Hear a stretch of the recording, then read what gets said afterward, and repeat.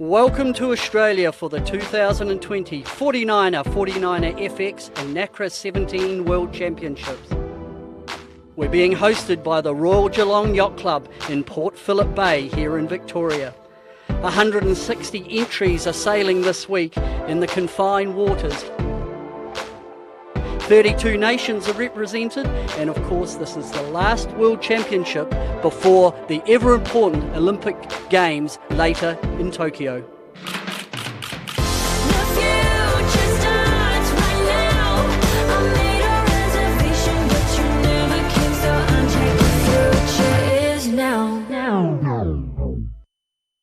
Hello and welcome to Day 6 and Finals Day of the Nacra 49er FX World Championships. We have an action-packed day because we didn't get any racing done yesterday. These guys have 2 Gold Fleet races in the morning. Then they come in. We've got an hour for them to lodge protest. 30 minutes for them to lodge protest for the whole event, and then the results will be sealed then, and then we have 3 medal races, 1 each for the 49er, Nacra and FX racing. So it is action-packed, Chris. What are you expecting to see, and what have you noticed around the boat park this morning? Awesome. Well, there are a couple stages here, and all I'm concerned about right now, and all these sailors are concerned about right now, is just getting into the medal race. One really important thing to remember, and we talked to some young French FX sailors yesterday, is the last 3 races, they went from 15th to 6th. So we still have a pretty big swing. The FXs have the biggest range. There's about 12 boats that are on the bubble for the medal race. So that's really what we're looking at right now. The tension couldn't be any higher for them at the moment, and then they have to regroup and come back in for the medal race. For the FX, sitting on 10th is an American team, and like I said, that's like the biggest spread right now. They're also in for selection for their country, so there's 2 American teams in the top 10. But again, the swing is 12 boats in the FX class. In the Nacra, it's a little bit tighter. There's another American that's sitting on 10th, Sarah Newberry. And the one thing, just like I said, that team has been rising through the ranks and jumping pretty quickly into 10th place, but the fortunes can go both ways. So there are about 6 boats that are waiting to try to get into that spot as well. And that's Germany, Denmark, and Finland. And then in the 49er, we have Jonas Werer and Jakob. And those two, Jonas is a gold medalist from 2008, and he's still doing it. He's still leading the trials for Denmark. But again, there's a 4-boat spread there, about 6 to 8 points apart. So it's really, really close. So just really pay attention to that right now, and then we can worry about the rest later. It is going to be certainly action-packed, and with all of those races planned. Olivia, it's a little bit cold out here today. I want to hear a little bit about what you think is going to be happening out there on the race course.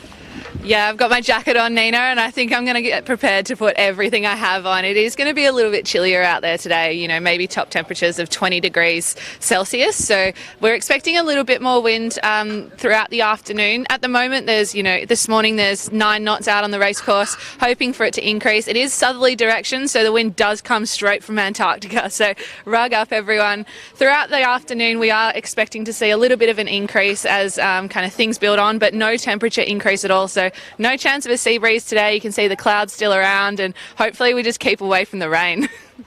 We'll be dodging those rain bullets.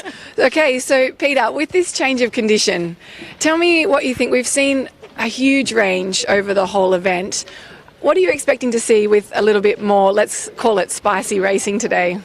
Well, it's going to get spicy because there is the opportunity for quite a lot of wind on my forecast later in the afternoon. And I always think condition change is opportunity for teams. Some will want fresher conditions, some will not want it. And we've had, the last time we raced, it was quite light, it was quite fickle, and we saw teams from Europe, in my mind, being really, really strong. Today, it's going to swing back, 18 to 25 knots, maybe gusting 25. I think it swings back to like the Aussies and the Kiwis and the Brits and the USA. Watch out, because come the medal race, and I think this regatta will be decided in the medal race, and it's going to be spicy. I love that. And we were talking a little bit about points there. We know that there's 50 points up for grabs in 2 races in the FX and 49er fleets, and then in the Nacra a few more with a 34 boat fleet. But then, as you said, I think all of these results are going to be decided in that medal race later today. Yeah, and that's a big plus, and that should hook our viewers really, because quite often with this format, the regatta can be done and dusted in the Gold Fleet racing. I don't see that. The points are so close in the three disciplines. Medal race, it's going to be game on, and then it will be who's got the guts, who is going to grunt it out and want to grab a world title by the scruff of the neck here in Geelong. Well, exciting day coming at you guys today. You can subscribe, so go to 49er.org/subscribe. That means you can stay in touch with all of the racing, and especially today, don't go anywhere. We are starting those first two Gold Fleet races today at 10 a.m. So stay tuned and we'll see you shortly.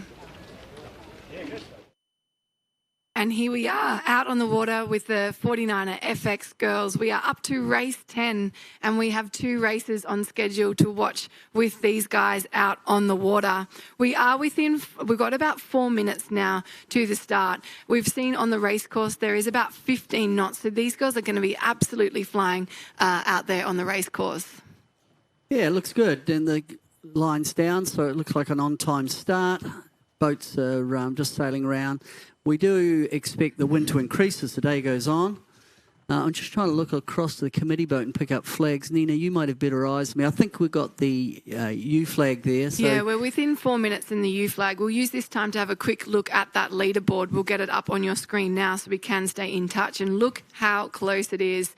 Only 2 points in between first and second place, and all to fight for really in that top 10 and a little bit beyond as well. As we said today, there's a lot of teams really trying to make that break into that top 10 to make it into that medal race.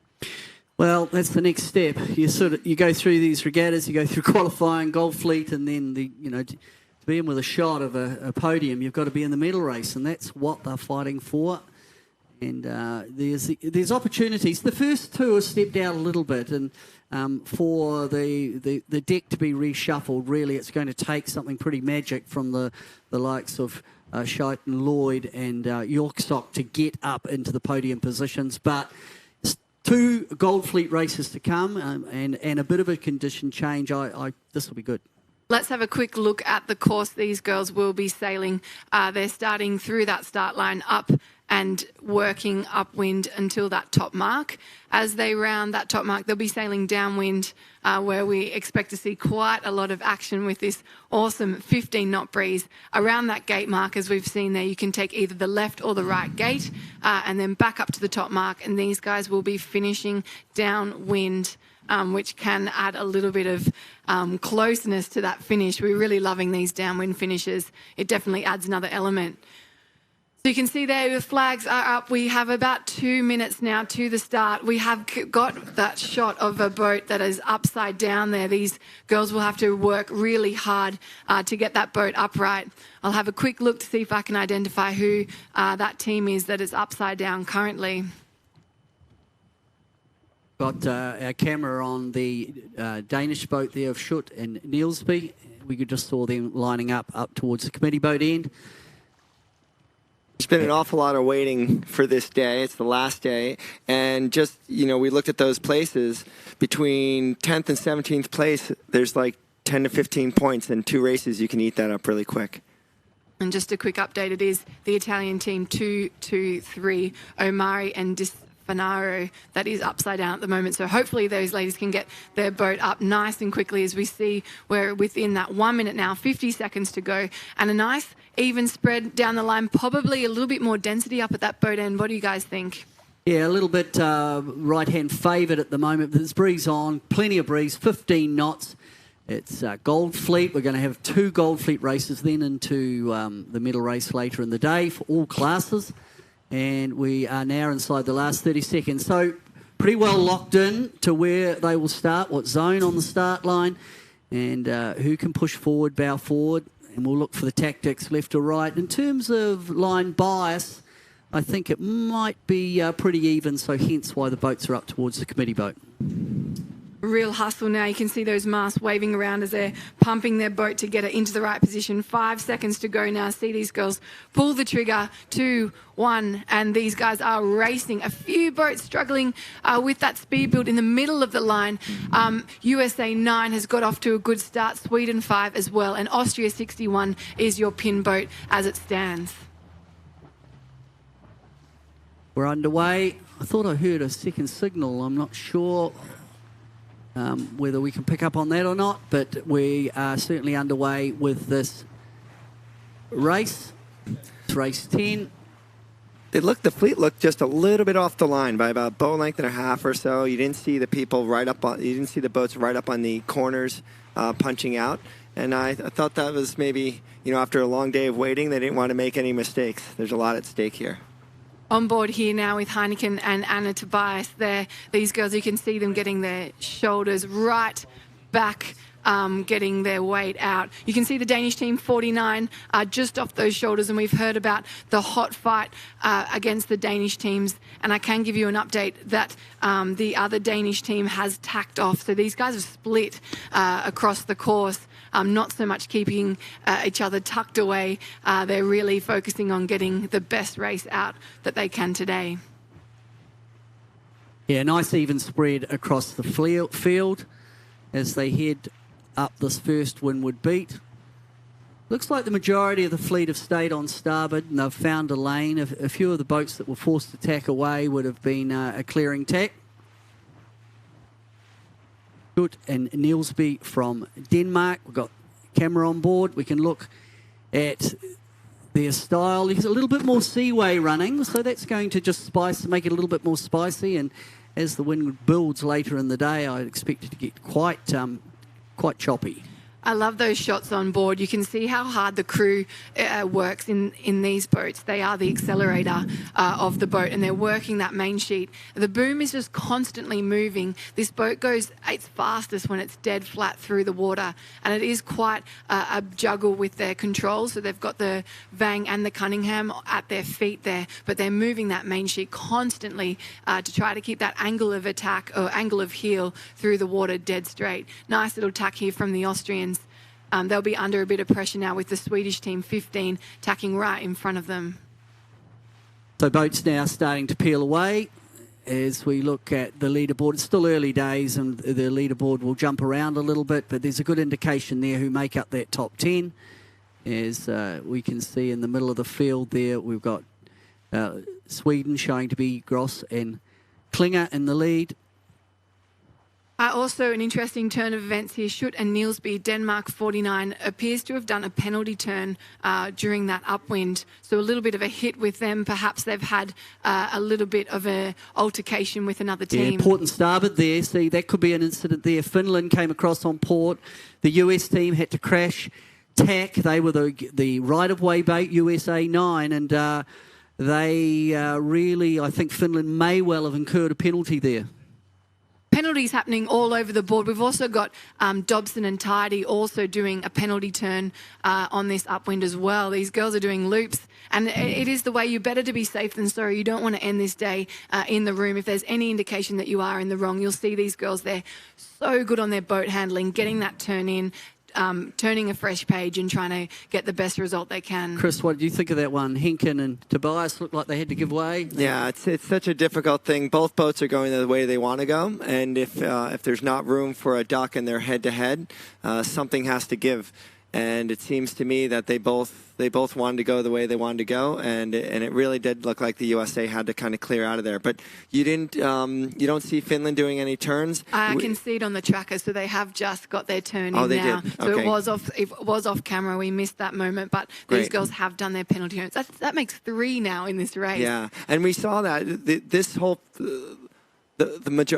the majority of the fleet went left and then took a little shift and headed back. But there's about 4 or 5 boats, maybe even the British off to the right, that are only a couple boats are going to come out of that side. Usually one side is a dominant side, but if you win the non-dominant side, you should come out in the top group at the weather mark. Good shape in the middle there for Lutz and Weimers from Germany. They cleared out from that bunch, and right now they're showing to be in a nice lane, heading across on port. It's a good break there. Good recovery from Henkin and Tobias. With they had to do a crash tack.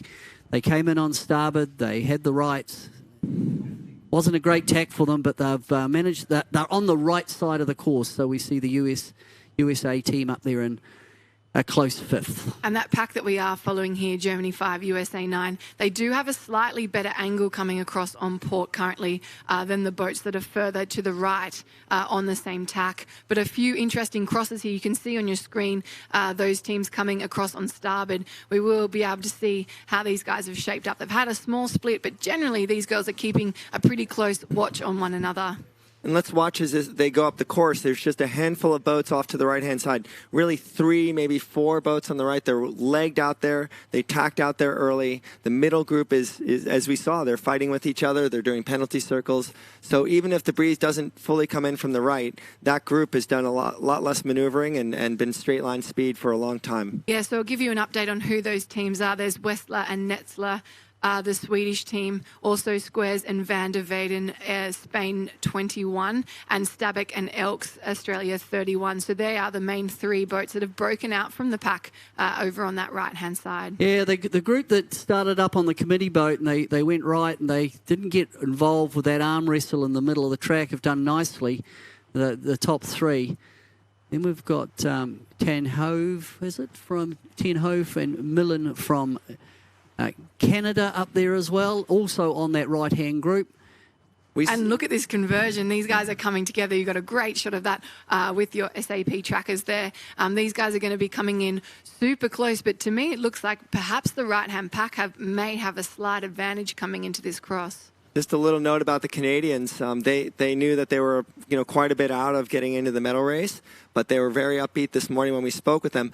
Both of those sailors, their fathers went to the Olympic Games. Oh, nice. That's a great little byplay. Well, they certainly have picked it nicely off the line. They've got over to the right, just below the starboard ley line, the Canadian team. Looks like Heineken and Tobias have just found a 6th gear there. They're sailing super high, and they will just get across the Swedish team, Westler and Nestler, and a nice close cross, perhaps with Lutz and Weimers and an undertack. That's a big cross, and given they were compromised up that first one we beat, it would mean that Henkin and Tobias, I think they're showing good speed. First time I've seen Echegayen, Barcelo, the overall leaders, they certainly are in that pack, looking to push forward. It's really important to recognize the teams that are kind of on the bubble. And we identified the Norway team, Ness and Renningen. We talked to them earlier, and they're 10 to 12 points out, but they really were hoping that they'd squeeze in. They're kind of the last people that can possibly get in the medal race. And Helena Ness has been suffering the last 10, 12 days in antibiotics from an ear infection. So she's been struggling this week, but they're probably one of the last teams that can try to get in the medal race if all things line up their way. Just having a quick check-in with our equal first race place. It is Charlotte Dobson and Sapskia Tidy. These girls are right out on the right-hand side in a little bit of gas. They may have a little bit of pain coming into this top mark, so we'll have to really keep an eye on them and see if they can work their way through the fleet, because this is where that medal shot could be at risk, and obviously they want to take away the gold. The pressure's being applied by Tamara Echegayen, and she's coming in quite strong to this top mark. Echegayen is looking fast. In fact, we've currently where it stands overall, and we'll talk about this more, that would mean if places as they stand now, we would actually have an overall lead change for the regatta. And we were just on board there with your race leaders, USA 9. These girls have had an excellent upwind, and this top mark is brought to you by Ford Whip. Go faster on the water, and they've absolutely nailed that bearaway too. Second around, it will be the German team. That's Lutz and Weimers.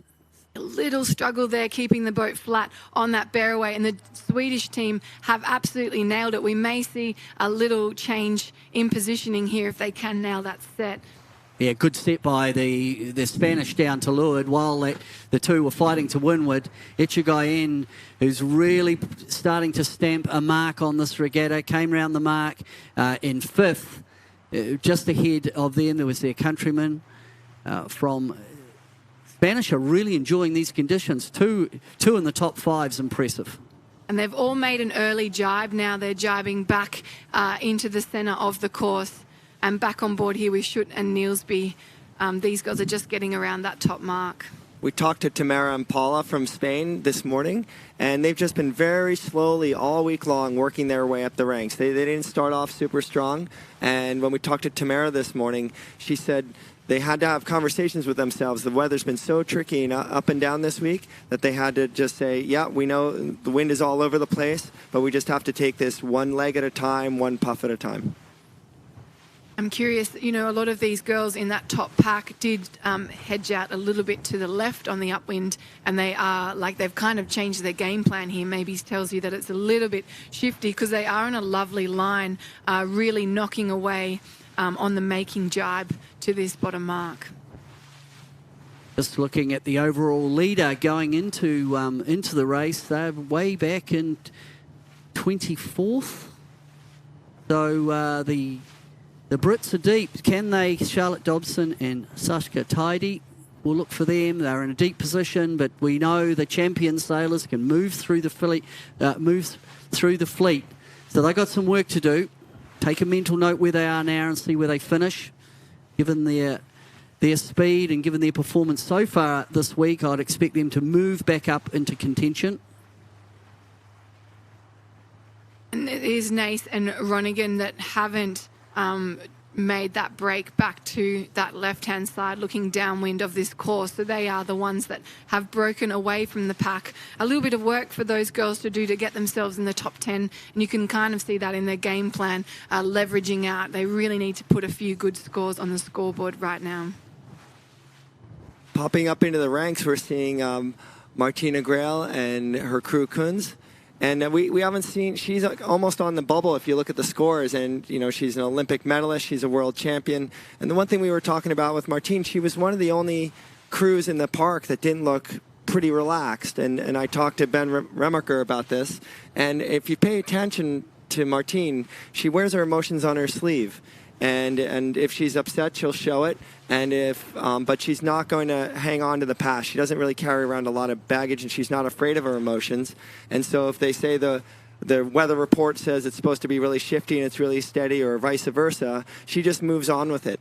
And we even saw that with her, that kind of behavior when we had a koala in the room, and she just couldn't stop herself. She just wanted to go up and hug the koala. So that kind of not being afraid of your emotions, I think Martine's starting to step up when she needs to right now, so look for her to keep climbing the ranks. Here's our race leader heading down towards the bottom mark. It's breeze on. We'd expect this to build as the day goes on. Look, just a little bit higher by the helmsman, Henkin, as they go in for a jibe. Ooh, keep out of the water. At bottom mark. They're in the bottom mark gate. A good solid lead for the Americans as they come round. The Jenica is sucked away into the tube, and they are on their way up leg 3. You can tell that was... I am impressed. I mean, they got absolutely held up at that upwind when they had to you really take avoiding action when they're in the right, but they've absolutely smashed it. Yeah. And I'd put this down. They must be fast in this fresh condition to move away from the fleet as much as they have. That's a really great sign. In that port and starboard with Finland, when they tacked away, it was not a great tack. They were deep. They were on other people's hips. But pay attention to them. They've learned how to, get on with it. The nerves aren't getting them, and they got on with it. If they were really nervous today, that little maneuver, they wouldn't have been pushing as hard forward. So really tight rounding happening here. Eschagoin and Barcelo, they've taken that left mark. Wessler and Nessler following, but Lutz and Weimers have taken that right-hand gate, and leading the way in that direction is the Spanish team as well. Really tight racing here, and these guys are having to make that decision from about 1/3 of the downwind to which mark that they're going to be taking, and it does create a lot of tactical manoeuvres down there, and we saw them nearly rounding 2 boats wide. Eschagoin sailing off nice and low. We know those guys are good in the heavy air, and they're really boosting out of that bottom mark. Yeah, it's moving through the fleet for Eschagoin. She was going up that first windward beat. I saw them back in 5th and 6th. They've now jumped up the field. They look tidy on the downwind. So the really strong sailors, strong crews are starting to move through. I think this is a bit of an arm wrestle day, a boat speed day. It looks the patterning over the water. It just looks like we're going to have great racing. And the strong crews will come through in a day like today. Especially on those downwinds, they're sailing long legs, and it is that drag race, trying to keep your air clear and picking a good lane where you can't get into too much trouble. And it was Eschagoyen and Heineken and Tobias that have done a really good job of that in that downwind. So we've got this group heading off on starboard, led by Heineken and Tobias. And then Eschagoyen is to windward and behind. And then on the other side, who took the other gate, we've got the other Spanish crew, Suez and Van der Velden. And the Spanish are really enjoying these conditions here in Geelong. But Heineken and Tobias, it's a solid lead. Put that down to good upwind, top mark approach, and blisteringly fast on that downwind leg. I'll be interested in the cross between the two Spanish teams as we come back. It is showing that the boat coming across on starboard is still bow ahead. They have done that tack in front now as well, so they're consolidating there, and we'll make that cross a little bit later. Speaking of Van der Velden, she's another one of the girls that have made that transition from Nacra into 49er, and she was a Nacra skipper for Aruba, and she was also the flag bearer at the Olympic Games, and she's made that switch now to 49er crew, and it's really cool to see the skill set of the two classes is really interchangeable. These girls and guys, across the two classes are really talented sailors, and that talent does transition and translate between the two classes. Nina, looking at these sailors, I mean, the American team, USA 9, has been really strong in breeze. It's been kind of obvious at times. Is it not unusual to have standout teams for conditions? I mean, you ideally you want to be great at everything.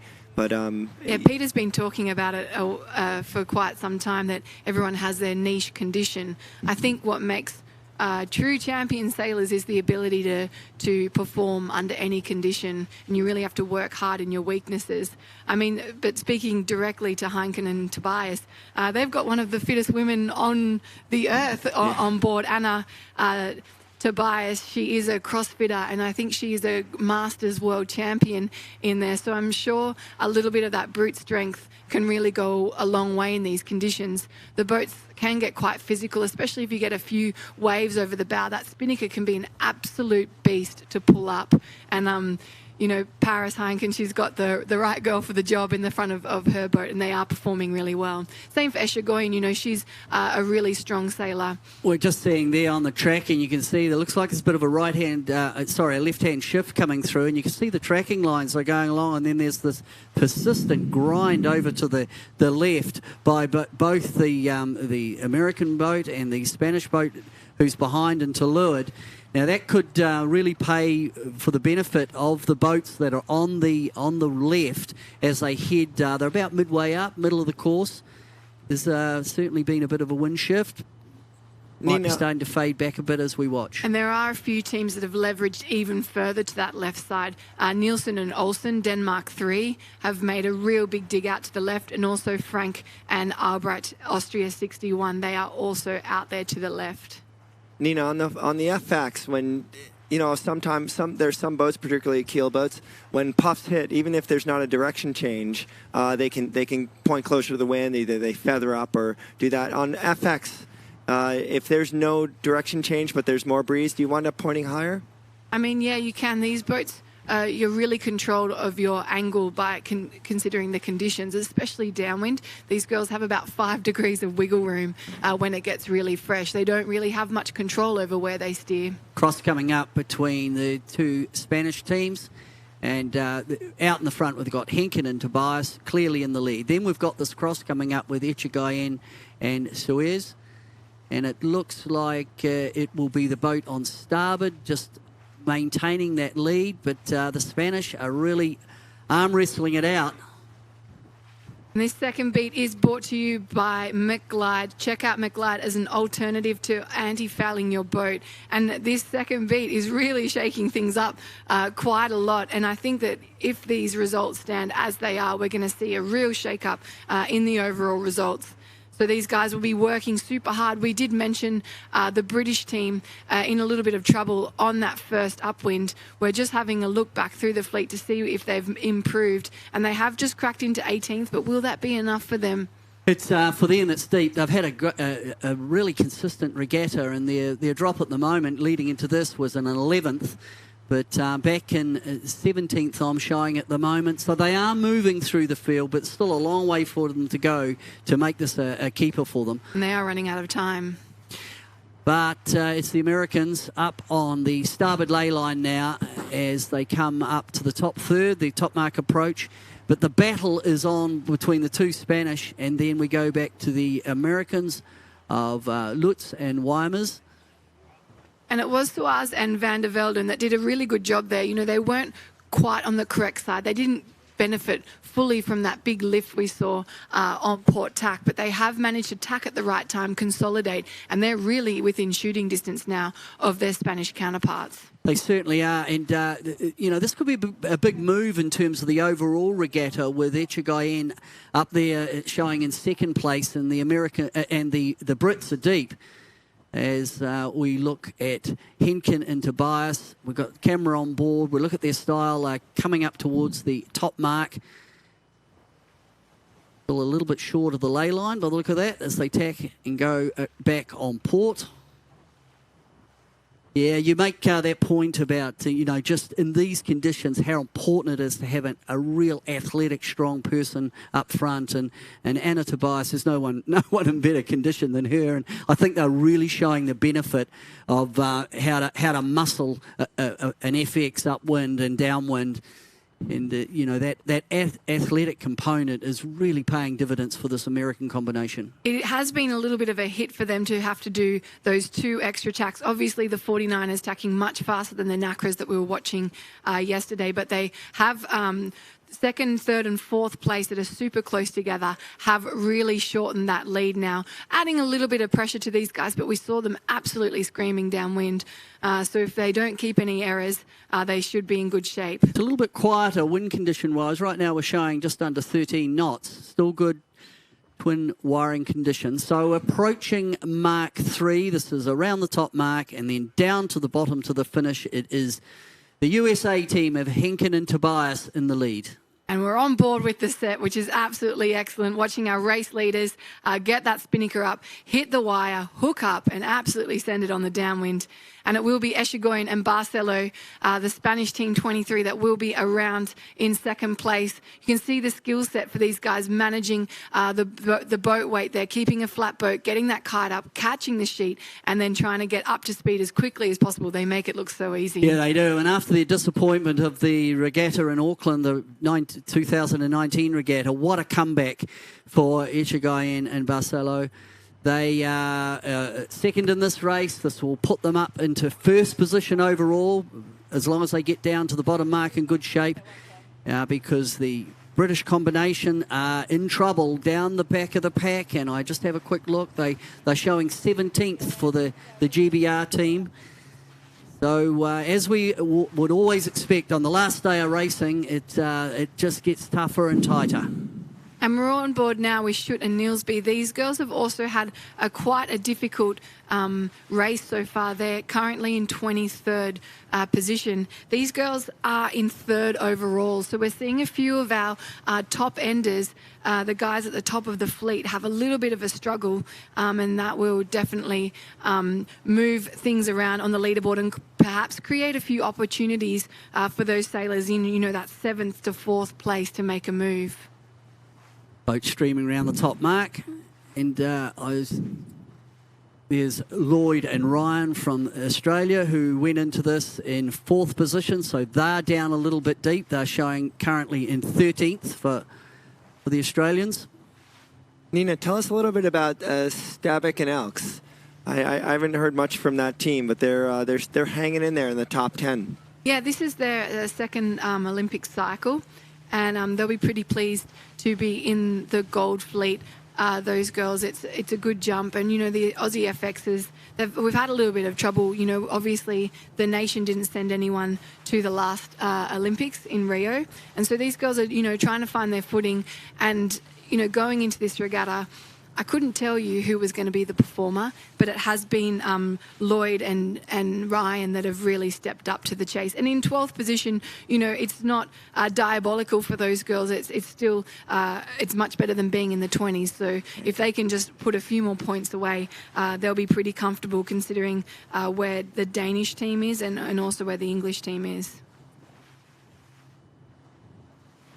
So coming down the last leg, this is to the bottom mark, to the finish. It is Henkin and Tobias, then Echegaray and Barcelo.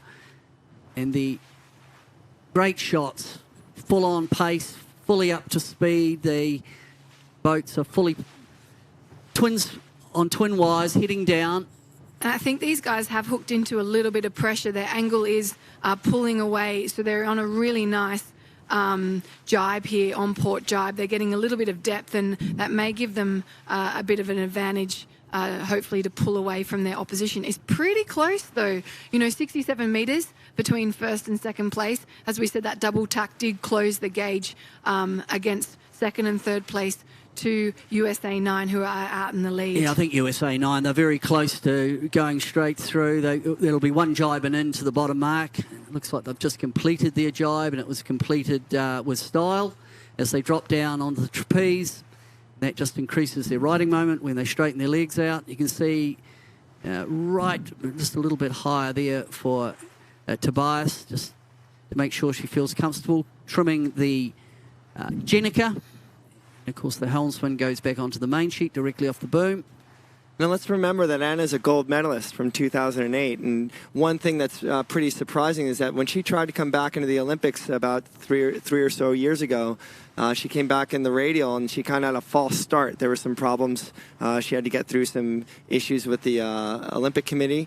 And then she even had a rough start getting into the FX. So it's hard to jump in, just like Robert Scheidt tried to get into the 49er, and it wasn't really for him. So Anna really pushed through, and it's really awesome to see that work ethic is paying off right now. Few close crosses coming down in that fleet when we had that shot of the tracker. Two fleets kind of converging here.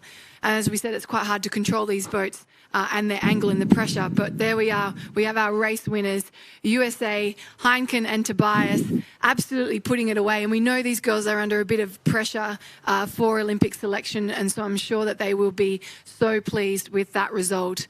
Next coming across will be the Spanish team, 21, Suarez and Van der Velden. They have done a great job to close that gap, and they actually have got ahead of their Spanish counterparts, Echegaray and Barcelo, who we can't see on our screen at the moment.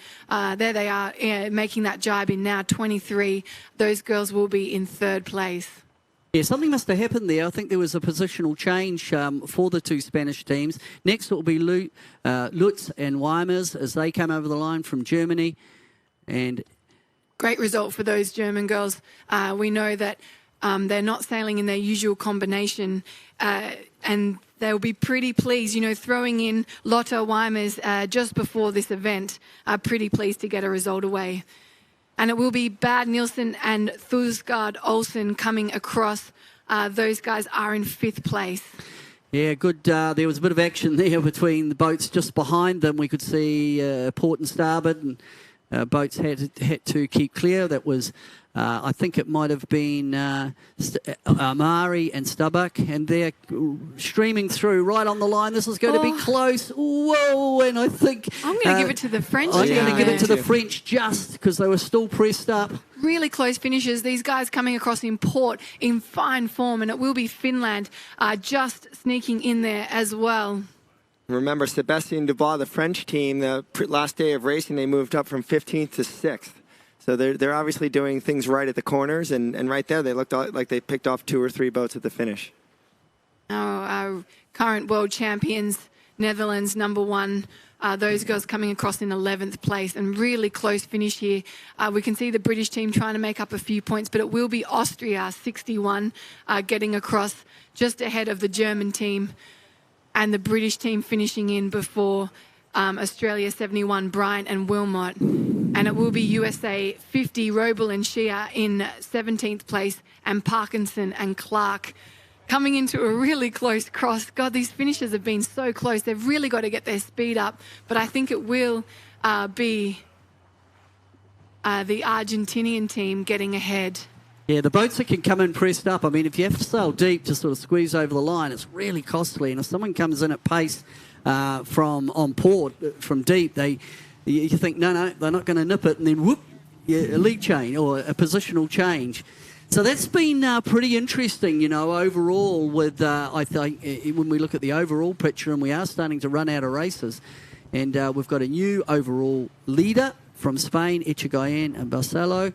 And not a great race for Dobson and Tidy. They got up to 15th, and that will come their drop performance. And probably that's one of the talking points for Lloyd and Ryan from Australia. That'll also be their drop. But they still they are still in third position, just by 1 point.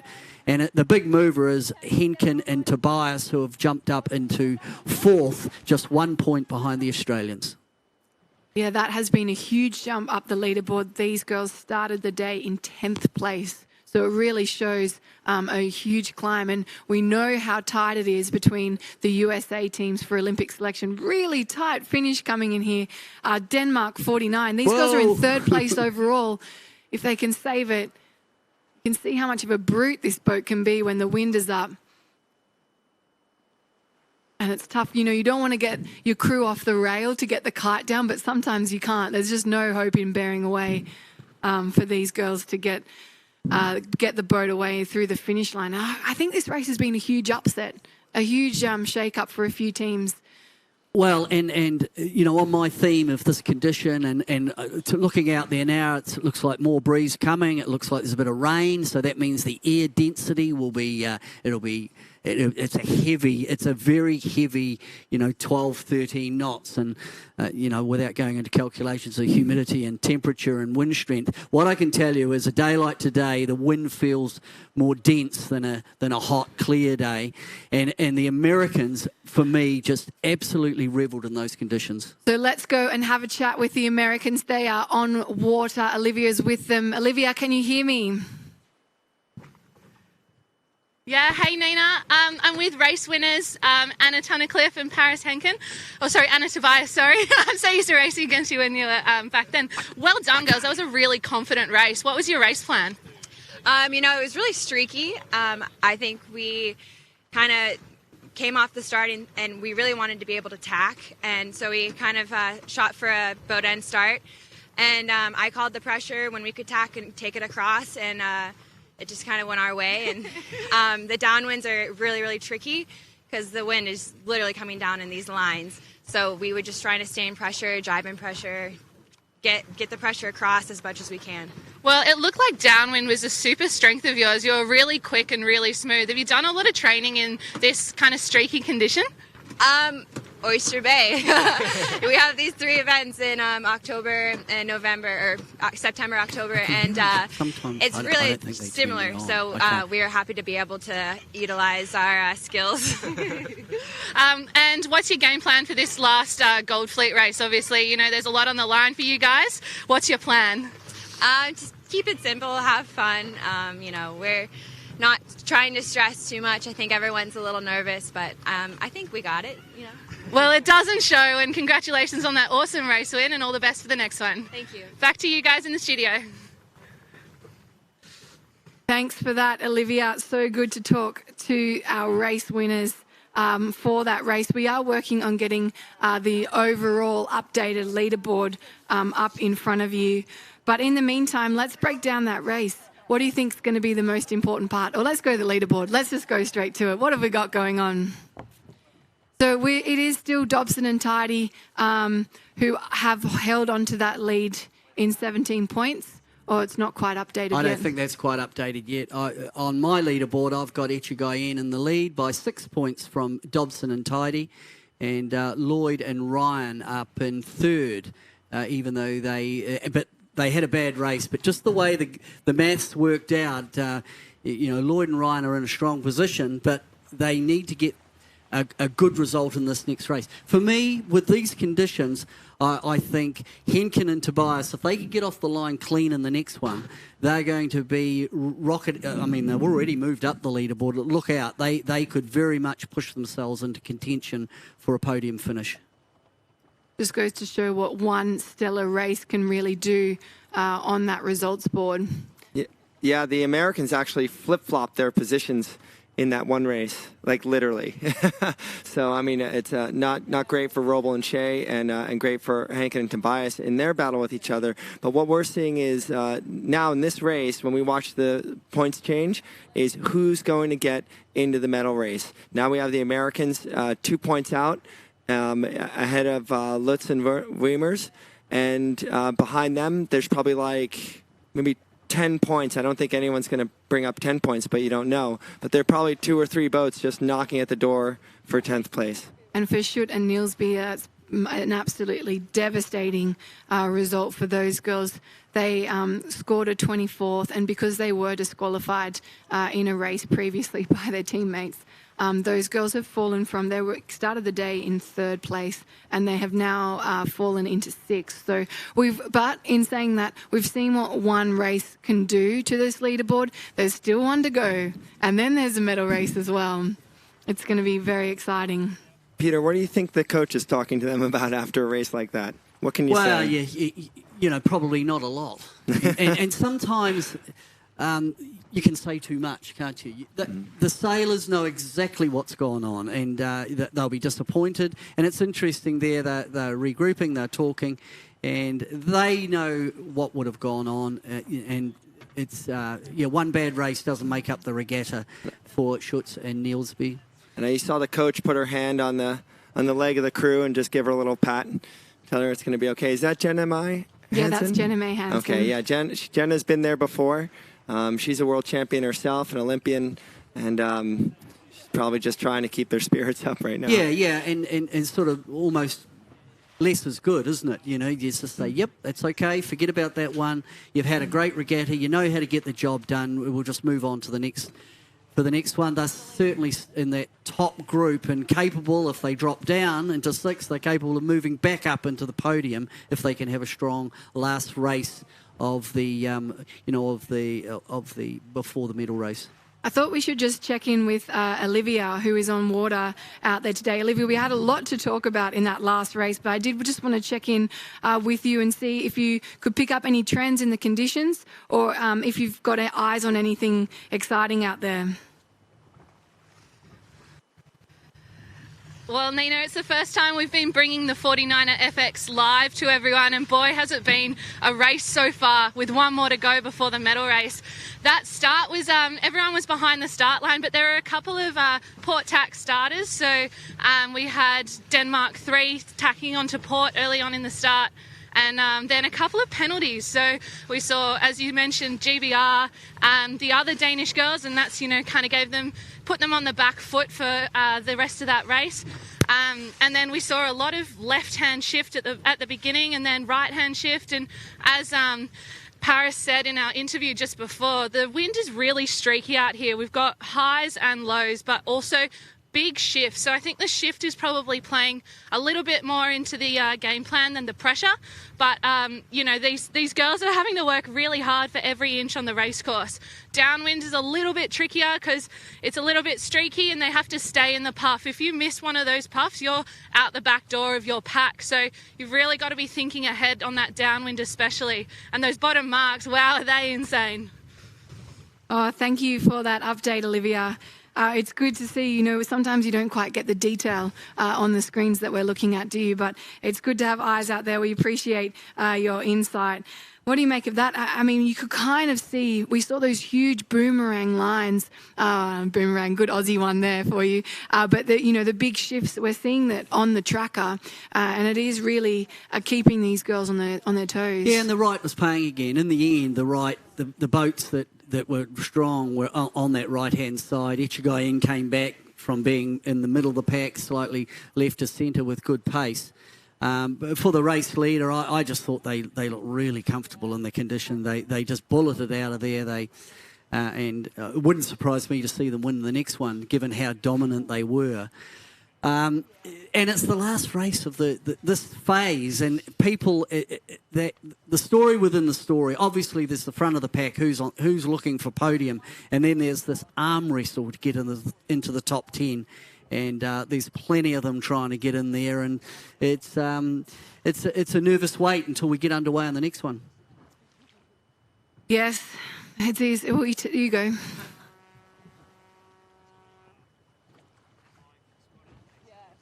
We got a lot out of that conversation with Anna and Paris. They were talking about, sometimes their strengths weren't really shown because some of their training isn't done in these kind of conditions. Oak Cliff in Oyster Bay, New York is kind of a light air venue, but they were very relaxed. You saw how happy they were. They were just happy to show what they know how to do well.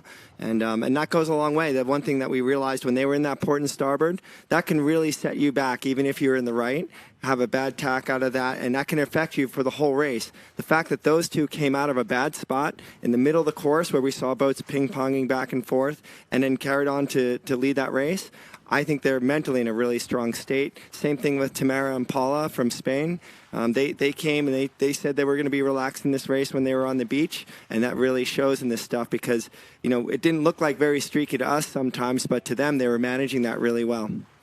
We did want to give you a quick update of what's happening on the rest of the courses, and we do have a race plugged in for the 49er class, and it looks like Blair Tuke and Peter Burling have had a really good race, and that's really solidified themselves on that scoreboard. Yeah, well, it looks like the Kiwis won race 11, so that's rocketed them up to 29 points. And the Boten and Mara from Spain, they were second in the race. They're on 40. That's now looking like quite a big gap. And I keep harping back, Nina, about this condition changed, and I'm not surprised. Burling and Tuke, they live in this stuff. They live in this part of the world, and you just know they feel it's really very comfortable for them to be sailing in this condition. I think the condition the last time they saw them race was probably one where they go, we're a bit vulnerable. So that's a bit of a warning shot for the fleet, isn't it? And a really tough one for the Austrians. Bildstein and Husel, they did score a 20th, and so that's put them from, that shooting contention for first place into third with a few points to fight for. Still one race to go, obviously, but there's a few interesting ones also going on down the fleet. We were talking about the New Zealanders in the heavy air, and it was Beck and Gunn. They scored a 4th, and they've moved right up into 6th place on the overall leaderboard as well. Yeah, again, and I see the Phillips brothers as well enjoyed. They were in that top 10 with an 8th, and Highland Plusel, and we saw how good they are in a breeze at the last Worlds in Auckland. They had a 5th. So, yeah, been a shuffle in the leaderboard with the 49ers, and if you're out there watching the medal race later on, and that will be a cracker. Yeah, and we still are not updated with the Nacra, but if we get any results coming in, we will keep you updated. But we are back with the 49er FX fleet. This will be their final race before the double point non-drop medal race that's coming for you guys later in the afternoon. But you can see them, we're already got that 4-minute flag. It is the U flag up, and these guys will be away within 4 minutes. We've also got, these guys kind of juggling around the start line. There's a lot of density, a lot of girls up at that boat end. It's very early for them to be there, but these girls, they do have the skill set to hold for that full time. You'll see lots of double chacks, a little bit of shuffling around as they decide their final position for this start. Nina, what have you got on wind at the moment? It looks very similar to me to last time. The visibility, it's a little bit hazy over towards the right-hand side. We did see rain showers come through earlier. From what we saw previously, the right hand looked quite strong, so I would expect to see a number of boats starting up towards the committee boat end of the line. You can see that kind of setting up right in front of us as it's unfolding off this start line. A few girls undecided, as they're coming in late or they're quite a little way off the line. These girls are still, I guess, trying to see how the fleet distribute themselves and try to find that gap as they kind of decide what's happening with the wind. And we're seeing it streaky, so they may want to wait till a little bit later until they lock that position in off the start line. Probably a little bit of freedom is power. Yeah, and there's a bit of rain around, so that streakiness on the water, on the conditions, if a little rain front comes through, it can bend and twist the breeze around and create a little bit of an increase in wind pressure. I see we are in the U flag, so the last minute, of course, you've got to take notice, be careful. I call it a soft black flag as such in terms of the way the rules work, but certainly if you're over it, you are disqualified. But if there's a general recall, you're back in the game. Whereas a black flag, of course, you are gone. You can see Netherlands won there, really wrestling for that pin position. France, 97, just sliding in there as well. The fleet is definitely spread out even more this time, and I would even say that it's probably an even line. So people are deciding, looking up the course, where they think the puff early is going to be and where the puff late is going to be, and some people start at the end where the first puff is, and some people start at the end when it's even where they think the second or even third puff is, if they think that's the best risk and reward move. For my eye, the wind looks down a little bit. We're just seeing 13 knots now. I think we're in a slightly dropping phase. That could have an impact on the conditions. We're seeing a few boats bail out the back. We just saw the Spanish team jibe right out, and they'll have to try to find the scraps of the gaps left on this start line. You really need to be in that front row on these boats or on port tack to try to clear out. But that is our 1 minute signal. You just heard in the background there. A real fight now for the pin. I feel like the distribution's changed on this start line a little bit. Perhaps a bit more density on the pin and a bit of fight going on. You can see a bit of a struggle with the French team, and the Dutch team may have to pull out.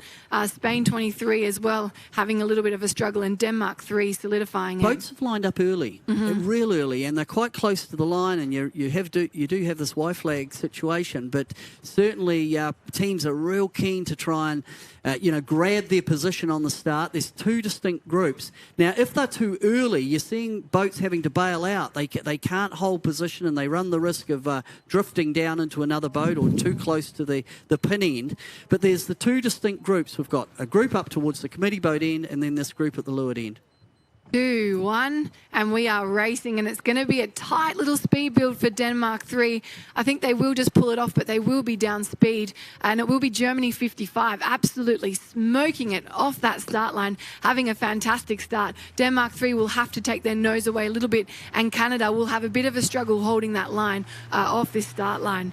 What a start. We saw some action there. Yeah, early lineup, and I think it was problematic for many boats, but not for this one. It was Tina Lutz and Lotte Weimers who got an absolute blinder. They were about 4 or 5 boats up from the pin end, and I think they had a nice gap to leeward. So when they got into that speed build period, 10 seconds to go, 8 seconds to go before the start, they could put their bow down, press on it, and they really jumped off the line. And I've got to say, Denmark 3, Nielsen and Olsen, whilst they didn't quite get that jump straight out of the gun, they've done a really good recovery.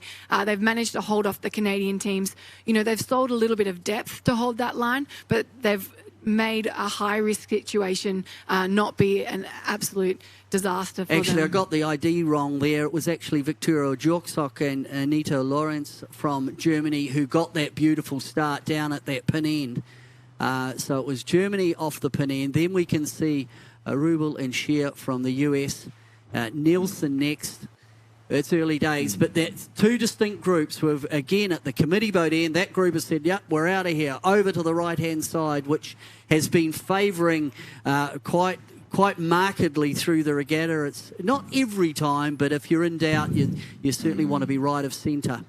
And let's talk a little bit about strategy here. You see there are a couple boats that are with that lead pack heading off to the left, but they're to leeward and behind in bad air. But if you really believe that that's the way to go, sometimes you have to sit there and kind of suck it up going in that direction. It's not a normal thing to feel comfortable with for most sailors to sit in bad air. But if sometimes you just have to do that, and it makes a really big difference if you just kind of eat that bad air going over to the correct side of the course of the side. If you're sort of compromised, there better be a long-term reason for it in terms of not clearing your air.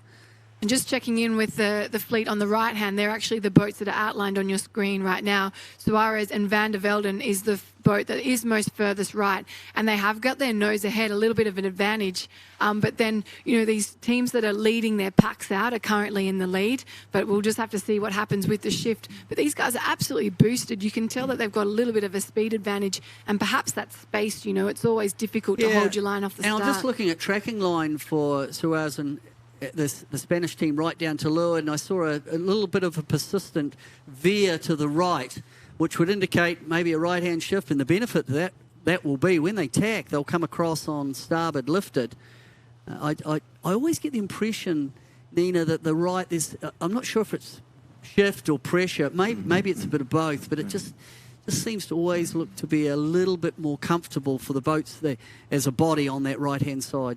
Well, let's check in with Olivia. Olivia, you just heard our observations there that we think that there's a little bit of love in the right at the moment. What are you seeing out there? So, Nina, the breeze is a bit everywhere. We were down on the pin end of the line, and boy, was there some action. We've then also seen quite a bit of double tacking, people tacking on each other. So there are some dominant shifts out here. So everyone's trying to get their nose into that one shift to then take back to the next one. But you've got to be ahead of the game. So we saw, I actually saw Denmark 3 and Germany 55 tack at the exact same time on each other's line. So Denmark 3 then had to do another step back. So they're all thinking very similarly out on this left-hand side in terms of strategy. But, it was Germany 55, Annika just kind of, and Victoria just kind of, made that defining point and tacked on that shift. Thanks, Olivia. And also, what I'm seeing out there is our Spanish team, Suarez and Van der Velden, they are boosted. They are going so fast, perhaps like slightly lower, but right now they're sailing 10 knots constantly, and the rest of the fleet sailing 9. Yeah, well, just looking at from the drone, we can see anytime I look up the course, it looks just a little bit darker, sort of centre and left, and I just wonder if they've put their nose. I see they've tacked now, and it looks like they're just going to clear the fleet as they come back on starboard. We can't see them quite on the drone shot yet, but sort of if we look over towards that right-hand corner of the screen, you can see the boats and the haze over there. That's where the leading boat is, and certainly I think they might have been down to leeward and able to put their bow down, and they could see good pressure ahead, and they've just hammered over towards it and waited for the shift and tacked, and now they'll come across and reap the benefit. And Germany 55, Jerzok and Lorenz, they have actually made another dig out to that left-hand side. So really having another dig over there. And they've had to take a few sterns on their way as well. So they must be really interested. There must be a streak out there for those girls to hunt for it like that.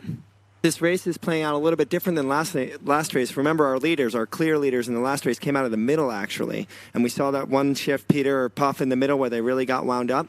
This is a lot different. The middle of the course, whether it's not getting as much of those puffs, it's the edges of the course that are working well. And I think we're going to see these two packs go back and forth. She said, Olivia said that they were thinking very much alike, and you can tell that. One pack is definitively playing the right, another pack is definitively playing the left, and there are only a couple stragglers in the middle. Yeah, it's interesting. And I'm looking at Dobson and Tidy, who went into the day in the lead. They're back fighting again. They're not looking as comfortable in this condition, you've got to say, as they were certainly in the lighter moderate conditions earlier in the week. It's the Spanish are just nailing it at the moment as we look. We're just looking at the animation, heading up the first leg. This is the last fleet race for Gold Fleet.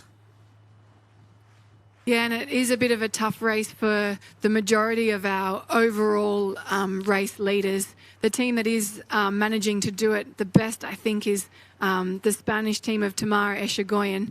She is still in that mid-fleet position, whereas the rest of our overall regatta leaders are really battling it out in the trenches a little bit further back in the pack. So there really has been with today, and we talked about it this morning, a change, hasn't there, with this condition change.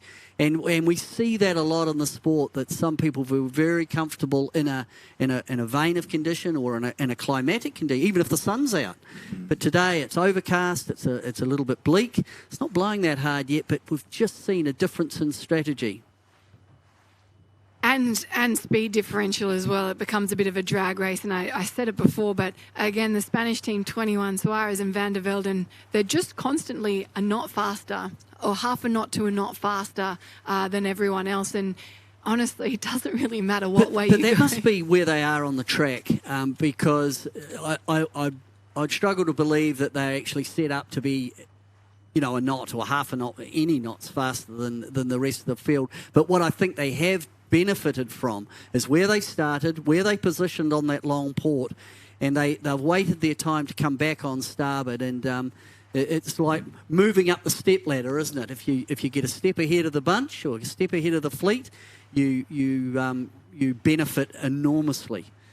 These must be really difficult conditions, because Tamara even said we have to mentally prepare ourselves for how shifty and changeable these conditions are. They nailed it just the previous race, and now they're struggling a little bit. So even if you tell yourself, I'm up for this, I'm prepared for this, and you're doing the best you can, this must be really hard. Our race leader currently, they're in 20th position even after that second, so they haven't been that spectacular through the regatta up till now, but they were second in the first race, and they're just absolutely nailing this second race. So they are really benefiting, putting together just a top performance. I don't believe they're going to be, Chris, can they get up into 10th? No, they can't, but they're going to end this, hopefully end this regatta in a flourish, and maybe that's a little bit of a sign of the potential that they have looking ahead. We've talked to a lot of these teams, and they're picking confidence out of really little things sometimes. Sometimes you have to go for something just like a great mark rounding if you're not doing so well.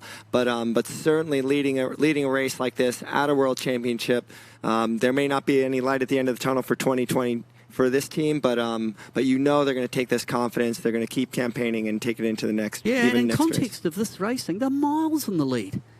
Absolutely, but I think they've just got on the step ladder and gone, whoop, we're a run, and we're 2 runs ahead of the fleet, and they've just stepped out. A lot of pain on this ley line. There's a stack of boats about 5 wide, all trying to stay off one another's hip. They've all hit that ley line quite early, and there's a lot of traffic there, making it nice and easy for the sailors, the Spanish team, Suarez and Van der Velden and Frank and Arbrecht.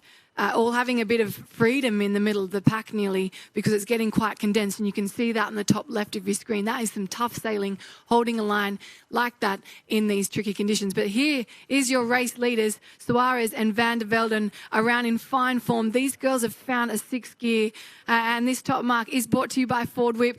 Go faster on the water, and these girls are absolutely rocketing today.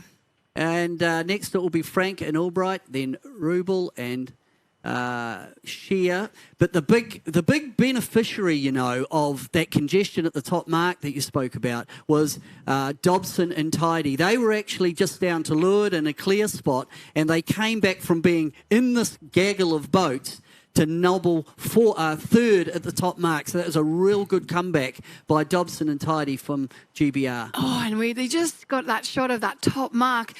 Goodness gracious, they're 5 boats wide. You can see them in the background. There they are, like a gravy train around. That is really tough sailing for all the guys that held their line in there.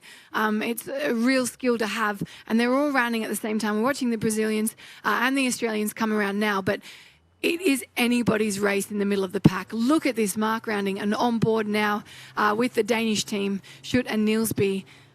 getting that spinnaker up as quick as they can. What a race to finish on. I am excited.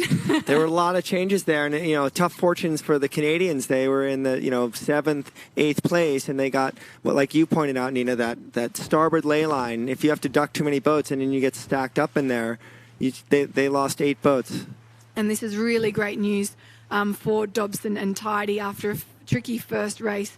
They're doing a really good job on the leaderboard. Yeah, let me go back. I mean, as much as we talked about Dobson and Tidy having not a good race in race 10, now it's Echigoyen that's back in the pack, back in 21st position at that first mark. So we are seeing just an absolute arm wrestle going on for the podiums here in the overall context for the 49er FX. And also the top 10 as well. Keep in mind that after this race, the top 10 is going to be cut off, and we're watching the live leaderboard that the SAP tracking can, and this thing is jumping all the time. With that, that top 10 cut off is changing within seconds as we watch it. And I wonder what the country selections, if there's a tension in the belly of the sailors. Like I'm specifically talking about the Americans because. Paris and Anna were ahead, and now they're behind. And I wonder, they know exactly where the other team is, and I wonder if those tensions are going up and down in their stomachs. It's staggering. I mean, Henkin and Tobias in race 10 absolutely looked unbeatable. Now they're 20th. And we've seen the same with the Echigoyen. Look really comfortable, able to move through the fleet, and third in the first race, back in 21st. Yeah. So there's plenty going on in the FX fleet here in the last race of the Gold Fleet.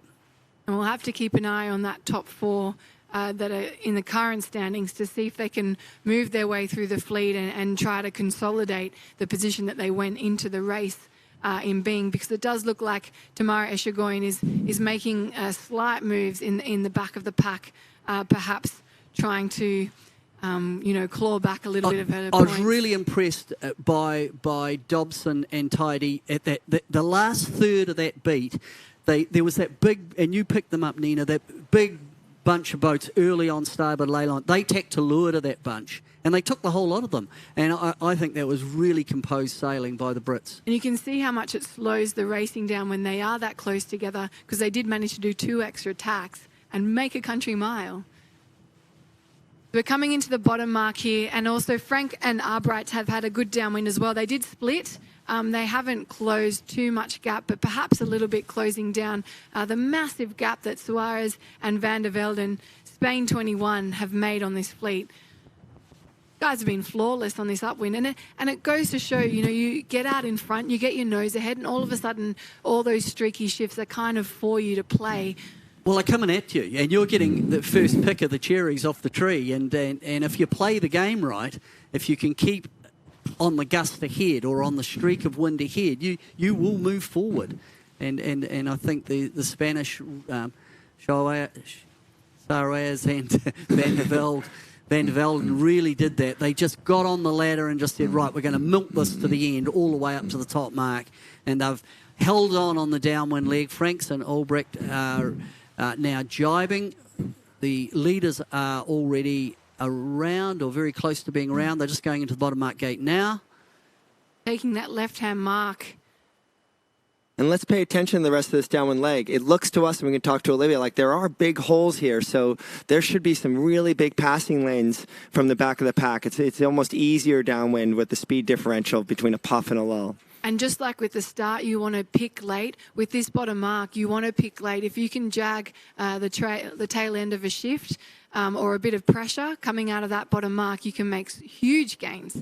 And so your second team around that bottom mark, Frank and Arbrecht, Austria, getting around and taking the other bottom mark, so leveraging out a little bit, taking the other option. And it will be Dobson and Tidy, the real movers in that first upwind, rounding in third place and also taking that right-hand mark. And then here it is, game on against all these boats coming into the bottom mark. It would be great if we could get down for a shot at that pin end, at that bottom gate, because it is going to be some action down there. Yeah, I think they got a bit on, that group going into the bottom mark. Unfortunately, we are not positioning with that. We're looking here at the race leader. Here we are on 3D, looking at that bottom mark rounding, and there was just a massive log jam of boats. And lots of boats coming in super tight. Here they are, a really tough drop when these guys are up on their ear, but these guys have got around in great shape, but still three boats wide. Can't even call this, it's just madness. Well, we'll let them get round, I think, and then just tidy up the table once they get round in terms of who is where. This is the last race before the medal race. This is the decider, correct? This is it. I mean, top 10 carry on. The rest, start packing your boat up. I can't say enough. I think these downwind legs and at the corners are where all the big moves are going to be made for everyone sitting around 10th place. A lot more intensity for the teams to get to that left-hand mark. So it is only 7 boats now, a little bit more density now taking that right-hand mark. But the real hammer was on for the teams of Westler and Nestler, Lutz and Weemers trying to get around that left mark. They definitely, you could see that they were attacking it and really chose it and executed it. Whereas you've got Bryant and Wilmot breaking out to that right-hand side. Those guys had a really good downwind, and perhaps it was that, they wiggled around that top mark in good shape, but they are having a really good result, and they're currently in 5th place overall. Yeah, the standouts to me are the Brit combination, Dobson and Tidy. You can see now they, just with pace, they have rolled up over the top of Frank and Albrecht. And then we haven't talked at all about the current Olympic champion, Martina Grail and Kunze. They seem to be not on their game completely here. They're back in 8th at 6th overall. They will be in the medal race, but it's very uncharacteristic of them to see them not right at that front punching for a podium. Right. And the one thing we know about sailors like that have been kind of dominant in this class, like Martina and her crew, and in the 49er, Pete and Blair, is that don't count them out. They're always there. And if we look at these points right now as they stand, they're only 5 places away from a medal, even though the top 2 look like they're launched. So they're always just right there, always at the end, giving themselves an opportunity to get a medal. What I really meant was we haven't been. Normally we're talking about them all the time. They're there like we have with Dobson, Tidy, and Suarez and Frank in this race. But unfortunately for Martine, she hasn't. I just don't think she looks as comfortable as she has looked in the past. Right, absolutely. Yeah, and we were talking about that this morning, and that gives the opportunity to other sailors. I mean, actually, one thing I wanted to talk about and ask Nina, which is that Saskia Tidy, she's really tall. She's one of the tallest crews here. She's quite fit. What is that leverage really important in this class? Because they're an awful, Shea and Roble. They're one of the shortest teams in the fleet, and they're right up there. And Charlotte's tall as well. And between the two of them, they're both probably one of the taller teams in the class, and it absolutely makes a difference. If it's shifty and things are changing and there's a few gusts and interchanging racing, perhaps not so much. But when you are locked and loaded and in that drag race and trying to hold your lane, it's been really... I've been there. It's really tough. On the receiving end. Yeah. On this one, they came round behind and just on the hip of Frank and Albrecht. This is Dobson and Tidy behind, and they've rolled them. And they're shorter girls as well. They've come up onto their... they've got clear air, they've pressed their bow and just smoked over the top and now moved up into 2nd position. Yeah, it just looks like they needed a little runway. Yeah.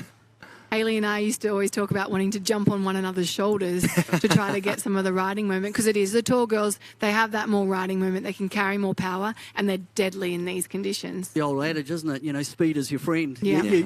There's no antidote for if someone's quicker than you, that you're probably going to get rolled, and I think that's what's happened here with Dobson and Tidy. They've rolled over the top of 2nd place, and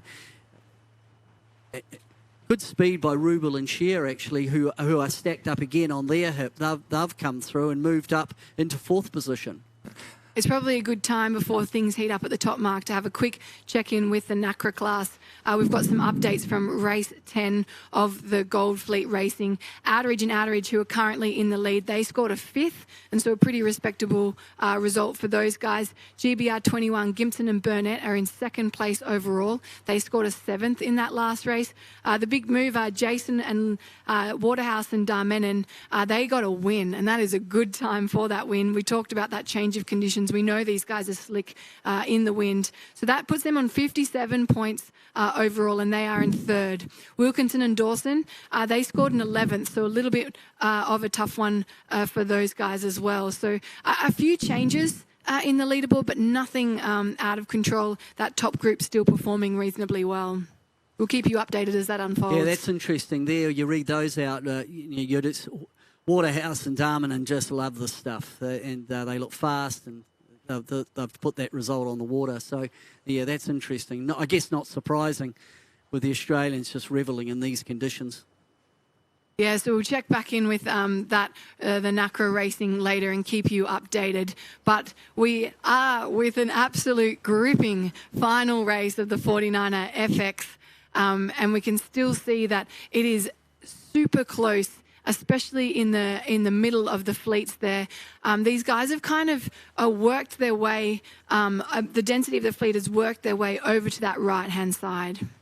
Yeah, I think the right is generally favoured on this course. Arias and Van der Velden comfortably in the lead. They've got the body of the fleet stacked up underneath. Frank and Albrecht have done quite well actually to hang in there, because they got rolled before we went to the Nacra 17 update. They got rolled by Dobson and Tidy, but now Dobson and Tidy are showing certainly on the animation to a slip back. So I don't know what quite went on there. I think that might be a data. Look, I'm looking at it. I think there's been just take that as I think there was a little bit of glitch in the data, which can happen when we're looking at looking at the animation. And Suarez and Van der Velden, they actually rounded that left-hand mark and continued for quite a while. I had a look over their shoulder, put a tack in, and absolutely boosted their way over to the rest of the fleet on that right-hand side, and they've consolidated that shift really nicely. I still think these guys have a 6th gear. It doesn't matter where they are on the course. They are definitely the quickest boat going on this upwind today. Yeah, they look good. Second in the first race. They're deep. They're deep overall. They're in 14th position, and they have won a race before. They won race in the qualifiers, race 6. But their bogey is that they have big scores as well. But certainly they are showing enough to put people on notice for the future that Arias and Van der Velden are a team to look out for. The second in the first race today. They're winning this one comfortably. And as Nina has said, showing plenty of pace. They went into the day in 24th. So they've definitely found their legs on the final day. Denmark 49, just checking in with those girls, they are out on the right-hand side, and they're probably the furthest leverage right. We know that means that they'll have to hit that ley line a little bit earlier, so it will just depend if you get that same amount of density. But it is actually looking like a big stack of boats lining up on that left-hand ley line as well. So lots of action all over the course. We'll check in also with Tamara Eshigoin and Paolo Barcelo. Those guys are currently in 25th overall and kind of in the middle of the course and really kind of battling it out in the trenches in this race. And so, I mean, it's too early to tell how this all stacks up in the end, but I think this is going to be an absolute... It's going to come down to the middle race. Now, the way it's stacking up now, I mean, Echegoyen and Barcelo, if they'd have had a good race in this one, it wouldn't have been a drop, but it is. Right now, they're dropping this, they're back in 25th, and I think we're going to go into the middle race with it all to play for in the 49er FX, which is great for us. Absolutely. We're just looking now. Our Spanish team, Suarez and Van der Velden, are getting really close to the top mark. There they go, getting that bear away in. So close to absolutely nailing this day. If they keep the mast upright, I think it's an absolute, they'll be boat of the day, 100%. Congratulations to those girls. Yeah, nice set. Really nice set. as they head off down towards the finish.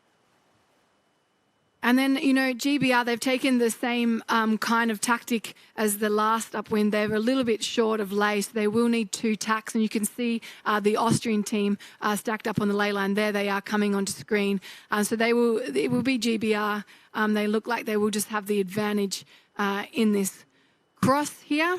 And then they'll put that tack in and get up on ley line as well. But really smart sailing from these girls on that first upwind to go short of that ley line. To me, the highlight of the race in terms of a classic example when a team were deep, they were in the ruck and they didn't go and join the party up on the ley line. They reaped the benefit of that, and now on the second beat, they consolidated and they gained another place. So great sailing by Dobson and Tidy. And it will be Austria 61, Frank and Arbrecht coming in third place. These girls will be really happy with that result as well. They came into the racing in 25th place, so it's really nice to see them step it up in the final day. Lutz and Weimers in 4th place, and it will be USA 50, Roble and Shea. I mean, that's a pretty important result for these USA girls. We know they're in the absolute crux of trials with their counterparts winning the last race. They really made a good response there. And it will be Canada 25 coming round in 6th place. Ten Hove and Millen, a real standout result for those girls as well. Next we got Yorksock and Lorenz as they come round from Germany. That's a good result for them. That will put them up into the medal race. They're currently in 4th position overall, and in this race they're 7th as they go around the mark. Always there or thereabouts, the Germans. Yeah, Denmark 3 coming around as well. Nielsen and Olsen. Italy 223, Omari and Di Stefano. And then it will be Finland 14, Rascola and Wolf coming in 12th place. Really tight around here. Yeah, jibe sets going on, which would indicate, again, if you like the right going up, you're going to like the left going back, and because you lose a bit doing that jibe set. But I think they're seeing pressure. I think all day there's been more pressure on the looking down the track on the left, and that's hence why that jibe set. And you can see it there. The boats that are bow up are not in the pressure. The boat ahead with the blue Jenica, they get in the pressure and they're up and they're off. Really tough racing there for the Norwegians. You can see them kind of battling in amongst the Spinnakers, and also the Australians, Lloyd and Ryan. I think it's going light and funky. Look, this group that are doing the jibe set, they've looked at the group over to the right and gone, hey, they're quiet. So they come around the mark, they do the slower manoeuvre and the more difficult to move to get over into pressure on the left-hand side looking down. But I wouldn't be surprised whether the group that did those jibe sets, and it looked a little bit painful initially, will really benefit on the group that have gone far to the right. You can see their angle already kind of pulling away, becoming a little bit more favoured. And really crowded on that starboard exit from the top mark as well. Lots of density, so perhaps slowing that fleet down a bit. So you've seen the benefit of that there. Dobson and Tidy have actually been rolled by Frank and Albrecht. So you can see the tracking lines. Frank and Albrecht said, we've seen it. So they jibed across to the left, got into pressure. Dobson and Tidy went further to the right and run out of wind, and they've been rolled. And Roble and Shea, who also came around the mark, bear away, they jibed early, are right on the transom of Dobson and Tidy. So as much as the first race was to me it looked a little bit predictable, this one, it looks like the breeze has collapsed a little bit on this last leg. Really seeing that streaky effect, and one of our wind readings here, 12 knots as well. It's quite a time where the speed differentials change so much in this. It's really important to be in the pressure. But out in the lead, there's Suarez and Van der Velden have sailed a beautiful race. They look fast. They certainly got on they picked the first shift in the first windward beat, and they just haven't looked back. We said that jibe set, that paid that early dividends. We're now seeing the guys that continued on starboard, their pace has picked up, the speed's picked up, and they're getting that better angle as well. So, a little bit of a later payday for those guys on starboard. I think the person that really got, or the crew that paid a bit of a price was Dobson and Tidy. They came around the mark in second, They might have lost a couple. It was... Yeah, this pack now on starboard is now jibing back onto port, and yeah, they've come onto a good one here, and they're kind of slotting in between some of those guys in that top 5, putting the pressure on. God, it was just plot twist after plot twist in this race. Yeah, it's a tricky venue, isn't it? And we haven't talked anything about kelp today or seaweed on the foils, but whether that's a factor, maybe when we go out to Olivia we can ask. But there's been plenty going on, and the leaderboard, the snakes and ladders are going on. I thought the first race, as the leader goes over the line, that's Chavez and Van der Velde and Win from Spain. And I would absolutely pick those girls as boat of the day today. They've performed so well and quite consistent, especially considering they came into the day in 24th position. They've rocketed up that leaderboard. Congratulations to those girls. They sailed that like superstars and definitely found a 6th gear. It looks like it will be the German team that will steal 2nd place. And that's a huge comeback from those guys. They were in 6th place, rounding that top mark. You can see them just sliding across the finish line there in your screen as we follow the Canadians down. They will be in 4th place. Oh, it was the Austrians, actually. Sorry, I stand corrected. Austria 61, Frank and Arbrecht getting in 2nd place. Lutz and Weimers in 3rd.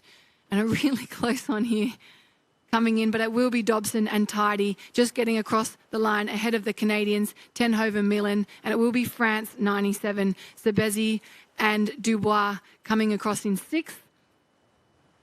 Oh, and a close little finish there, perhaps giving it to Robel and Shear there ahead of the Australian Stabbuck and Elks, and Bad Nelson and Thusgaard Olsen getting across in 9th place. Wow, it's close. They're coming across in bunches, and it really has been one of those races that it hasn't been over until the very end. How does this play in the overall? Well, unfortunately for the Australian fans, it looks like York Sock and Lorenz, this is provisional, are 10th, and the Australians will fall of Starbucks and Elks will fall out of that top 10. It is still wobbling around as boats finish, but we look at that 10th position, and it's moving as we speak.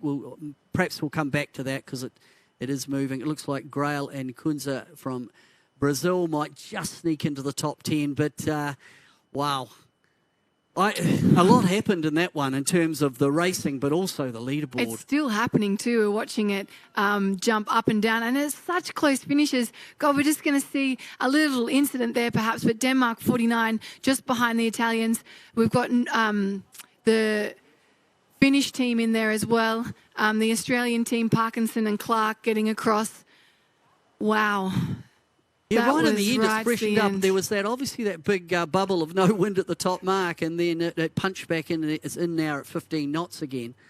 And there was some benefited, but some of the teams just absolutely hammered. So we will just make a quick mention for our Australian bushfire appeal. This is a great way for the sailors, classes and events and followers as well to give back to those who have been devastated by the Australian bushfires over the past few months. We've got a fundraiser. You can donate if you go to 49er.org/donate or any of our social media Facebook pages for 49er and Nacra. It has been a really tough race, this one, for the Australians crossing the finish line now. That is Lloyd and Ryan. Those girls were up to 3rd place before that last race. And I think this one will slide them down the leaderboard. I mean, they're within that top 10. You know, they've done a great job over the week, but that will be a bit of a hit for those girls. We know that they're fighting for that top 6 position for the national qualifier. So we'll have to just update the results that we've got going into the next race.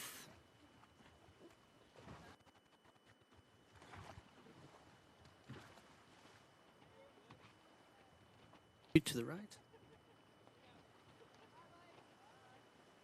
So that does wrap up our final series for the 49er FX. We've got the provisional results ahead of up on your screen now. Obviously, this is before any protests. that may follow after that. We saw so many penalty turns in that racing, so that could be quite likely. But here's the story, Echegoyen and Barcelo. Is this with the 12th race in there? No, the 11th race. So this is fully 11. Up to date. So Echegoyen and Barcelo with 32 points. Dobson and Tidy also on 32 points. So a dead tie going into that medal race. Sebezi and Dubois, what a jump for those guys. They started the day in 6th place. They are up to 3rd on 72 points.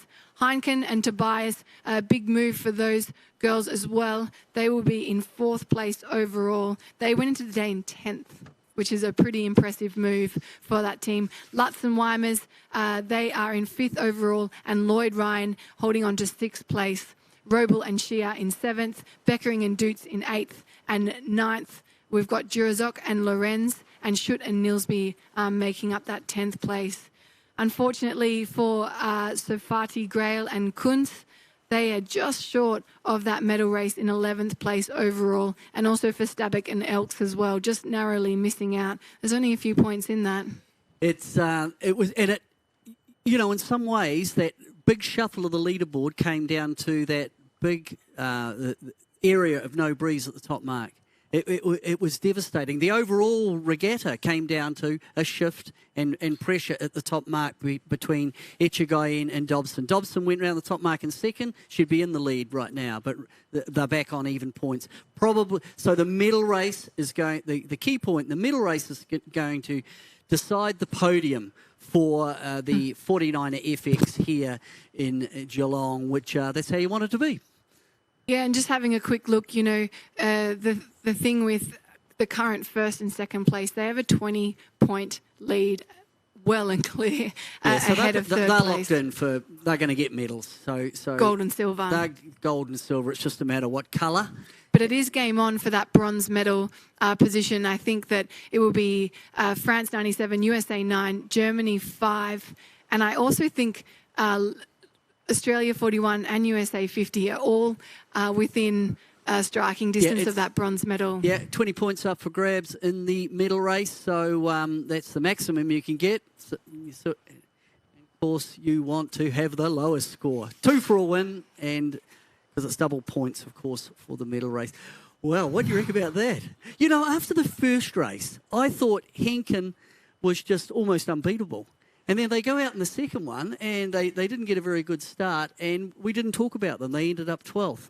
It just shows you, doesn't it? If you get on the front line, you get into the first shift on a shifty little bit of a holy day, you can just ride it and milk it to the end. And the team that had the best day aren't even in the medal race now. No, it's staggering resules. But they can hold their head up high. They sailed that won the day really well, and they should be super proud of themselves. Sometimes that battle, I know with the Spanish teams, with Tamara being out for a few events, it is actually a bit of a juggle with selection in that one. But Tamara, Echegoyen and Paula Barcelo and Charlotte Dobson and Saskia Tidy, those two teams are in a league of their own at the moment. And we saw them, they both each had a 14th today, but that's not really the end of the world because they set themselves up in the rest of the regatta that was their drop. And so their other results, they're carrying a 10th or an 11th between the two of them. That's a pretty impressive scorecard to have, considering there's 25 points up for grabs each leg. It's that consistency. Our current Olympic champion didn't make the top 10. They're not there. They're not going to be there. The team that won the last World Championships are not going to be on the podium, the Beckering from the Netherlands. So it just shows within the 49er FX fleet that that top group are very, very evenly matched. And given the conditions and given the mindset and the psychology, any of them are capable of beating each other. And a really brutal day for Schutt and Nilsby. Those guys started the day in 3rd place overall, and they've just managed to hold on to 10th by the skin of their teeth by 1 point to the Brazilians. And and they're carrying a disqualified, and we do know that came from their teammates disqualifying them from that race. And that means that any results today, which ended up being a 24th, end up on that scoreboard. So they kind of lost that little trick up their sleeve. You sometimes just need to be able to absorb a bit of bad luck. It's pretty fascinating stuff, and I mean, it bodes well for later in the day because the conditions will be similar, might increase a little bit, and we've got these medal races to come, and certainly in this class, it's to fight for first, second and third, the podium. First and second, it's just a matter of what colour they will get, but for third position, there's probably another 3 or 4 crews that are capable of gaining that very valuable third position here at the World Championships. So we do have an update on the Nacra 17 results. This is also still provisional, but it is after race 11 being plugged in. And so we have in first place Australia 46, Outeridge and Outeridge. They're on 50 points. Second place, Australia 2. Now, there's a tight selection. Get that smile off your face. Waterhouse and Darman. And those guys have scored it's still racing. I'm calling it too early. As it stands, though, these guys are in somewhere between 10th and 7th. And those results are juggling around a little bit. But it is the 2 Australian teams that have really closed that gap up into that medal race. So we'll just have to wait until that race concludes, and we'll check in with those results as well as the 49er as well before we get into this afternoon's medal racing. So we heard this morning that these guys do get an hour once they come ashore, that they can lodge any protests for today. So for those last 2 races. There's then another half-hour bracket, which I find really interesting, where you can reopen any case that's come about over the whole regatta, and that all gets settled, and then those results get sealed, and then all the top 10 teams will head out for a medal race. We've got 1 from each class.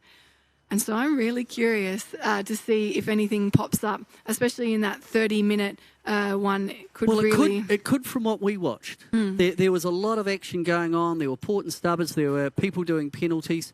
And there could well be some protesting action shore-based. In fact, I'd be surprised if there wasn't, given how high the stakes are. And who knows what happened on the other courses. But we'll just keep you posted on that. And that's the medal race. Can't wait. It's going to be fascinating this afternoon. Yeah, absolutely. So it's a good time to mention some of our sponsors. We do have Ford Whip Racing, and these guys are providing, they're the official clothing partner of the 49er, 49er FX and Nacra classes, and we really appreciate their support for this event. We also have McGlide as well, a great alternative to anti-fouling your boat. Got some here. Here we go. Here we go. This is the product. Here it is. They gave us a little demo. And if you're wondering about the join, when the 2 pieces of material go together, they do put a solution. It looks like it's a glue solution on the join, so everything is sealed and tucked away. And texture-wise, it's sort of a little bit like a heavier grade of Glad wrap, doesn't it? It's a little bit slippery. I can imagine it's good for, say, clean bottom of the boat. You don't use as much gas, do you? And it's so nice for the environment as well. Yep. Us as sailors, we want to protect our oceans for future generations to come. So that, to me, it just makes this product an absolute no-brainer. If you want to find a dealer in your area, go to 49er.org/wrap, and that's WRAP/wrap, to get in contact with a local agent for some McGlide product. And we are also super grateful for those guys coming on board and sponsoring what it has been an absolute gripper of an event. I just could not believe that last race and how close it was. The 2 races, it was... Look, keeping consistent it's easy to say, hard to do, and I think that's what we have witnessed today. And someone, the team that had the best day from Spain, they hadn't had a great regatta, but they just got their act together today, and we'll just watch out for them in the future. I think they're a team to watch. So we are just going to have a quick look, see if we can cut to some tracking data of the Nacra 17 race, and this will be race 11, the final race of the series. So what we're seeing here is perhaps Nathan and Hayley having the opportunity to be able to secure the gold medal, trying to find that 20-point lead before they go into that medal race. As it stands right now, with the positioning that it is in, it is the Australians 20 points ahead of their teammates Waterhouse and Darmenin. But it's still early days. So we can see we're at mark number 5. They're coming down, down into the finish now. So we'll just have to watch it unfold. We're just getting our bearings here. These guys are going downwind. You can see outerage and outerage, that red line on your screen, absolutely screaming down. Unfortunately, we can't get to that live footage, but I would love to be seeing those guys sending it down. It does look like Delapierre and Ordonez are in first place. Gibbs and Weiss are also up there in third, and Sentholt and Lubeck in fourth. But we're watching the results switch around. Outerage and outerage currently in 8th place overall, and it is Waterhouse and Darmenin that we're interested in for that points gap, and they're currently in 10th place overall. It's not over yet. So it's right on the cusp. I'm not sure if mine's updated. I've got now Nathan at 10th, and so outerage at 10th and Waterhouse at 12th. So the point spread there is not quite enough, but it's very close. I mean, it's outerage. Wow, they'll put together a phenomenal regatta. Yeah, and also looking a little bit down the leaderboard, Langer and Carranza, they're in a little bit under fire to pop into that top 10. They've got a bit of a buffer against the Finnish team. They're the closest within range to jump into that top spot. But there you go. You've got it up there right now with the gold, silver and bronze medal positions as it stands overall with the results. Look how close the two Australians are. If that's not a battle to the death, I don't know what is. Yeah, it's certainly all on between. There's a game within a game being played, but it's interesting. But overall, two Australians, if they end up first and second, just take away Olympic selection, just in a World Championship, that's a phenomenal result. And we've always said that, it makes it tough for the selectors, but what a great position to be in. Are you quite confident that Australia is going to go away to that 2020 Olympics and perform well, regardless of who is sent? Yes, in some ways in our sport, if a country's pretty dominant, you get one entry for the Olympics. And there's been numerous occasions where a country's dominated, one entry goes, and you sort of feel sorry for the person that misses out. So there's a bit of also a bit of gameplay here between, we're seeing the Australians, Waterhouse and Darmenin and Gibson and Burnett, GBR 21, flicking between that silver and bronze medal. You can see that on your screen. Currently, Gibson and Burnett are holding on to that silver medal position, obviously before the medal race results as well. And it is Delapierre and Ordonez in first place. These guys have really shot up that leaderboard, and it puts them in striking range of that bronze medal on 76 points with that race win. That's going to go a long way to put them in contention for this medal race. And it looks like Waterhouse has rolled over the top of outerage as they come into the bottom. They're coming down towards the finish. And Waterhouse has done a great job there, really covering the outerages. That points gap is definitely not 20 as it stands. So the brother and sister duo, Hayley and Nathan, will go on to have to defend that medal. Well, right now I've got it at, what's that? That's 8 points. If they finish how it is now, 8 points between first and second overall. So that's well within 20 points up for grabs in the medal race. Sentholt and Lubeck also having a good race. They finished in third place. That puts them in 8th overall. They won the silver medal in Auckland in the last World Championships. It's been a bit of a shake-up. Certainly has.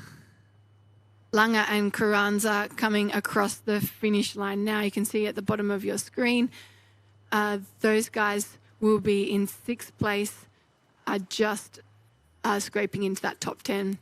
We're going to leave the Nacra class now and go and check in with Chris, who is out in the boat park. Chris, can you hear me?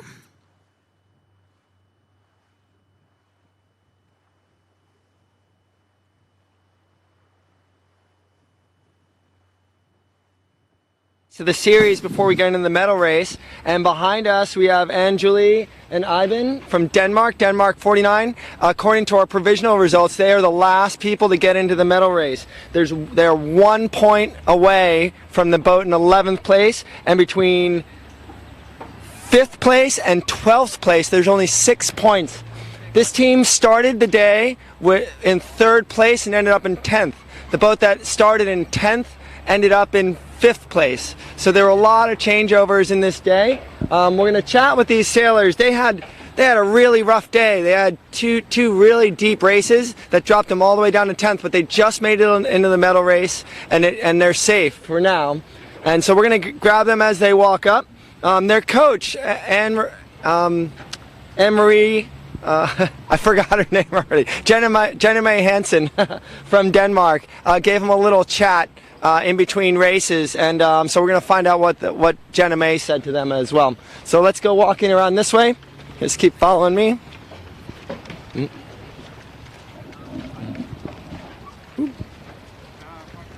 Hi there, well done, ladies. Hi, if you don't mind, we're just going to talk and walk. Okay, you're stopping. We're going. So you, Anne, Julie, and Ivan? Yeah. How are you? We're good right now, but I think we're a little bit busy because maybe we're going to do a protest. Yep. No, I understand. Right now, the provisional results have you in 10th place, so it's a little bit of a tough day, but maybe tell us what Jen and I told you guys in between races. Did it help? I can't think of that right now, sorry. Okay, no worries at all. Cool. Well, good luck with the rest of the day. All right. Well, that's how it goes. You know, when all things are close, I think there might be a protest involved, and you know, it's tricky. It's tricky. There were a lot of changes in the fleet today. Sometimes, you know, in these things, it's provisional. So if there's a protest involved, they may not even know, and we may not know for quite some time. But they're going to try to get these things sorted out very quickly, and we're going to try to figure out who the next people we want to talk to are. So we'll walk through the park and keep moving. But I'll send it back to the studio now, and then we'll find the top 2 who are only tied for 1st and 2nd.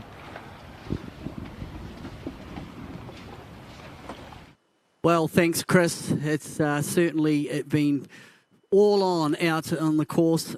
Look, I just want to have a wee little bit of a look here. I've just checked in with the 49ers, and it looks like Burling and Took are very, very close to tying up the World Championships for the 6th time for them. They are currently leading, going into the medal race by 18 points. And that is a substantial lead, probably enough that, you know, barring a catastrophe in the medal race, they will go on to be the World Championships. But look, we're going into the medal race. The 49ers is just about tied up, but certainly for the Nacra 17s and the 49er FX, it's going to be game on, isn't it?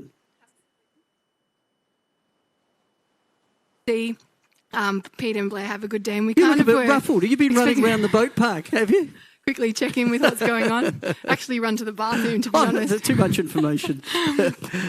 But you did pick that at the beginning of the day, that shifting conditions has really shown, people are showing their colours in the conditions. You know, it always happens. You sort of think you get into a comfort zone, maybe where you live on the globe, that you sail a lot of your time in a condition. And I just felt this morning here that this was very antipodal. We get a lot of this in Australia and New Zealand, whereas, you know, 2 days ago it was light, it was funky, it was hot. And the Europeans, especially the Mediterranean Europeans, just to me looked like they had it absolutely nailed. But that's the sport, isn't it? And you sort of think horses for courses. And the change in just what we've seen in the 49er FX in terms of what we saw in Auckland only back in December to what we're seeing here now, it's like it's a different sport. And what's interesting, I think, when we look forward to Tokyo, to the Olympics, is who are the players that not necessarily are winning every regatta, other than perhaps in the 49er, and that's exceptional. Who are the players that are there or thereabouts? And I think they'll be the ones to look out for in Tokyo to be on the podium. And speaking of players, I hear that Chris is with Dobson and Tidy in the boat park. So we'll cross over to Chris now and hear what these girls have to say about their racing today. Awesome. We're back on the beach. We were just talking very briefly with the Danish team who is provisionally in 10th right now. There may be a protest that might shake things up a little bit, but everything's provisional. Right now coming in are the top 2 boats, so GBR and España, so Dobson and Tidy, and Tamara and Paula. So we're going to come over here and talk to the British. They're tied for 1 and 2. So let's come running over. Charlotte, do you mind if we chat with you as we walk? Yeah. So you're ending the day provisionally. You're tied for first place. And how's that feel right now? Cool. Yeah, that was a pretty hardcore last day to have. Last 2 races, sailed the first race pretty badly, but managed to sort of sort ourselves out and sail well in the second. So looks like we've set ourselves up for a pretty good medal race. Absolutely. The one thing we were talking about in that second race, we were worried about you that first race. I'm sure you were worried about yourself. But we were talking about leverage, and you were one of the tallest teams here. What kind of, did you feel like you had like a 6th gear in that second race upwind? Yeah, I mean, yeah, we're a tall team, and Tamara actually and Paula are pretty tall as well. Yeah. It definitely helps in our sport being tall, but at the end of the day, a day like today, it's about picking the right shift and setting the boat fast, really. So, yeah. Now it looks like provisionally you're like 40 points out on 3rd place, some huge number. So when it's like that, it's almost like you have nothing to lose. Do you kind of go away from your strategies and form, or do you're just trying to win that race? Well, you've just told us our situation, so we haven't really worked it out, to be honest. But it sounds like we've already got a medal, so that's very cool. Yeah, we'll de-rig, warm up, and have a chat with our coach and work out what we're going to do next. Awesome. But yeah, we're definitely here to win. Okay. And like we talked about, there was a lot of waiting this week, but there's not a lot of waiting between right now and the medal race. No. So is it all business with talking to your coach? Yeah, we need to just have a reset and try to get warm. It's like being in the UK today. I mean, I'm even in sleeves, which is unusual. So yeah, we'll go in, reset, and then go out and give it our all. Awesome. Well, thank you so much. We're going to try to find Tamara. I'm sure you guys get along really well, so it should be fine. Yeah, super legend she is, so it's great to race against her. Thank you so much. All right, well, let's go back down to the beach. Come on down, Reuven, our cameraman.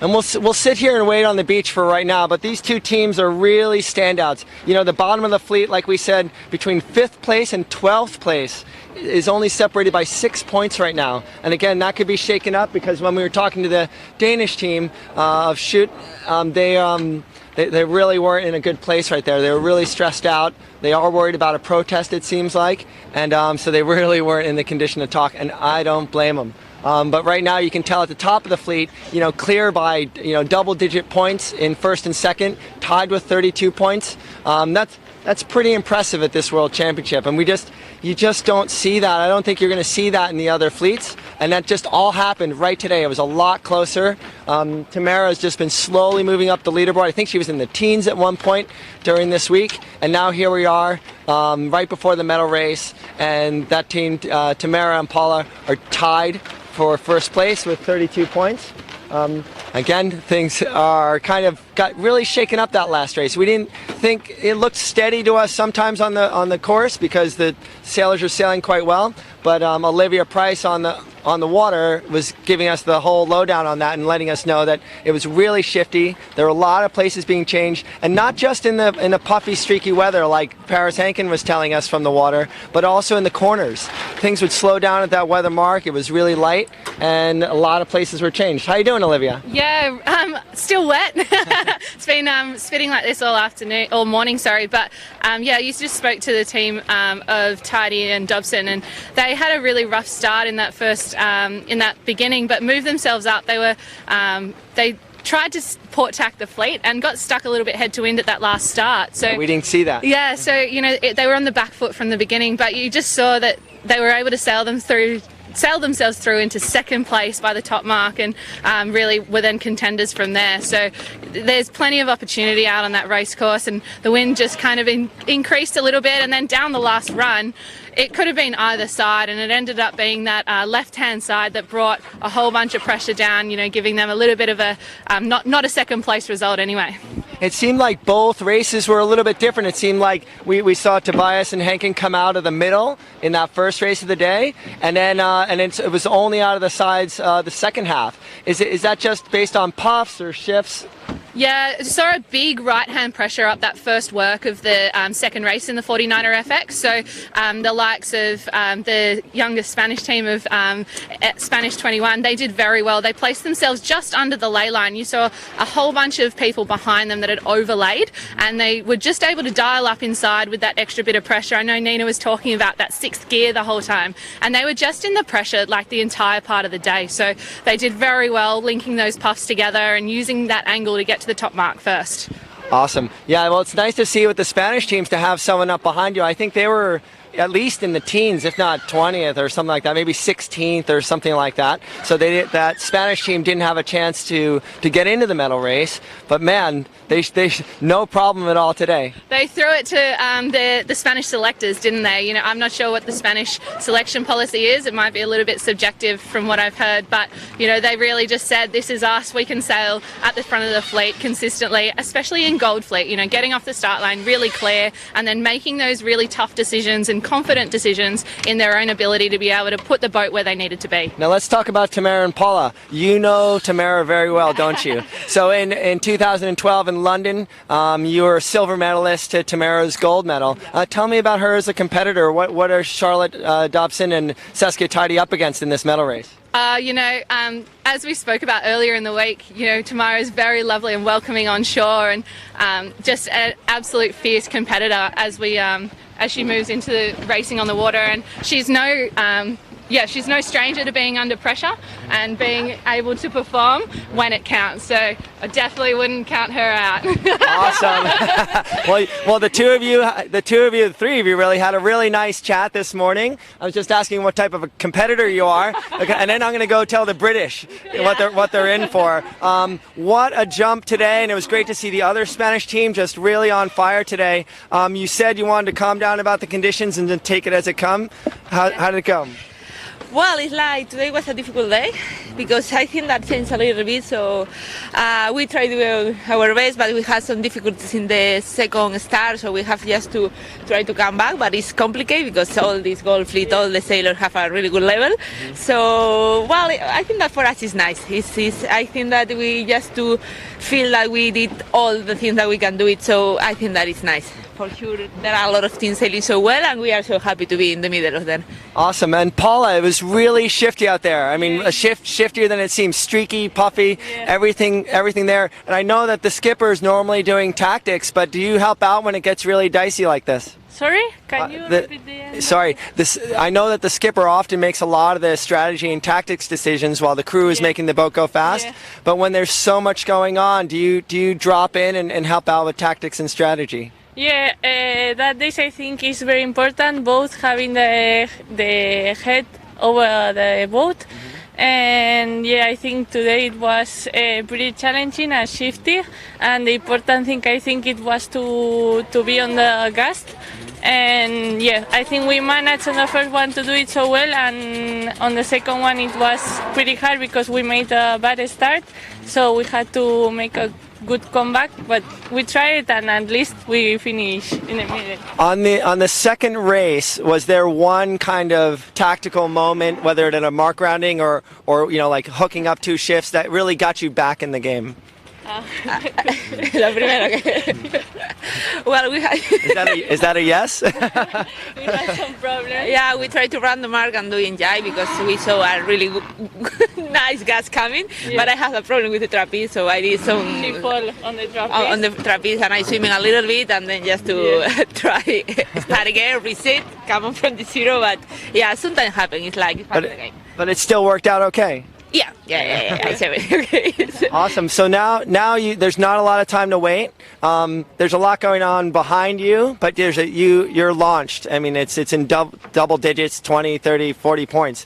A big gap between you guys in third place. So do you change the game? Do you just focus on that other boat, or are you just concerned about winning this championship outright? Well, I think that now it's like we have to do the medal race. That is a completely different race. So I think that we need to take the points with Charlotte and Saskia, that they did a really good job in the water today. So it depends on this. Finally, now we have to fight for a gold medal if we can. So I think that we need to study a little bit the points and maybe change a little bit the tactics. But it's true that in this kind of course that you have changing all the time. It's quite difficult to control and also to sail well. So I think that maybe I have to remember something from the match racing, Olivia. But it's a little bit different because this boat is super fast, so it's not the same than the Elliot, but we'll see. Maybe Olivia and me have to be a short chat together. Well, I know whatever happens, Nina Curtis, who was a competitor against you in that Olympics, will be in the booth commentating on it. So, but good luck. We're really excited to watch it. It was really great to watch you come up through the ranks today. And just one thing about your teammate, they showed you how to do it today. They did a really good today. I think that second and first, and I think that in this kind of day that is super difficult, I think that, well, we have to say congratulations because it's not easy doing this result, so we are so happy for them. Awesome. Well, thanks so much. Viva España. Gracias. Cheers. All right, Olivia. I think for right now, we're going to let everyone get warm. This is a really difficult day. Out there, could you tell that the sailors were getting a little cold or a little shaky? I think they were working so hard in those tricky conditions that they probably weren't. The race committee did a good job at getting the second race off quite quickly. I'm sure either the sail in or the long tow in would have made them a little bit colder. You can see them all coming in jackets and just trying to keep warm. Obviously, there's not much time in between now and when the medal race happens, pending protests and things like that, but they're going to want to get warm and get dry, potentially even have another wetsuit to put on for that quick final race of that medal race. Right. Yeah, and that I guess the story right now for me is that Danish team. I was a little, I'm not, I should be used to people not wanting to talk to me about it after a bad race when you drop from 3rd to 10th. And I know that's difficult. I mean, you know how that feels. Yeah, definitely. There's always elation and disappointment at the same regatta. Some people are happy with their results and some people feel they could have done better, or, there's a lot on the line for that Danish FX fleet at the moment. They were that team of Anne Julie and Iban, they were behind in their trials, and leading into this regatta, throughout this regatta, they've been ahead of their compatriots. So to lose a little bit of leverage over them, it actually means a lot. It's not just a regatta placing; it's actually potentially an Olympic spot. Right, absolutely, and keep an eye on that. I think I heard her correctly. She might be concerned about a protest. So, and when you're in that bubble area, there's 1 point behind them. There's 6 points between them and 5th place or 6th place. So let's keep an eye on that, and we'll figure it out as we go and share it with you. So right now it's just Olivia and I on the beach. We're going to go walk around and talk to some of the other sailors, but we'll send it back to the studio to let these sailors warm up as well. Thank you for that update. That's great to hear from those girls that sailed so well out there, and more action to come. Yeah, look, I just keep harping back. The game is being played over the week, and you've had a day where it was blowing too hard. Then we didn't race yesterday. The day before that, it was hot and sticky and very fickle. Today, it's been this overcast, really heavy wind, and we're seeing different people shine in different conditions. And look, it's going to be played out into the medal race. And, I mean, the 49ers is pretty close, but, it's nearly done and dusted. But it's all to play for in the FX and the Nacra 17s. And over the rest of the medals in the 49ers as well. That's right. I mean, we probably should talk about the 49ers. Well, let's get those results up. So we have the preliminary 49er results in. And as you mentioned there, Peter Burling, Blair Tuke have just about wrapped up that gold medal. What would have to happen for him to lose it? They've got, they could get disqualified, would be one, but they really, if they get last and Botin and Lopez Mara get first, they would just get there. But Burling and Tuke will be on the podium. It's just a matter of what colour, and it's just about a gold.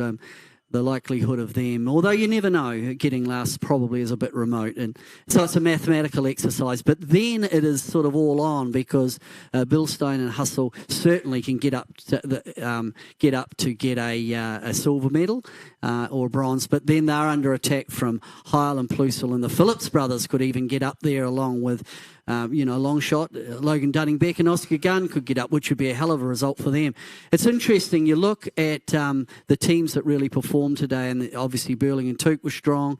Botin was very strong, a little bit inconsistent by Bilstein, which has been costly for him.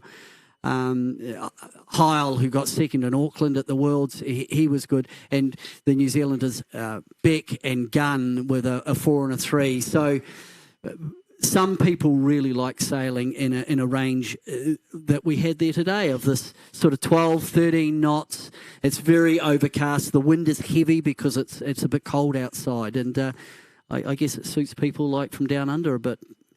I really like the battle going on for silver and bronze. Obviously, the two obvious choices right now would be Boatin, Lopez Mara, Bildstein and Husel. Those guys are within 1 point of one another. So whoever crosses the line ahead of those two, short of the rest of the results thrown in there, would secure that silver medal. But the hunt is on because not far behind is Heil and Plossel in 4th place. They're on 58 points. So, a little bit more of a stretch for those guys, but then right on their feet, on their heels, 5th place, the Phillips brothers on 74 points, and they are equal with Beck and Gunn also on 74 points. So in my mind, that those medals are really up for grabs. Yeah, there's a 20-point, essentially the medal race is double points. So it's 20 points up for grabs, and, for a win you get 2. So you just do the maths around it. To actually bring up all the ramifications, you drive yourself crazy, but it's pretty self-explanatory. But as the races unfold, we're lucky to have the SAP tracking, which will tell us, given hopefully on the run to the finish, who's making up that top 5. An interesting one on the results is also Fletcher Scott and Bethel. Those guys, I think, really suffered from that disqualification during qualifying race 6. That's really put the pressure on for them to have to carry some of their a bit more difficult results. 17, 17 and 23 has caused that a bit of a tough result for them in 10th place. With not much room to move up the leaderboard. Yeah, given their pedigree, they have a world sailing ranking of 6. They were 3rd in Auckland, 2nd at the Euros. You'd have to say this is a poor result and a disappointing result for Dylan Fletcher Scott and Stu Bithell, but you pointed out so correctly that disqualification so early on in the regatta becomes your discard, and it just puts pressure on. And great to see the Fantella brothers back, and in the medal race after a pretty horrendous injury last year to them, which meant they weren't at the Worlds in Auckland. So it's great to see them back right in the mix, and I'm sure they will be in Tokyo later in the year. Just looking at the pedigree of that top 10 as well, they're just legend after legend. It's just stacked, and I put my Kiwi hat on. Great to see 2 New Zealand crews in the top 10. Certainly that New Zealand system. What's happened in New Zealand is Burling and Tuka have been really dominant, but it's dragged along a whole bunch of young guys into the class, and they've got multiple crews. So the ongoing, when Burling and Tuke decide to flag this away, and whether it's after the Olympics, we'll have to wait and see. But New Zealand's going to be well placed in the 49er class into the future, and Logan Dunning, Beck and Oscar Gunn, are 2 high quality. They're a high quality crew in their own right. And also good to see 2 German teams in the running, Schmidt and Boomer in 7th place. Those guys will be really happy to crack into that top 10 result. And probably the same kind of thing as you were explaining with the New Zealanders happening with Heil and Plossel being really dominant sailors over the last 4 years or 8 years. They've been around for longer than that. I think it might be 10 or 12 years, Heil and Plossel, and Schmidt and Boomy come in, and it's great. It means that Germany's going to have a legacy in the class, and hopefully there's a whole bunch of other young sailors, not just in Germany and New Zealand, but all over, that look at this racing and go, hey, this is cool. I want to do it. I want to have a piece of this, whether it's 49ers or FX or Nacra 17s. To me, out of the Olympic classes, they're 3 of the best. I think they're colourful, they're exciting, they're kind of neat. And when you're competing against other recreational activity for young people, our sport is well served by this menu of classes that we've got here in Geelong. Yeah, absolutely. Well, we just watched the 49er FX complete their final 2 races. We're going to get their scores up very shortly. There they are. And it was Tamara Eshigoyen and Paula Barcelo and Dobson and Tidy really stamping their mark on the fleet today. Both teams are on 32 points, so game on. This gold medal is for the taking. That's easy maths, isn't it? You just say, well, whoever goes over the line, you're the gold medalist, and who's ever second out of the Spanish team and the GBR team, you'll get the silver. Then it's all on really for bronze with, obviously Sabisi and Dubois and Henkin and Tobias, Lutz and Weimers are down in there. Even at a stretch, you come down to Lloyd and Ryan, which I'm really pleased to see that result. And that bodes, just explain to me again for Australia, could that qualify them for the Olympics if they can maintain their 6th position? Yeah, a top 6 will secure these girls into Australian selection for their already pre-qualified berth in the 49er FX. What I love about looking at this now is that mathematically up to 8th place can still technically is it 8th place? Or perhaps, 7th place can still mathematically get themselves into that bronze medal position. Obviously, it's a little bit more difficult, but I think we will really see nearly a bit of a match race go on between the Spanish team and the British team. We know that Tamara Eshigoyen, she's won a gold medal in match racing. We might be able to see a little bit of her. She alluded to that, so we'll watch for that. But look, I think the other talking point is the world champions from the 2019 regatta in Auckland. From the Netherlands, Beckering and Duits, they're in 8th. So when we look at what's going to happen again in Tokyo, and that's the end goal for 2020. Anyone, I think, in this top 10 are capable of medaling in Tokyo. And even the Olympic champion, Martina Grau and Kohinia Kunz, they haven't made the top 10, and they're the current Olympic champions. So 49er FX it's a quality field that runs deep. Yeah, we've seen it's been a really different set of results at this regatta, obviously with a few teams returning or being relieved of a bit of pressure of selection, probably freeing them up to put in a good performance. I mean, the Norwegians, Helena Naes and Marine Ronigan, were really had a solid performance, I would say, in Auckland, something that they could have been really proud of. And it's been a bit of a brutal regatta for some of the fleet favourites. But in saying that, who doesn't like a super tight, exciting, set of circumstances coming into the 2020 Olympics in Tokyo? Well, there's been a lot of focus, I think, for these classes. There was certainly a big focus on Auckland because it was an Olympic qualifier for country qualifications. Here we've talked a lot about country selections, so that the local yachting associations are selecting their sailors to go to the Olympics. Now that we're at this part of the regatta, we're almost saying, well, this one's nearly done and we've got some fabulous racing to have this afternoon. But quite quickly, you're going to be going, well, Tokyo is just around the corner. There's lead-in regattas like Parma and the Europeans, but really the focus will be on 2020 Tokyo.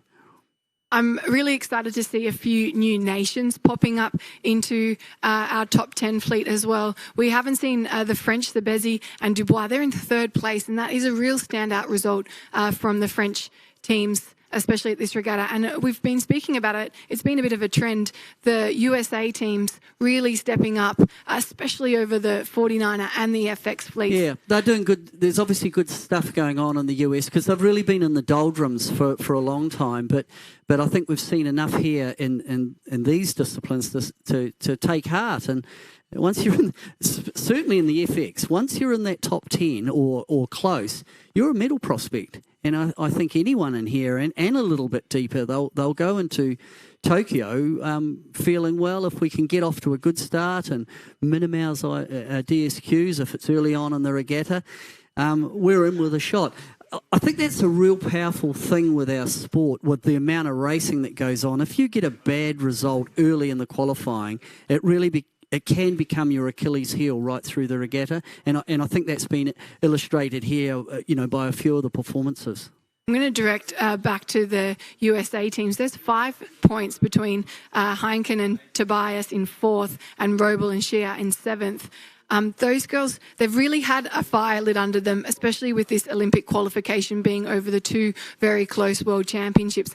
And you can see these girls are under a tremendous amount of pressure to perform. And together, they've both really stood up to that test. They can both walk away from both events pretty proud of their results. But it was Heineken and Tobias really stepping up today, a 1st and a 12th, like winning a race under that much pressure. It's putting them in that commanding position going into this qualification. Absolutely. And look, they started off with a 20th. So they actually started off really on the back foot, and then they strung together that 1-4-1-7, which is really strong, and then they finished off with I thought, a fantastic race this morning. And I think that 12th for them in the final race, the Gold Fleet and Fleet, probably a little bit disappointing, because you do the if-onlys. If you get an average result on that 20 and the 12th, I think they might have undersold themselves. But you could actually see them moving up into medal contention.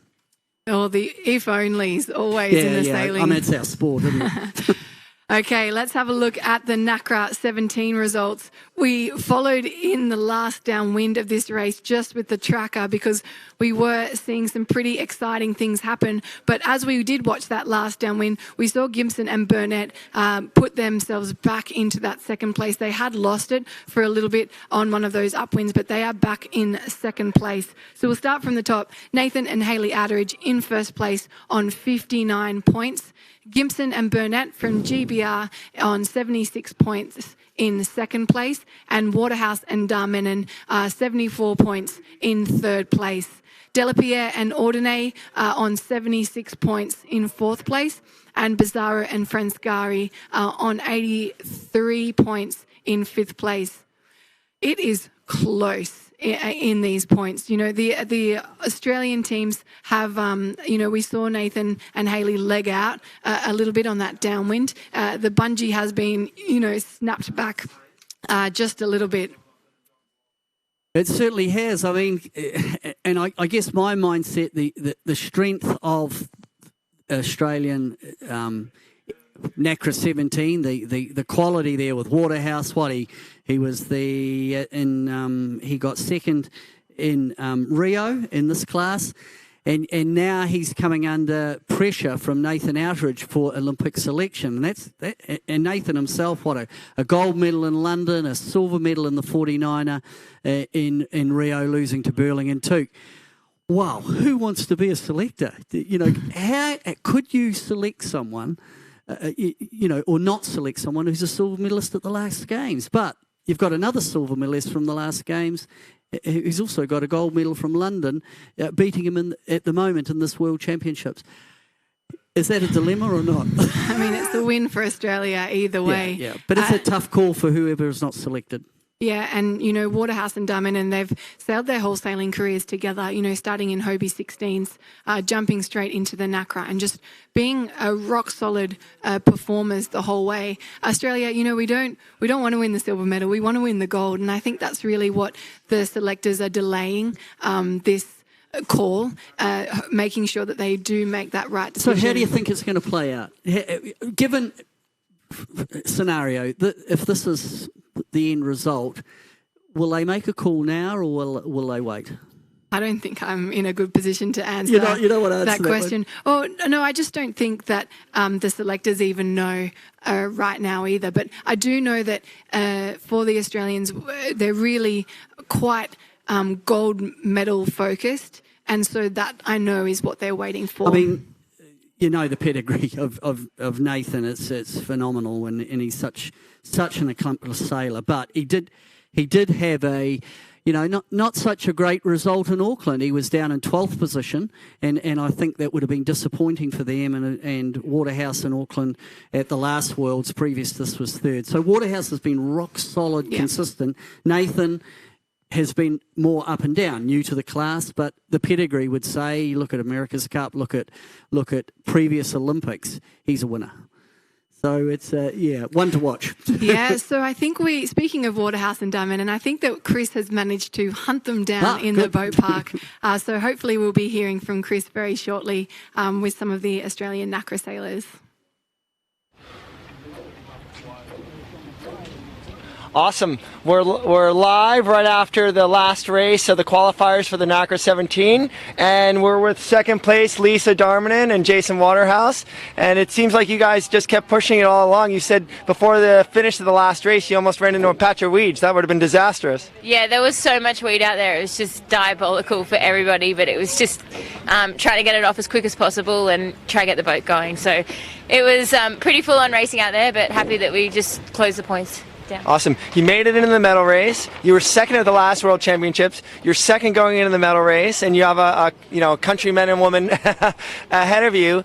Is this just about, has nothing to do with country selection, all you want to do is try to win this World Championship? Yeah, exactly. I think we got third at the last Worlds, and we've had haven't won a regatta since Palma, but it'd be good to get another one on the board. So we've got about an hour to check the points and see what the state of the nation is, and go out there and give it our best shot. Awesome. Now you're in quarantine right now. What does that mean? It just means that the measurer can come up and check our boat, check our lead, and all our sails, make sure we're running the right equipment. Now, when you know you have two races today, you came in, I saw you talk to your coach, and you said you're pretty hungry. And I don't think you're working any less or more hard than other days. But how do you prepare yourself now going into the medal race? Do you worry about eating too much before you go into the medal race, or what's your prep? No, I think as a crew you just try to eat as much as possible and digest as quickly as possible. But yeah, we don't have long, but we just stay chill, check the points, have a snack, and get out there and have a good send this afternoon, hopefully. Awesome. And I know that there are only a couple points behind you, but the goal must be just to win that medal race. Yeah, we had a really tough medal race in Auckland, and we learned a lot of lessons from that. So we've got a strategy, and hopefully we can execute it. Great. You want to share it with us? No, you just have to wait and see. Okay, cool. Well, will it be obvious when we see it? Yeah. Okay, cool. Great. Well, thank you, Lisa. Thank you, Jason. Good luck in the medal race. Thanks. Great. Well, Ruben, we're going to keep going. We're going to let these guys be, and we're going to talk to watch your head there. There we go. Yeah, and John Gibson. Yeah. Okay. Hey, Anna, how are you? I'm Chris Museler. We've met before when you were stitching up some halyard line. So how'd your day go today? It was a bit unlucky. I mean, we raced really well, but with 50 seconds to go in the last start, our tiller extension snapped off. So we raced the whole of the last race with John hiking like a star crew, and still managed to come 12th. So yeah, we'll save our luck for the Olympics, I think. Yeah. But that's a pretty it's a pretty hard thing to just deal with in and of itself, just to even make it around the course. Yeah, I mean, it would have been easy to just give up and not do the race, because it seemed ridiculous that we'd be able to get around without John being able to get on the trapeze at all. But we gave it a go. We probably wasted a bit of time trying to fix it, and then just gave up with trying to fix it and just went with the hiking option. Right. Yeah, got around. Well, you're putting on a really brave face right now, but I know throughout the whole week you were showing like really great moments. And so what's next after this? Well, yeah, I mean, to be honest, this was more of a process regatta for us. We weren't too worried about the result, so yeah, we were just really happy with the way we've been sailing, and it's definitely positive. There's obviously a lot to work on for the next few months before the Olympics, but yeah, we're just straight back to training after this, and always looking ahead to Tokyo. And I know that Ian Percy's been your coach. Yeah. Has he been your coach for a while? And well, he's coached us at the Miami Midwinters last year, and then on and off he's kind of been a mentor for the whole of our campaign. But then more formally just starting with this event, so yeah, couldn't really get a better coach. What kind of stuff does he say to you after these kind of experiences? Well, he's super positive, and yeah, he's always just looking at the ways we can improve, and yeah, he's always on, what the next thing, what other people are doing that we can improve on, and yeah, he's just a great. I mean, there's no one more knowledgeable in the sport, I don't think, so pretty lucky. Awesome. Well, Anna, I'm going to let you warm up, but really great effort today. It's quite inspiring, so thanks so much for sharing. Cheers. Thank you. Cheers. All right. We're done for now. And we're going to let these boats move into quarantine with the 49ers over there. And there might be some protests and other issues, and but that's about it. It was, it's sad to hear some of these sad stories, but these are really strong athletes and they're prepared for it, so we can all learn. Take care. Absolutely heartbreaking to hear that from the GBR team. Gear breakages and contingencies. That whole area of contingency. What do you do if I break whatever you break? And we didn't pick that up. That had a gear breakage, and it puts in context to break a tiller extension. And how the hell do you sail a boat and actually still pull a 12th? And that's a keeper for them. It's a pretty good result, but it's pretty gutting in the overall. It's probably cost them a chance of a world championship. Pretty resourceful for that team to crack on, though, and finish the race. It's just such a good attitude hearing from Anna. I mean, mathematically, they could still win, but it is mathematical. Realistically, I think it's tough. Yeah. But such a nice spirit there, hearing that, it's all about the Olympics now and getting on with it. And they can't be disappointed with their position. Yeah. They've put together a really good event. And, it's unfortunate gear breakages in sailing. Sometimes it's in your control, sometimes it's out. You really have to protect your boat, look after it, nurse it around the course, because we've got one drop in this regatta, and we keep harping on about this as well. But sometimes I think that's why drop races are so important. So if something fails, which means you can't continue to race, it still gives you a chance. So it's not down to you don't ever want the result to come down to that. Anyway, that is, we're going to take a quick break now while the sailors go through their quarantine and go through the protesting to see if there's any work for the jury this afternoon. But we will be back with you. We've got a huge afternoon planned. We have medal races for both the Nacra, 49er and FX, and we will be covering all three fleets. They'll be back to back, and they're quite short, sharp races of fury. The wind's building. I think we're in for a really good afternoon, so don't go anywhere. Stay with us. Go and have a quick tea break, and we'll be back with you really shortly.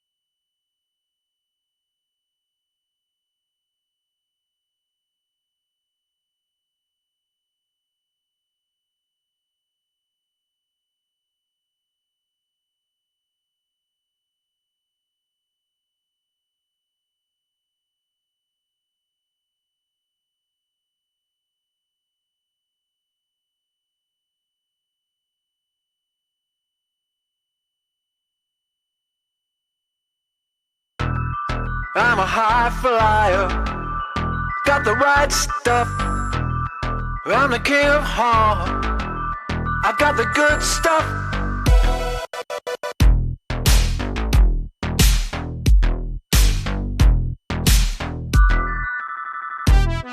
I'm a high flyer, I got the right stuff. I'm the king of heart, I got the good stuff. I'm a high flyer, I got the right stuff. And possibly Iron boat moves up one place, like I told you before. On the bottom of the course, the forecast for the afternoon, it could get quite windy. Right now we're in 15, 16 knots, and that's plenty. That is plenty. And relatively flat water. In terms of the Nacra, how they set their boats up is vitally important in terms of where they put the rudder and the elevator angle is preset. And I was lucky enough this morning to have that explained to me. And in some ways, what we see in other boats now, it's quite clunky. It's really like the top rudder gudgeon has a plate on it, and you undo the bolts and you preset the angle and do the nuts up again, and you're locked in. So rudder angle is set, and predominantly they set it up for upwind, although here, because of the flat water, there is a tendency to be a bit more lenient, so the boat might pop out of the water. Interesting technology.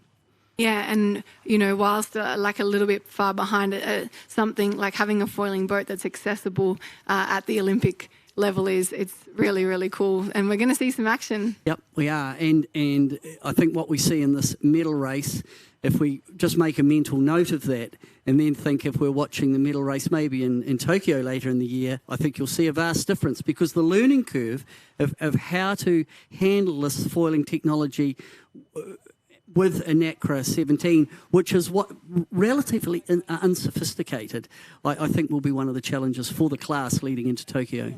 And that's why when you see teams kind of shake it up or kind of have a late charge into the Olympics, and I really think that they're the teams to watch going into the Tokyo 2020 Olympics. You know, teams like Nathan and Hayley Outeridge. Like Hayley's a 49er FX skipper and has transitioned first of all into crewing, but then into a multi-hull. And that's that kind of untapped potential when you combine that with her brother and Nathan's wide range. I think Nathan is going to speed up the learning curve for the class. Yeah.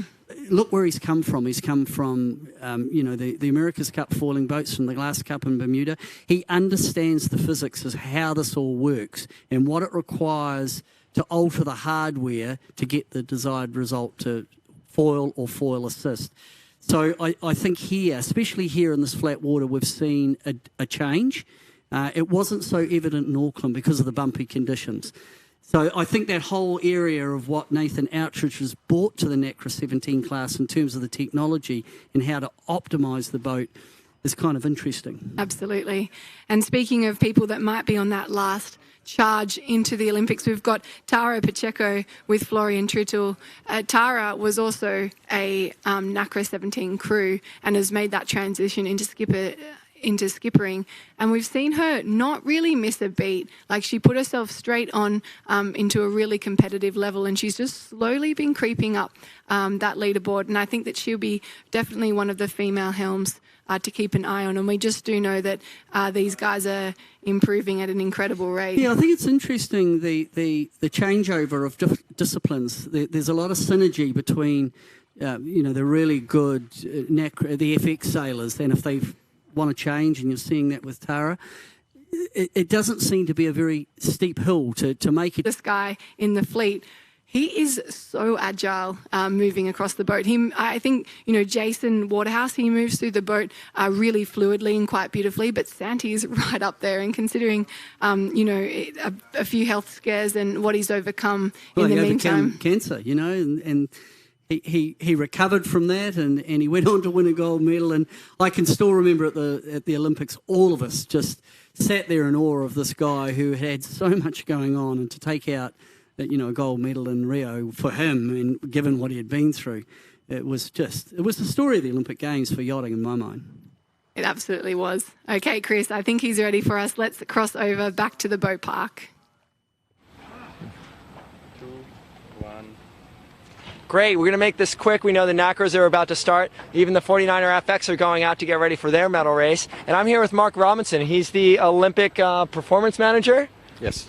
Awesome. And we were just talking about the how strong the Team GB has been. The last 5 quads they've had. What would you say? You've had the most medals, or the biggest medal haul? By far the most medals. I think the only time we weren't top nation was in London, although we had more medals than any other nation. Awesome, and it seemed to me that it was kind of the U.S. before that, but that's a long streak to uphold. And we're seeing in these races, you have your FX team tied for first. They can't lose the silver right now, so they're going for the gold.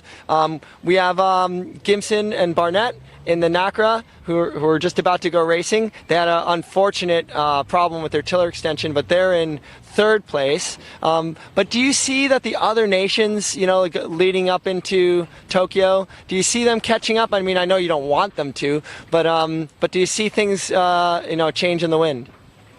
I think you're seeing some nations focus on less classes and trying to put what limited resource they have into a few classes. And we see the test event last year, the Dutch had a couple of gold medals, the Chinese in the windsurfing and so on. We're still operating within the top 10 generally in all 10 classes, most world level events or test events. So we had 6 medals out of the test event last year. So we're there or thereabouts, but we need to get a few more gold medals. Awesome. And is it like an escalator, like after all this experience and then there's a depth in your squad, behind the sailors? Are there any classes?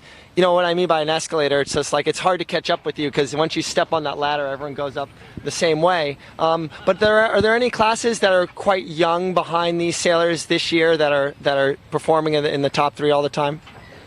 You mean in terms of depth of our squad? Is that sort of the question? Correct. Yeah, yes. I think in the radial and the FX, we haven't quite got the depth we'd like, and most of the others we tend to do. We had.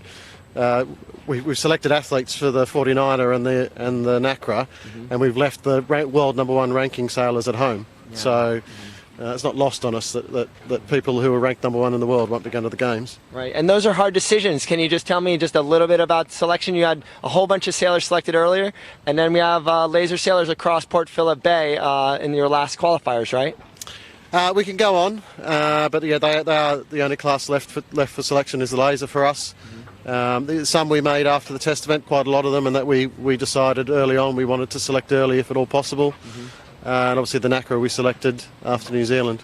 And when you selected, I remember when Malcolm Page was with the U.S. sailing team, early selection was a very high bar to cross. Can you explain to me what the criteria was for early selection for these sailors?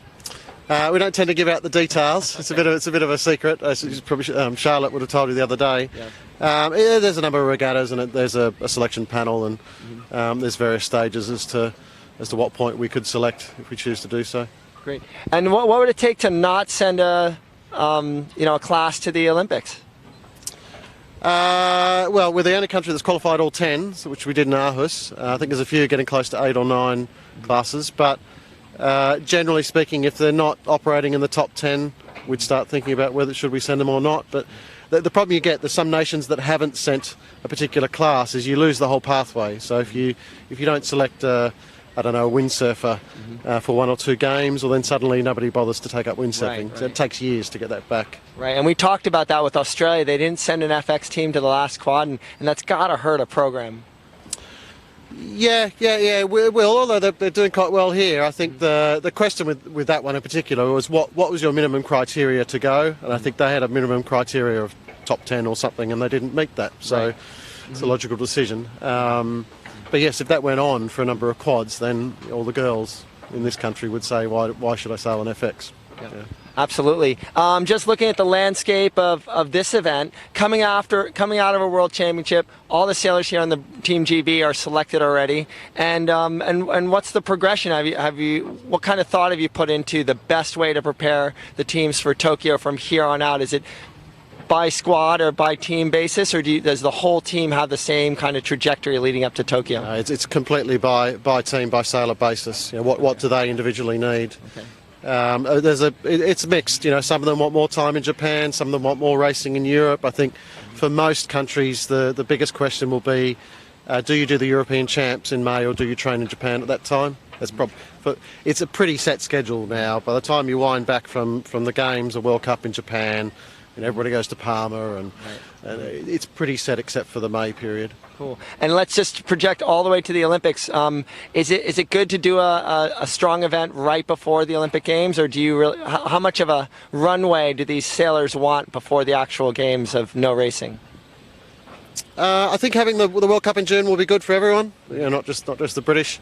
It'll be good for the organisers because they didn't do 2 test events. They did the one last year, not the one the year before. So again, it's individual for each sailor. Some of them will still be testing various things through June, whether that's technique or equipment, and may just treat the World Cup as a warm-up and not do every day. It's far enough in advance that it wouldn't matter physiologically, if you were to go at 110%.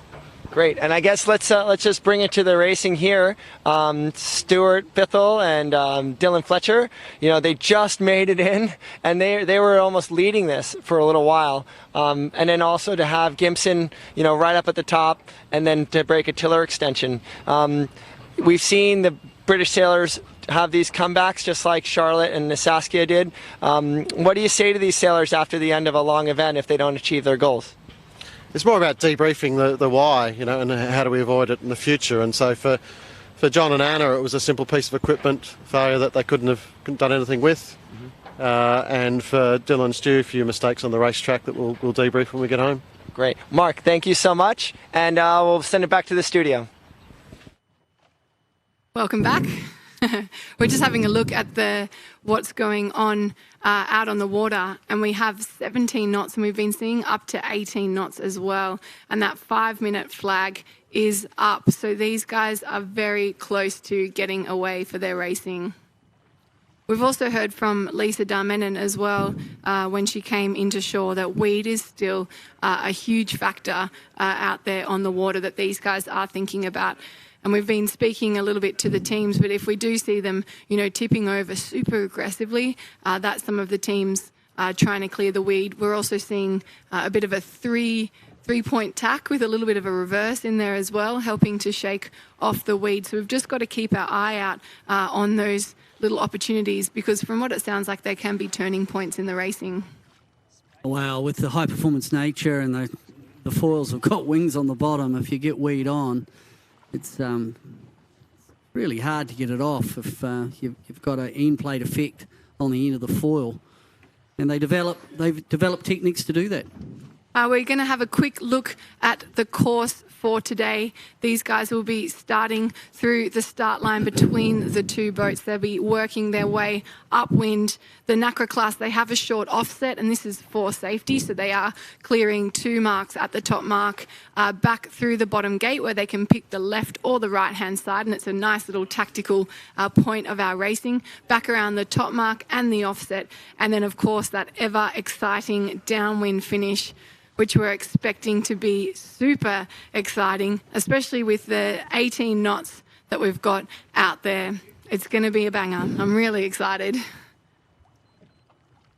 Well, the countdown clock's on, and right now, no U flag, so that means it's just a conventional start, and that's come about because smaller fleet. The race officer has a better view of the line. He's only got 10 boats to keep a track of, so if there is someone over the line, he will signal that as an individual recall.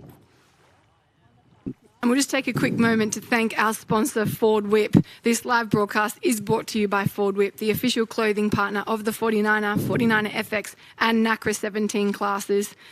Go faster on the water, and this brand really does help these boats go faster on the water. You're seeing a lot of the Ford Whip helmets out there on the water, and also those bulletproof-esque life jackets that these guys are wearing that really helps the impact. You can see Australia too there, Lisa Darmenin copping a bit of a beating in the water.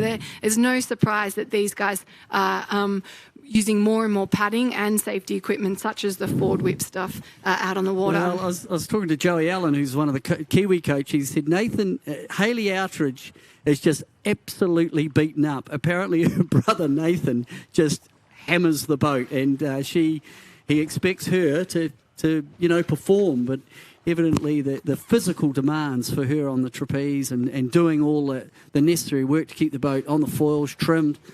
And he had a lot of admiration, Joey Allen, for Hayley.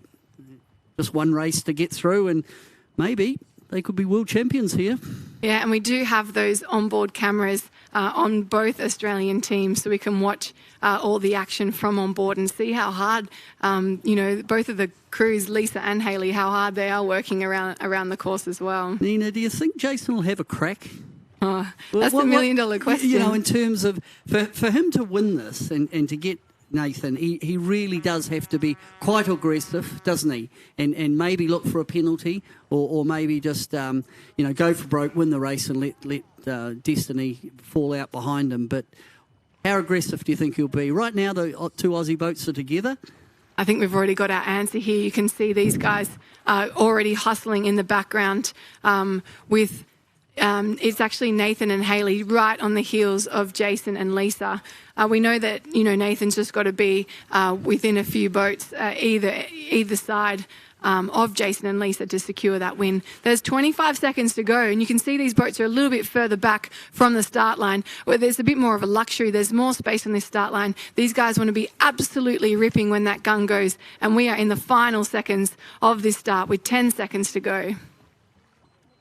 Coming into the start of the middle race for the Nacra 17. Who's it going to be? Who'll get the start off the line as we wind up for the start, last race of the championship? And it is New Zealand 96 with an absolute cracker of a start. Finland 440 also out nice and cleanly on the pin. That kind of a start can really set you up for a tidy medal race from those teams. Yeah, good start by Finland, and then to windward we've got Denmark and New Zealand to windward of them. So it's a very good start there off the line for the young New Zealanders. Micah Wilkinson, Erica Dawson. And it does look like the Australian team is slightly to windward of the Waterhouse Darman combination in Australia too. Those guys are sailing nice and close to one another. It looks like Nathan's taking a really low-risk tactic to this race. Well, that's all he needs to do, and as long as he stays and close enough, that's good enough. He certainly doesn't have to win, and for me, I think Nathan Outridge there did the right tactic. Doesn't need to push it because a disqualification could be very, very costly. We're on board there with Hayley and Nathan there, and you can see the Argentinian team just making attack out behind them. Not a strong start for those guys. I didn't quite get eyes on what unfolded for them, but Nathan and Hayley Outridge are stretching out and just really enjoying the 17 to 18 knots out on that course. Yeah, the wind has increased since the racing this morning. It's certainly now in the fresher end, in the mid-range. Plenty of power for this one, and it's the three medal races will be with plenty of breeze on. And the fight, here it is, although they're at the back of the field for the medal race, for Nathan Outridge, all he's got to do is to keep the action down the back. So Australia 2 is Waterhouse, Australia 46 is Outridge, and it's Outridge who is in the lead. And it's not overall. Quite enough for these guys, not quite enough space for Australia 2 to probably tack without being at risk of a bit of an infringement on Australia 46. So Nathan's positioned himself in quite a nice position, kind of blocking Waterhouse and Dominant, although there you go, they've just legged out enough and they may be taking a duck there just to free themselves up. Would be surprised if we saw Nathan tacking not long after, keeping the other Australian team in close watch. That was a pretty good tack, I thought, by Waterhouse. He tacked. He certainly didn't ever contemplate trying to get round the bow of Outridge. Was tack complete. He jumped straight back on the wire. And in terms of that manoeuvre, I would give a slight advantage there to Waterhouse in terms of tack complete and getting the dip in. But for Nathan Outridge, he just goes a few boat lengths further on, and he's well stacked up in a very safe position in terms of the overall. He's playing the overall game, not necessarily the medal looking for a medal race win. Great view here, and Kurt Bay and Kirkensen have put themselves in a great position. Also, it looks like it is Tara Pacheco and Trittle, Spanish team 28, also making a nice move on that right-hand side of the course. We're going to see maybe a close cross here, but I do give the edge right now to the Finnish team getting across that pack. Yeah, it does look like the Finland. No, they tacked to leeward, so they weren't confident enough to have a piece of that group of Spain, GBR, and Italy. And then now we've got the two Australians coming across, and a dip there by Outer Ridge behind Senholt and Lubeck. But they will trail not a heck of a long way behind that group, but they're playing their own game in terms of the overall.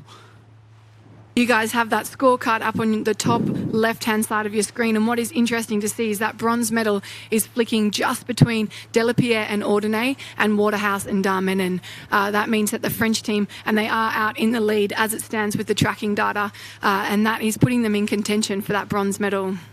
The boat that's going well, I think, is Gibson and Burnett, GBR. They didn't have the strongest start, but they look to have moved up into quite a good position overall, but also position-wise. They've just got that one boat to windward of them, the Pachero from Spain Tack, and then GBR go with them. And if I like the positioning of Gibson and Burnett in terms of that. Already they're in the top third of the first windward beat, not too far to go. Yeah, and they're doing some great work on their speed there. You can see that they're slowly closing in on the Spanish duo. They've definitely got some wheels out there. Yeah, I think they're fast. Gibson, remember in the last of the fleet race, John Gibson talked about they broke a tiller extension, but right now it looks like they might be just about bow to bow, maybe half a boat length behind the Finnish combination, who are further out. This Kirk Bay and Kerskinigan. So it is all boats, the leading pack all going on port, heading across towards the right-hand side. And a little bit of a lead change between the two Australians there. It does look like Waterhouse and Darmenin have got the edge over Outer Ridge and Outer Ridge. So it's going to be really important for the Outer Ridges to stay nice and close to their Australian team to make sure that they can confirm that gold medal that's so close. Yeah, I like this still. I'm seeing the fastest boat on the upwind is Gibson and Burnett. Kirk Bay up to windward. The Finnish is also going very nicely because remember both boats still got a tack to complete, but the boat that seems to be going fast out of that leading group is the GBR combination. Also seen the Danish team, Lynn Sentholt and CP Lubeck. Those guys have done nearly twice the distance. They really rocketed out to that left-hand side. They're coming in again low and fast. Definitely got some boat speed, but definitely carrying a little bit more distance. And they are just one ladder rung above the Finnish team that you've got on your screen. But it does look like the Finnish team have really nailed that ley line. It will be a really short tack for them on starboard before they get to that bottom mark. Nice little, it's pretty close here. You can see how close the Spanish team is to the Finnish guys. Nice and close and a little tack to windward. But as I mentioned before, that top mark is getting really close, not far off that ley line. Picking the accurate ley line is everything here for Kirk Bay, with Gibson now coming across on starboard. And it's about, it looks like they're all, have they overlaid? No, they're pretty well on ley line, but Basaro and Frascari tack to leeward of Gibson and Barnett, and it will be Finland. They'll get tack complete in there, and they're well outside the zone. So it's a good upwind beat by the Finnish combination. A lot of pressure on these guys to really pull off a tidy tack, get that boat up to speed and keep their options open. But they have cleared a little bit to windward. That does keep them nice and safe for this rounding. They're fast. That was a really good tack, nice and clean. Good tack and slightly fat on ley line, so they could come in there maybe with a little bit of push from the foils. So it is Kurt Bay and Keskinen around that first top mark, brought to you by Ford Whip. Go faster on the water, and it will be Gibson and Burnett, GBR 21 in second as they round that top mark. It's wet out there. Yeah, it's good breeze on right now. Top mark, 16.5 knots. There's the, up goes the Jenica. Bit of foil push there for the second place as they come in, and of course that was the GBR combination, John Gibson and Anna Burnett. They now head over to the offset mark and then down to the bottom mark. In third place, it is Bizarro and Frascari. Whoa, but what a charge by the French here. Absolutely flying. I think they did that full set up on the foils.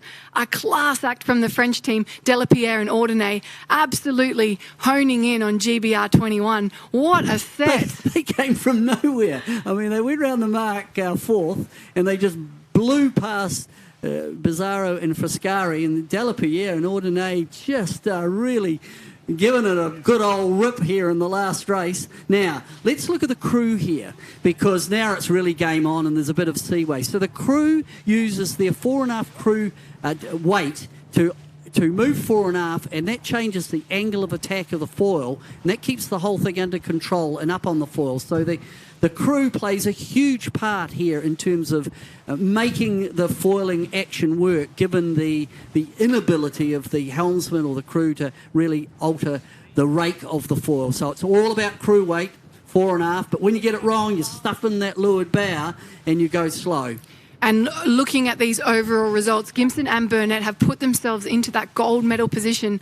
Those guys are in second place in this race as it stands, but that does give them the edge in the overall results for the gold medal. Outeridge and Outeridge having a bit of a struggle. They're currently in 10th place. That will give them the silver medal, with Waterhouse and Diamond in bronze. We just lost track a little bit there, because Outeridge and the two Outeridges were right next to Waterhouse, but at the top, and I'm not sure what went on, they've dropped out and they currently are in 10th position and are in danger of actually losing track of the world title. Yeah, it will take them to overtake, I think it's 1 to 2 boats on the mast to get themselves back into that gold medal position. But the further that Gimson and Burnett leg out at the front of the pack is just speaks danger for the Australians. Yep, and now for Gimson and Burnett, if they'll look behind and think, well, if we can peg one more back, if they can get up and have a piece of Kirk Bay, that'll put more pressure on the Australians for overall title. Wow, it's never over, is it? It's Gimson and Burnett flying down into that bottom mark. They're really just taking metres out of the Finnish team, Kurt Bay and Kexon. These guys have put themselves into the lead. What a race from these guys. What a turnaround. Yeah, I think what happened, the Finnish went too far. They overlaid the bottom mark in terms of downwind. They went too far, and that's opened up the opportunity for Gimson and Burnett to lead at Mark 2. You can see them struggling with a flapping kite on that last part of the downwind. GBR turning, taking that left-hand mark. Oh, a really tight one from Finland. I think they will be able to save that one. Good recovery from those guys. And it is the French team, Delapierre and Ordonez, taking that right-hand gate mark. They're in real shooting distance of that bronze medal as well.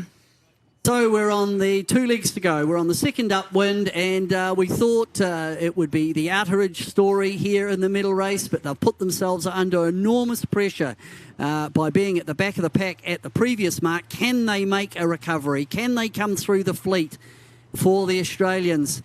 But out in the front, it's overall new leader at the moment, showing to be in the gold medal position.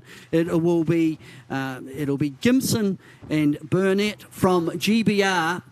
And they showed real wheels on upwind, and downwind it was impressive. They picked up that ley line beautifully into the bottom mark gate to take the lead. And that's exactly what you were mentioning with the smaller race course, how critical those ley lines and turning points are. Yeah, ley lines and mark approaches. You think, and the middle part of the race, there's not much of it. You go around the bottom top mark, you get set, and whoop, all of a sudden you're thinking about bottom mark approach. And I think that's what this team nailed on that downwind leg.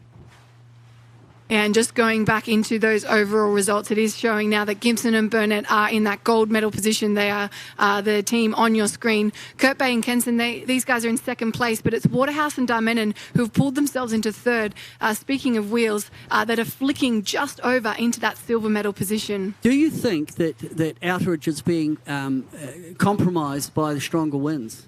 Because we're right now getting right up at 17, 18 knots. And we're seeing the likes of Gimson and Waterhouse. It's almost Auckland-esque how they all of a sudden, once they're powered up, they look really pacey. And the lighter crews, like the Outeridges and I think the Kiwis, they're suffering. Michael Wilkinson and Erica Dawson are on the lighter side, and they just don't seem to be able to move through the field. Got a few teams out in the corner, one of them being Bizarro and Frenscari. Those guys are right out on the on the right-hand side of the course. And we've also got Kurt Bay and Keskinen. Those guys are fully out on the left-hand side. A few teams really hanging it out there, and it does put the lead, a little bit of pressure on these leaders, but because they've got the speed, they're just not even looking back. Yeah, and they're quick, and they've minimised their tacks. It'll be what they've done, one tack. They'll probably go over, pick up Leyline, top mark in terms of the medal race. But again, slight condition change, and we're seeing, the real form names come back into contention. And John Barnett and Anna Burnett, John Gimson and Anna Burnett really in this one. They sailed through the fleet. They were a bit deep off the line. They certainly weren't winning, but they showed blistering speed on the upwind and on the downwind. They sailed round the finish combination, and now they've sailed away really from the remainder of the fleet. This is an impressive performance by the GBR combination. We might just check in with Olivia, who is out there on the course, to get a little bit of insight with what's happening with the pressure, and if she's seen any action, or perhaps what happened with the outerage team on that last upwind. Hey Nina, yeah, it's quite windy out here. There's a little short chop as well, so not something we've seen on this course for the past few days. The wind is up and we are seeing some upwind foiling, which is pretty cool to see, to be out here, to be honest. The fleet keep changing around out here, changing their decisions on what side of the course is favoured. I think the pressure is probably more dominant, with a little bit of angle coming in on the right-hand side of the course. On that mark, I guess, on that first upwind, we obviously saw the two Australian boats playing around with each other a little bit, obviously a lot on the line for them. And then I guess a little bit of an exploitation by Jason Waterhouse, just extending a little bit on port tack out to the right-hand side and getting inside a shift, whereas Outeridge had to sail a little bit longer on that port tack. So that's where they stumbled a little bit, just in one little short decision. Thanks for that update, Olivia. We also want to say that quickly that McGlide is sponsoring this second beat, so check out those guys as an alternative to anti-fouling your boat as these guys come up into this final top mark. Kurt Bay and Keskinen, they had a little bit of a charge on that upwind, but it is definitely Gimson and Burnett in complete charge of this race, making that last tack up to the ley line. But here's that cross. I told you they were covering in a little bit. It's going to be nice and close here, and GBR still have a tack to go. Yeah, that was interesting. I'm not sure how close. Yes, so they've actually had to do 2 extra tacks, and that has meant Kirk Bay has come right back at them. And I was just a little bit surprised that the GBR team, they must be so confident in their pace and their speed that they completed those 2 extra tacks as opposed to going out ley line and coming in. But on the first downwind, they just showed real good pace as they have now got their Jenica up. They're on their way down to the finish. They're trailing them is Kirk Bay. Then we have Delapierre and Ordinate. Then it is Bizarro and Frenscari. Nice and close at this top mark. These guys are super close, and it will be Tara Pacello and then Lynn Sentholt and CP Lubeck also coming around that top mark.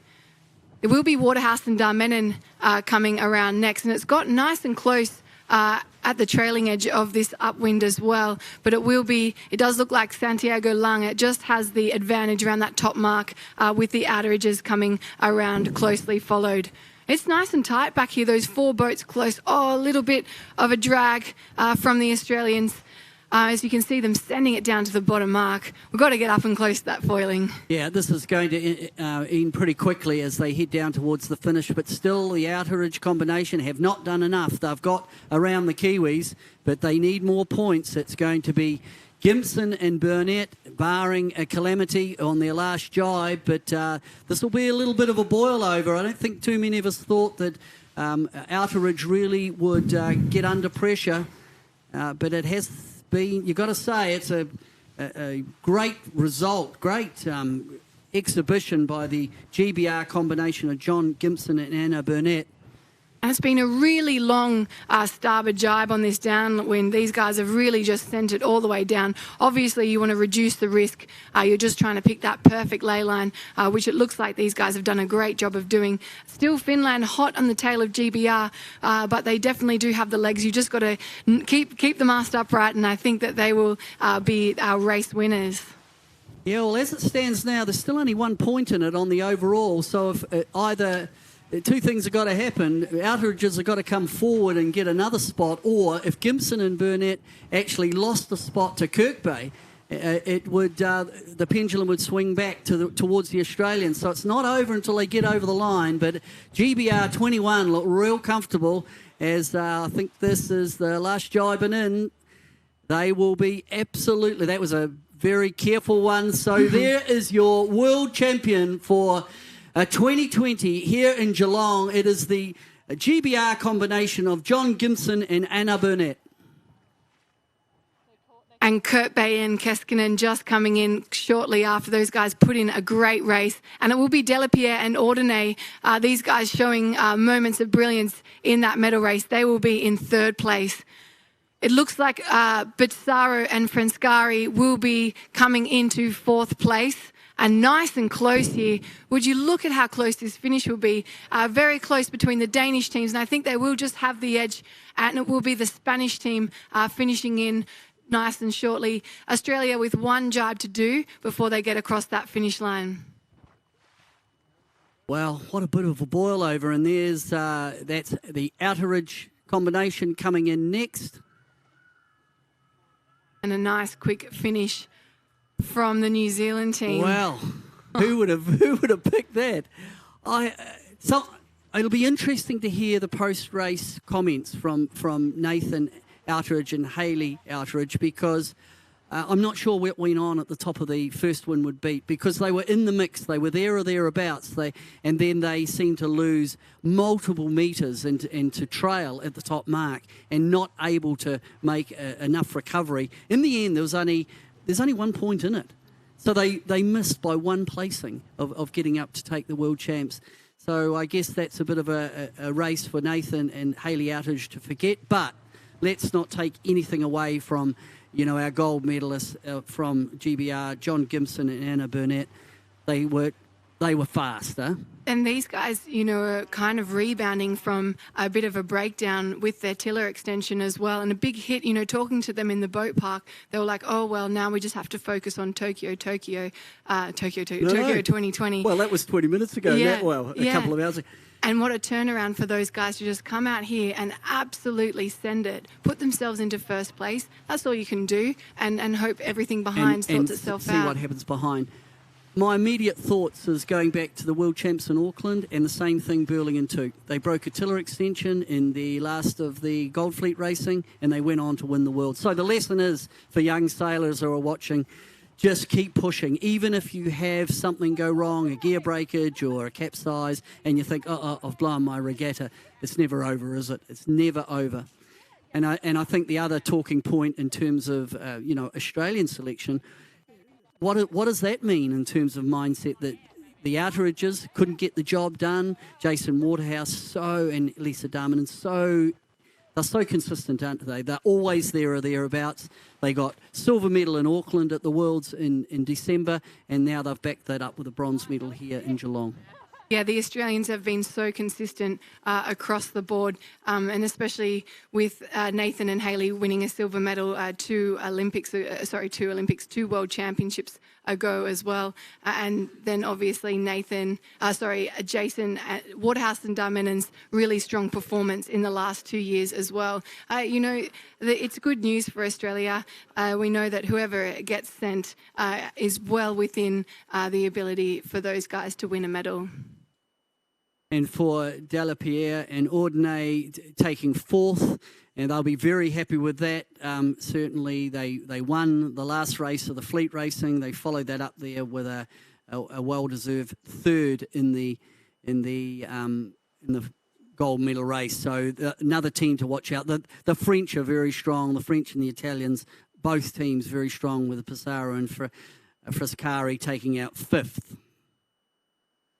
Well, thank you very much for joining us for that Nacra race. We're hoping that we will shortly be able to get some on-water interviews, but I'm sure that Gimson and Burnett will be in very high demand after that win. Those guys must be so pleased with their performance out there today. And didn't they stand up? That's been the theory of the day, the difference in conditions, and they definitely stood up to that and showed their dominance in these conditions.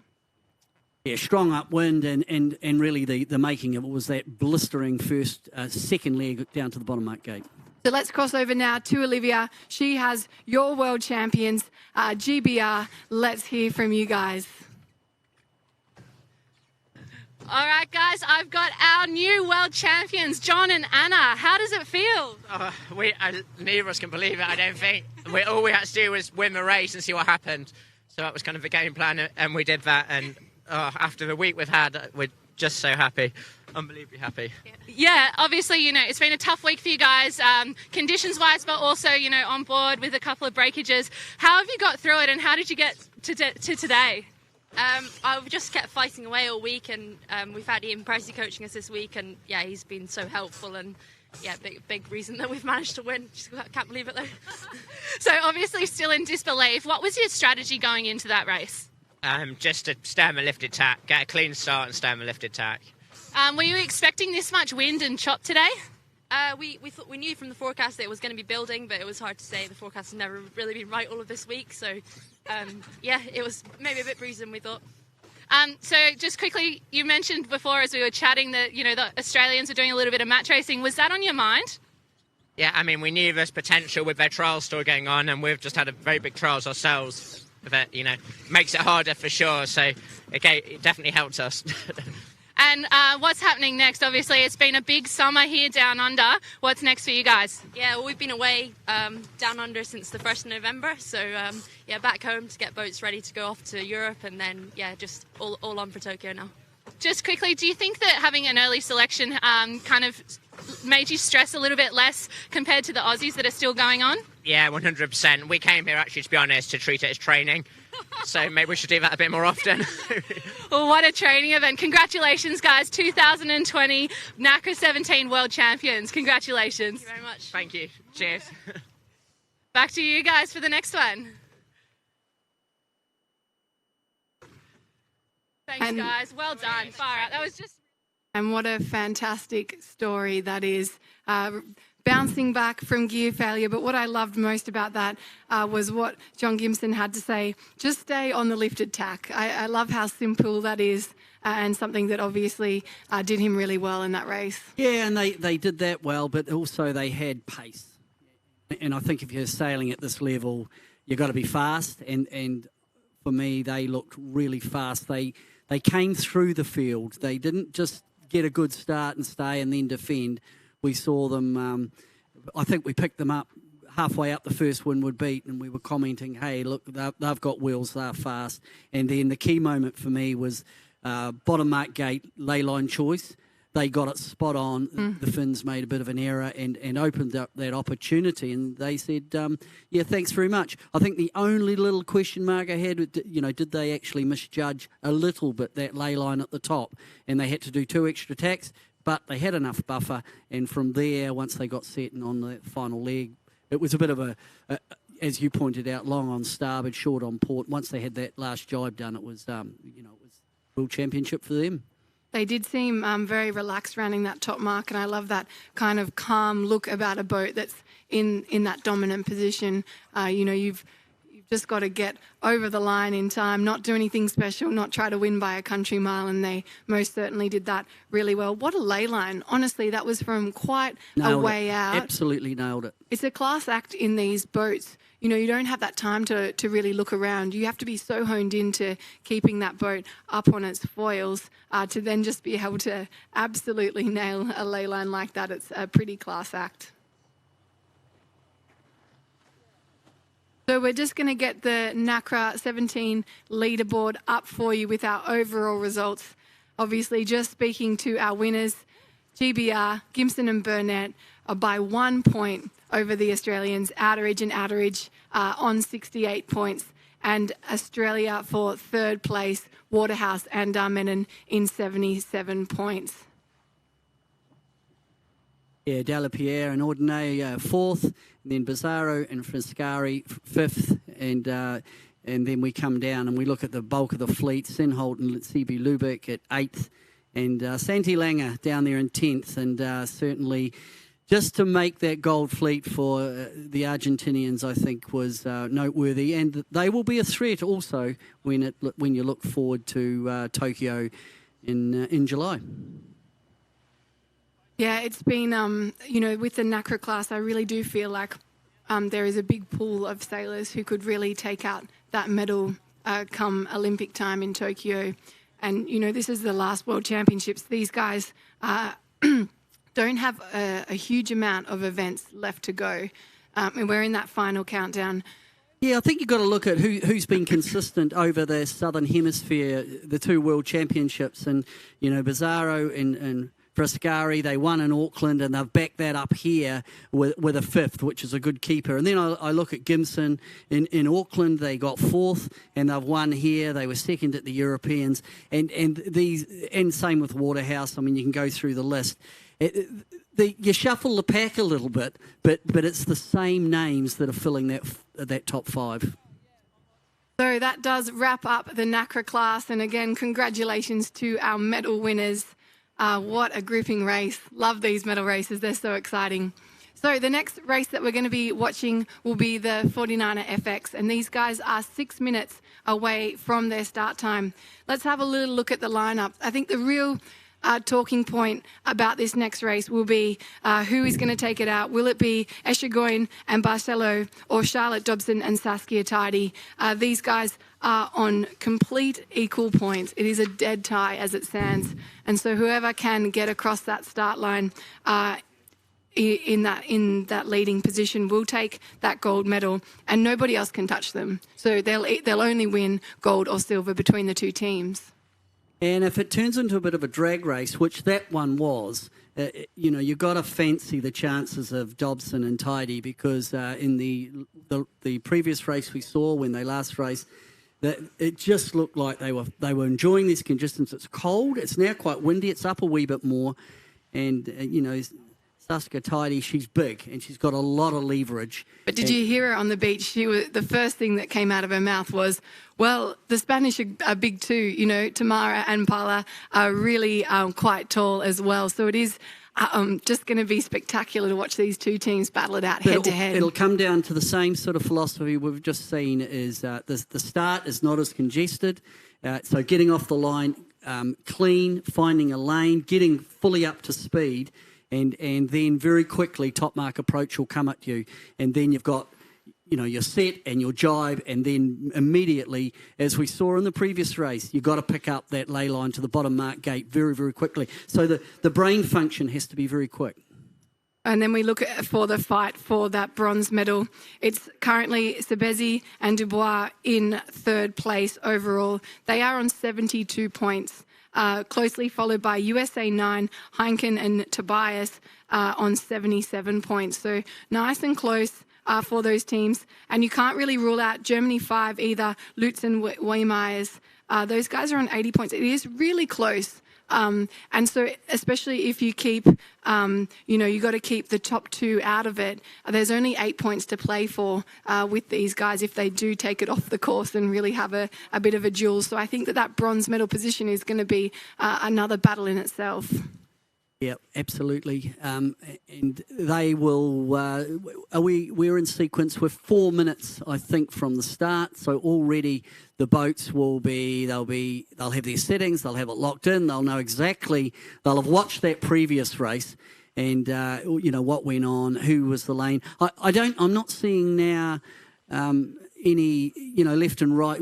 Through the regatta, we've been saying right hand side. I'm not seeing that no more. I think it's a more even racetrack, but it's more about who's off the line, who finds the lane, and then picks up, those fundamentals of ley lines, etc. A few more smaller battles going on within this fleet is obviously the US selection. Heineken and Tobias are in the lead, and if they do beat their other teammates, Roble and She. They will be the American team selected. Roble and She have to get 4 positions between themselves and the other Americans to take that spot. So a lot of work to do, but that's also out there on the playing field. And also Tess Lloyd fighting to get in that top 6 as well to secure her a position to represent Australia at the Olympics. She's currently in 7th, but only by 1 point. Nice and close. So there's the obvious, there's what's going on for the World Championship and the podium positions. Then we've got all these secondary, the byplay going on for Olympic selection with the US and the Australians. I hope it plays out well for them. And, it's worth noting that there is 5 points between 5th and 10th in this fleet. 5. It's absolutely nothing. So it's game on, basically. Absolutely game on. And we'll enjoy this, and you'll get a pretty quick feeling, I think, by the top mark. You look, and a lot of the positions are determined very quickly on in the medal race. And then it comes down to good manoeuvres, good boat handling, good choices, picking up ley lines and the boat handling. So it's all on as we come into 2 minutes. And a quick wind check up the beat is 18 knots now. It has really settled, built in. These guys are going to have their hands full. These boats, we know, are notoriously hard to bear away at the top mark, and also those jibe manoeuvres. The water's relatively flat, but we can see the sea state starting to build just slightly, and that will add a layer of difficulty to this race. Yeah, certainly in the last medal race I watched in Auckland, when it got windy, the opportunities for people to be clean with boat handling and seamanship, it changed from being purely tactical to actually being able to mechanically get the boat round the track. So I don't think we're quite there yet in terms of 18, but once you get 19, 20 knots, the emphasis, the priority probably starts to change a little bit from a pure tactics to actually, hey, get this thing round the track. Just as you said that, it clocked over to 19 knots up at the top so mark. We're there. We're there. We're right there. We can also see the Spanish team and the GBR team really close to one another. They are both up at the boat end. We've got the Netherlands team, number 1, defending that pin, but also a late charge by the Danish team, Schutt and Nilsby, just having a little bit of a sniff of that pin end with 40 seconds to go. Heaps of space for these girls. Yeah, and a team to watch out for after what we saw at the last Worlds will be Anna-Marie Beckering and Anita Duitz. They were real strong in Auckland and a lot of wind, so just watch out for them. They're currently in 8th position. They certainly can't get on the podium, but they could move up a couple of places with a strong performance. Final 15 seconds now. These guys are lining up and quite closely bunched together considering how big this start line. So coming down to the start, it's close. The Danish boat right down on the pins, very close. And we're underway, and there's boats well bow forward with it's USA 50 look to have got a very strong start, and that is Roble and Scheer. Then down to Leeuward, we've got 49 from Denmark there, nicely Belford, that's Schutt and Nielsby. Tough start for the Netherlands team. The girls have just had to sail quite a low way to get their bow forward. Good start in the middle of the line there by GBR 7, Charlotte Dobson and Saskia Tidy. Really applying the pressure to the Spanish team that are a fair 2 boat lengths back and 2 boat lengths to windward as well. Yeah, they were real bow forward, GBR 7. I like their style. Where's the Spanish team? We're looking, they're sort of covered up a little bit back.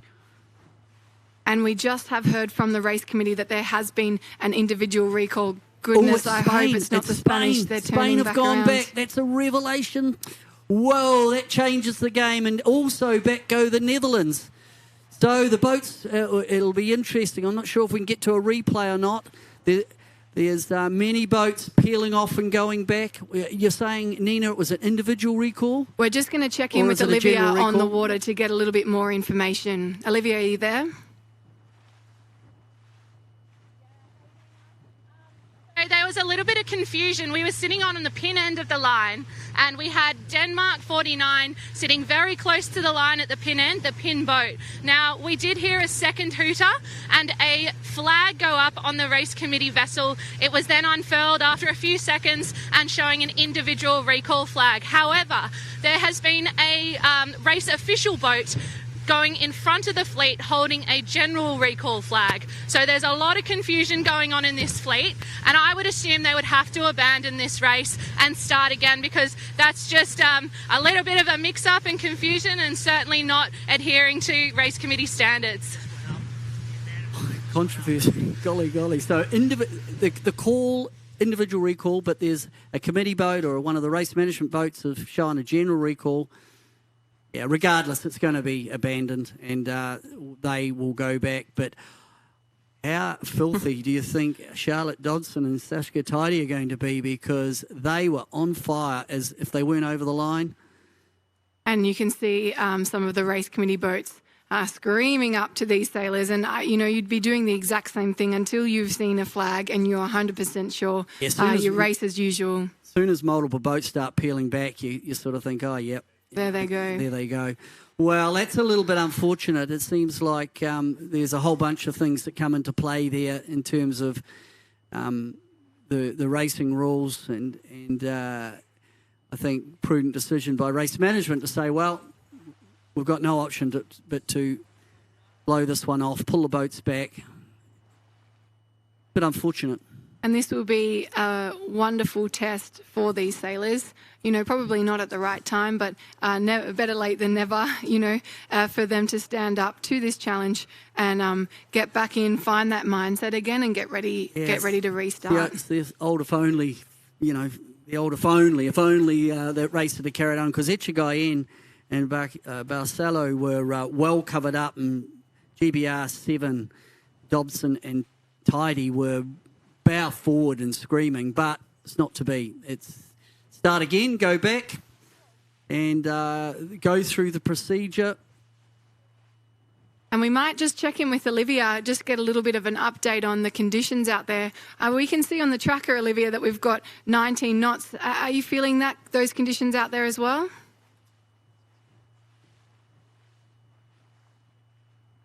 Can you just repeat that for me?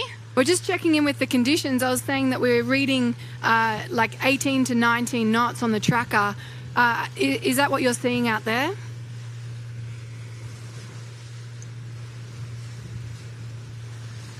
Yeah, it's definitely picked up out here on the race course, and I think it's more consistent across the entire course as well. We were talking about being streaky this morning with the patches of wind. However, we're not seeing that this afternoon. We've seen this increase that was forecasted, as well as an increase in chop as well. So it's a little bit bumpier out here for this FX medal race than it was for even the Nacra 17 medal race. So, the crews will have to build that into their choices for their settings as well as their race strategy.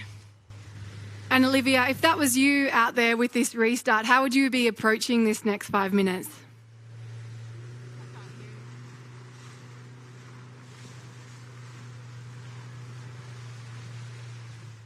We'll stay in the communication. We'll stay in here, but I think that this is going to be a real test of these athletes out here, especially the GBR duo Dobson and Tidy, to turn around, because they were in such a commanding position off the start line. Interesting to hear that the conditions have changed again from this morning, and so we're going to see maybe another layer of these sailors and how they handle these conditions. Yeah, and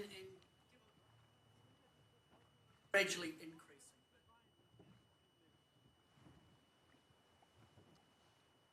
Yeah, the conditions are changing, but there's no secret in that. I mean, it was forecast to be building even up into the early 20s. Looking at what's just gone on, I think the role of the support or the coach on the water is vital to reset, to put the sailors back in the right frame of mind, and for the GBR team of Charlotte Dodson and Sashka Tidy, I think the role there of their coach Stevie Morrison will be vital. Now he's an Olympian, he knows the game, and I think to get alongside, just say, right, reset, just take a breath, have a drink of water. Yeah, you might be a bit disappointed because you were strong, but at this level you would expect people just to say, yep, let it go, and catch your breath and go back into what's happening with the weather, what's happening at the top mark, what is the weather trending, and get back into race preparation mode and pre-start plan. Make a great coach, Peter. That's exactly what the sailors should be keeping in their minds. So they have. Well, if you go into it with a confused mind, there's only one thing that's going to happen. We're going to quickly throw to Chris in the boat park. I believe he has one of our Nacra medalists with him. Chris, can you hear me? 5-4. Awesome. We're live in the boat park with the bronze medalist after the medal race in the Nacra class, the bronze medalist in the World Championships. Lisa, we talked to you right before the race. Here we are. That was a tough race. We saw the little gold medal, bronze medal, silver medal jumping around all the time. How'd that work out for you? It was pretty intense out there for anyone that was watching, the little tussle at the pre-start. But yeah, we got back into the game and we're pretty happy to get 2 medals in a row at 2 World Championships, so we'll take a 3rd. That's fantastic. It looked like in the beginning of that race, even halfway through, you had all the options on the table. Was there a chance to win the gold? Johnny Boy was a little far ahead for us to sneak that gold, but we just kind of had to consolidate, make sure the French didn't sneak in there. There was a lot going on out there, so just want to get a medal. Awesome. Thank you so much, Lisa. Congratulations on it. All right, let's walk over here. We have the world champions coming in. I think we're missing someone. No, there they are. Okay, we're going to stop and go back to the studio right now. And we are back. We have 1 minute and 30 seconds to our medal race of the 49er FX. And this is a restart. If you were with us just before, these guys have had a start. There was a bit of a mix-up, but we did have, in the end, a general recall or an abandonment. And these guys are stacking up for their second attempt of this race. Yeah, and we're seeing similar picture on this downwind down towards the pin end with Denmark 49, Netherlands 1. If you remember in the first start, they were also down towards the pin end. The majority of the fleet are mid-line and quite advanced on the line with just a minute to go. And a little bit more separation between a few of the battles going on in the fleet. It looks like everyone's minding their own business so far and just focusing on that clean start. And sometimes the conditions can play into that. Now that it is quite a bit windier, these guys are probably just focusing on putting together a really good race. Well, I think it's interesting to look. We're a Spain, we're a GBR in terms of each other. Who is going to push hard, because they're the two that are really fighting hard for gold and silver. And it does look like Spain is just off the hip of the 2-pin boats, but under attack from one of the Australian teams who are sailing through right down into the pin end. Interesting there that Spain tacked back onto port just to reduce the gauge between themselves and the GBR combination. And we do know that Echegoyen, as you very well, Nina, she's pretty good at the old match race. But no, she bailed out of there. Now coming down towards the pin end. Can she lay through? No, that's going to be tough for Spain. That's an error by Spain. They really got caught out there by that late tack on towards the Brits, and then they couldn't lay the pin end. So who's it going to be? The regatta leaders are at the back of the pack, both heading off on port. Yeah, what an upset. You can see the British team just keeping an eye on the Spanish team, putting that tack in. Not a spectacular start by those guys, but all they have to do is be ahead of one another. Denmark 49 flying out of the pin end. USA number 9 just above them, and the 2 USA teams keeping an eye on one another. And it is the German teams that are just to windward of that, and the rest of the fleet is now on port tack. Yeah, interesting. And then I look up the course, I'm looking at the water, I see more pressure coming through. So I think there's pressure still coming on. It's in a lighter phase at the moment. We're down to 16 knots, but it's been all the way up to nearly 20 knots. Lloyd and Ryan just putting it out to the right-hand side. They've really got the bow down, trying to get a little bit of speed up. They are the furthest right-hand boat. You can see them on the corner of your screen there. Echegoyen and Barcello and Dobson and Tardy are also sending it out to that side. Oh, God, there's a tussle there. These guys are close. They look headed. You can see the tracking lines. In fact, there's the Australian boat has just tacked, so that's Tess Lloyd and Jamie Ryan. As they come back, they trail behind Echegayen, Dobson, Sabisi. Get the feeling maybe this left-hand group look quite strong as they have not tacked. The group that have gone to the right, the first boat is tacked out of there but done effectively 2 extra tacks by the time they come back. The tracker is slightly giving the advantage to Dobson and Tidy as it stands. They've just got their nose out in front, and it is the French team that have just held in on that bronze as it stands. But it's big separation. In context of a medal race, these guys have just hammered all the way, and they'll go all the way to Port Anne Leyline, and it's US 9 in terms of this group. That's Paris Henkin and Anna Tobias. And we know from earlier today they look fast in this condition. They look fast again to me. And there they go. All these boats have tacked over and they are, again, really close to that ley line, especially if they get a little bit of a lift over on this corner. Yeah, how's it going to look? There's effectively, it's 5 and 5. You've got 5 boats in one corner in this left corner, and way over the other side also hitting ley line. You've got the remainder of the fleet. The group that the tracker is showing at the moment that are in the lead is actually this group here, so it should be, and it's showing that as Henkin and Tobias, Schutt and Nielsby, Rubel and Scheer, who are also in this left-hand group.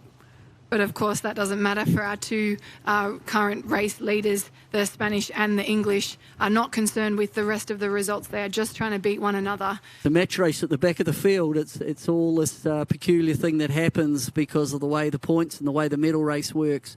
But we'll stay with the American combination. That's Henkin and Tobias as they head back on port.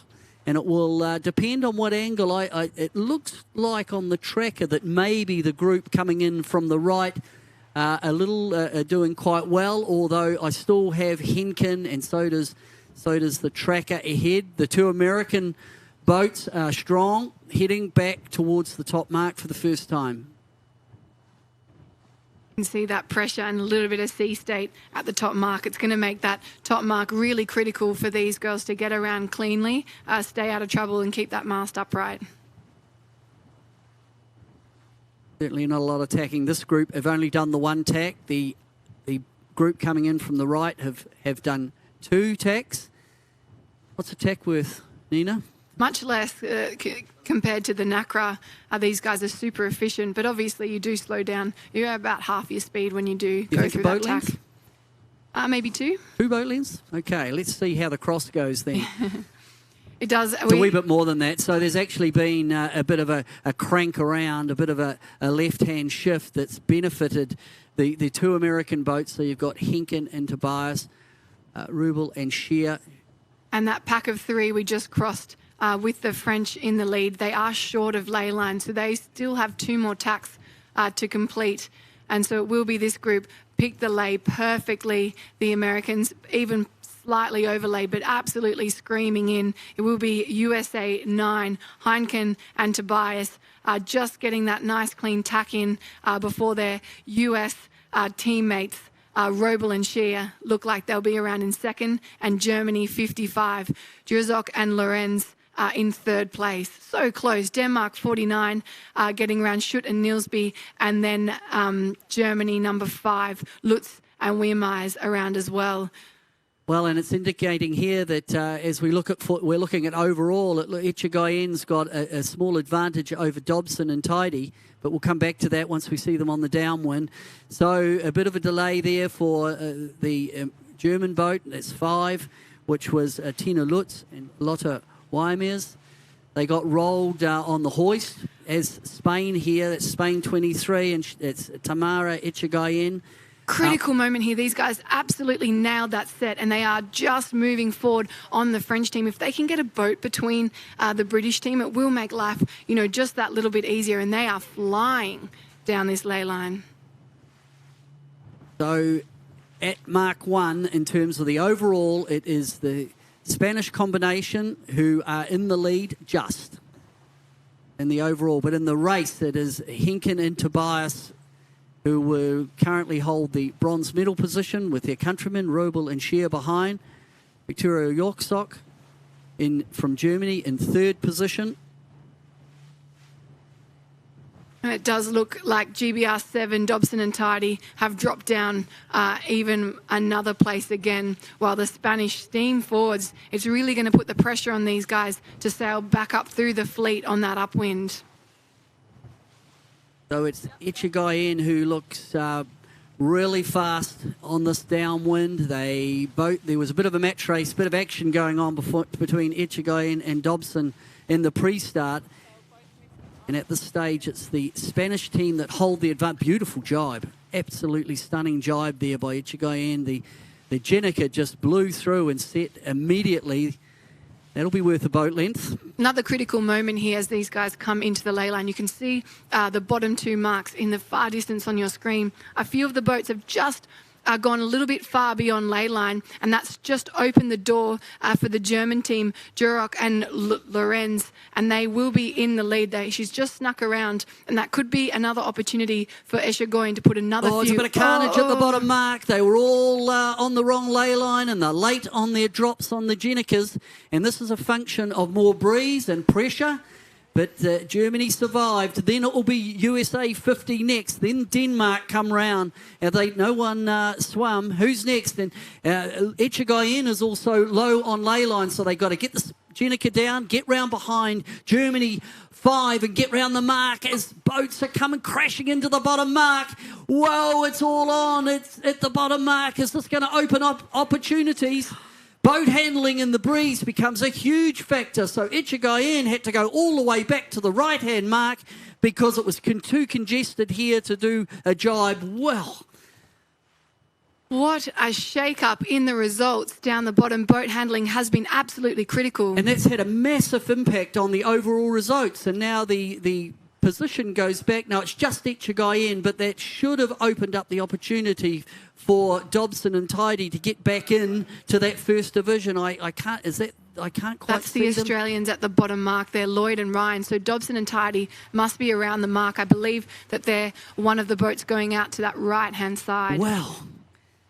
But again, it comes down to what we saw, and this was even better illustrated, of picking up so quickly that bottom mark ley line, overlay, and then you're very pressed going into the gate. Let's cross over to Olivia so she can unpack some of that action at the bottom mark. Olivia, are you there?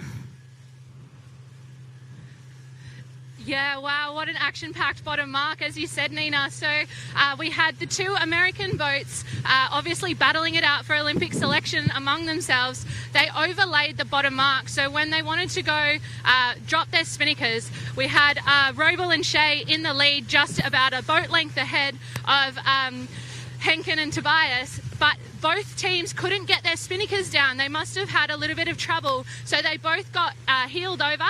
And then Henkin and Tobias went to windward of Robel and Shea, and there was contact. So the spinnaker of Henkin and Tobias hit Robel basically on the head. She flagged, and then there was a penalty induced as well. Obviously, we saw the Australians have to come back and do some manoeuvring to get round the mark. It really was crazy. And that will definitely it's a big move in the American team. We know that Robel and Shea have to be 4 positions ahead of Henkin and Tobias to secure their nation a spot. And that has just opened the door for those girls. Well, to me, the fleet made an error there. They came around the top mark, and there's a lot of wind on. What are we now? It's still only 17, 18 knots. But it came down that basically they went too far on starboard. So when they jibed, and there's plenty pressure on, so they're sailing quite deep, they all got low on ley line. They couldn't get Genicas off. And really, then it just turns into I'll throw the dice and hope like hell I can get around the mark and get my Genica down. And it was a restacking of the deck chairs, as we see now, heading up leg 3. I was really impressed with Eshagoyen and Barcelo's manoeuvre. They obviously found themselves outside the ley line. They were patient. They let the upwind boats go past. They picked their moment to thread the needle. They nailed that bear away. And rather than panicking and trying to get around their initial mark, they kept clear of everyone, stayed out of trouble, sailed a little bit wider than they needed to, and just stayed out of trouble. And that has really... there's still one position in it here, but it was really on point handling from those girls to stay out of trouble. It was. And then if we go back and look at Echegayen, who looked really fast on the downwind, but probably sailed too far, they fell back into the pack, and now they are fighting tooth and nail for overall with Dobson and Tidy. So this is going to go right down to the wire for the gold and silver medal between Spain and GBR. And Roble and Shea have sailed themselves into first place right now. That gives them the bronze medal, but right now with the results, close sailing. So here we go. This is for the gold and silver. You've got the two main players, and they are within 2 boat lengths of each other. It's turning into a match race. Who's it going to be? This could come down to one mistake. Right now, the advantage just is with Echegayen, but Dobson has been given a sniff, and look at them smoking through to leeward. GBR 7 has got a roll on. They've got the bit between their teeth. This one is going to come right down to the wire, and it will come down to top mark approach, top mark rounding, set, and then picking up the ley line.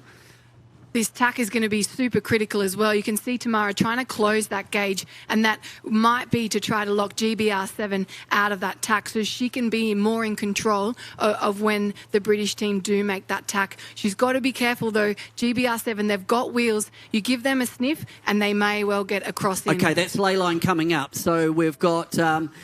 Germany, they're attacking on Leylon. That's 5. It's going to be just Echegayen. Okay, tack. Simo tack. Who's it going to be? They sheet on. So that is complete. Right now, Spain will be putting a bit of gas onto GBR. But it's the top mark to go around the top mark clean. Get the hoist. You can see GBR just being affected now by the flow coming off the trailing edge of the Spanish boat. Round they come. Echegayen. Who's it going to be? Down they come. They get the bow down. Really close rounding there, but GBR7 just getting in around. They've really got to nail this set to put pressure on the Spanish. They are quick downwind. And a little luff from USA and the Germans. And we're really struggling. And are we seeing... That's it. That is it. Pressure has paid, and it is paid very dearly for Dobson and Tidy. They came round the top mark. They were a bit compromised because they were in the gas. They didn't get full control of their hoist, and I'm afraid over they go, and that will be the World Championship for them. And for Echegayen, you've got to say they applied the pressure. Wow, it's a pressure game. Well. And going back to US selection as well, as it stands right now, Roble and Shea taking the lead. They have secured themselves a bronze medal. They are racing for their Olympic dream and for a bronze medal at the World Championships, streaking ahead. Schutt and Nilsby have done a great job too, the Danish team. They're currently in second place. Well, it's not for the light-hearted, is it? I mean, but I would put that down to pressure. I think from when Echegayen came back and tacked on port, they went across, they held right out to the ley line when the boats tacked, they positioned themselves so that Dobson was in gas. So when they went round the top mark, they were slow, they got rolled. The hoist was, the apparent wind would have been a long way aft, and it's very hard to control a skiff in a compromised, and over they went. Well, here we are following these heroes down to the bottom mark. Echegayen and Barcello, these guys have just been so solid this race, and I think it's their handling that's really helped them all but secure right now their World Championships as they make their way down to the finish line. We have got our first place over the line. Roble and Shea, they will win the medal race. Jurzok and Lorenz, Germany 55 in second place. And it will be Schutt and Nilsby in third place. Beckering and Dutz, Netherlands 1 in fourth place. And Echegayen, Barcello, here they go, finishing your world champions, Echegayen and Barcello. Congratulations to the Spanish girls. Yeah, great result. After the disappointment of Auckland, where injury plagued them. They were 54th, not a true result for them for sure with injury. But to come back and win here in Geelong and win, I think, with class, win putting pressure on the boat that they needed to beat was a very classy performance by Tamara Echegayen and Berta Betentos. And for the GBR combination, they'll learn from that. Charlotte Dobson and Sashka Tidy. I thought they were in there. They had a shot, but they really got corralled at that top mark rounding and forced into an error. And yeah, just the manoeuvres by Tamara Echegayen and Paolo Barcelo, those girls, they're big and they're strong and they're powerful and Great they boat. really do leg out. Their boat handling was absolutely spectacular, and I do believe that is what gave them the edge on this medal race today. Yeah, and for third, for the American combination, if that is their Olympic berth, that's great for Stephanie Roble and Maggie Shear. Congratulations on a bronze medal, but also congratulations is in terms of, by the sound of it, their Olympic selection. That's impressive to walk away with third position. Wow, what a race that was. It was great. Oh my goodness, but action. it had a lot about it, what I saw in Auckland in December, where when the breeze gets up to close to 18, 20 knots, it seems to be like there's a fuse lit, and the manoeuvres, especially bottom mark gate. There was that famous picture from the Worlds in Auckland of Martine Grail wearing it and capsizing in a great swan dive at the bottom mark that was captured on TV. I thought that was brilliant. Not dissimilar here. There was plenty of action. Great for the highlight reel. And here we go, your silver medalists crossing the line now, Dobson and Tidy. Whilst they will be very disappointed, these girls right now, second place silver medal and an untouchable silver medal. Both teams have put together an absolute stellar performance this week, and their results should be something that they're very, very proud of. Yeah. They're dropping a 15th, you know. Yeah, and it's a step up. They got 7th in Auckland. They were 7th at the Europeans, and so when I look at their scorecard, that's actually a step up for that crew, and that bodes well for them. They'll be disappointed now, but when you look at what's going to happen later in the year, I think Stevie Morrison now will debrief, I'm sure, but that's a step up from what I saw in Auckland. Yeah, you know, the sting, it only lasts a little while, you know, a little bit of disappointment, but it's such an impressive performance by the two teams, and I keep falling back on that. You know, every result that they've got on the scoreboard is 4th or better with a 15th drop, and that is something that all the other teams will be thinking about twice going into the Tokyo 2020 Olympic Games. Yeah, without a doubt, they'll be one of the teams to watch, and initially I'm sure there'll be disappointment, but put that down to the pressure that was applied by our world champion here, Tamara Echegayen. And for them, it's a wonderful story in itself that they had huge disappointment at the World Champs just 3 months ago. To come back and win is fantastic. So let's unpack a little bit what happened between the two Americans, because during the race, it was Heineken and Tobias that had a real stamp. They were right up there and in contention and could have easily put it away. It just again came down to that lay line. Bottom mark. Yeah. This regatta was actually won. Two things to me. The bottom mark gate was massive in terms of the overall, and then the finite bit for gold and silver was that top mark for sure. But the excitement for us and for everyone watching was that bottom mark gate. And the lesson is in these short medal races that you really got to have your aerials up, and especially high performance, because they're going so quick. Because everything is coming at you a lot quicker than what it was for the rest of the regatta. And of course there was breeze on. Yeah, and that really does always turn it back into a bit of handling. So we're going to catch up with Olivia out on the water. Hi, Olivia, can you hear me? Yeah. Yeah, I can hear you, Nina. This is so exciting. Congratulations to Mara and Paula, new world champions. Thank you so much. We are so happy. So that race was obviously going in really tight. You couldn't be tighter on points. What was your thoughts? Well, it's like, you know, this kind of course area that is like shifting all the time, and it's really complicated just to think about what is the best plan. But I told Paula that it's like just 2 boats in the race, so it's like close to Charlotte and try just to be closer to her and just doing like this. So it's like everything can happen, so just to be calm and try just to keep going, always close, because if you are doing some kind of split, maybe you can just lose the control. Paula, does it change your mentality for you? Did you just keep watching them the whole time? No. We were just fighting every moment, and from the start to the end, we were so close, and it was so stressful, but we could manage the situation, and finally we get the gold. You're obviously very, very happy. How did you turn around and look when Saskia and Charlotte capsized? Not in the moment, but it's true that in the last downwind I just to take all the time on my back and say, okay, what is Saskia and Charlotte? And one of them is like, wow, it's capsized. So I just told Paula, okay, keep calm, safety maneuver, that just have to finish this leg. So yeah. So wow. Tamara, you've won a 49er FX World Championship before in 2016, but what does this one mean to you? Well, I think that it's a little bit, well, you know that I started this Olympic campaign a little bit late because I did the Volvo in the Mafre. So it's like a really good challenge for us, because it's like short time to try to get all the high level that this fleet has. So for me, it was really important because the last wars we couldn't do, and we have to abandon, and now it's like feel like we need to do something good. And finally I think that I did all the days, that's just focusing every day and try to do our best, and it's just this. And Paula, just with that false start, we'll call it, do you have to try and think back and reset?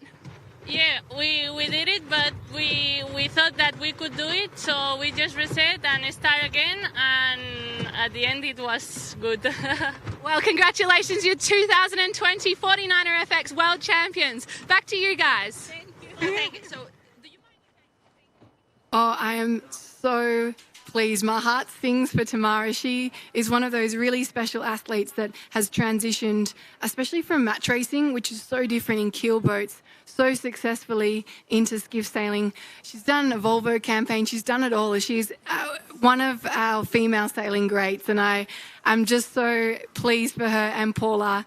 And I love that it was so well fought. You know, it was one of those races that the whole way around the course, these guys were fighting tooth and nail for every position. It couldn't be any better. No, it's great, and their boat handling was impeccable. It's all very well going out and training and doing all your boat handling's good when there's no heat on.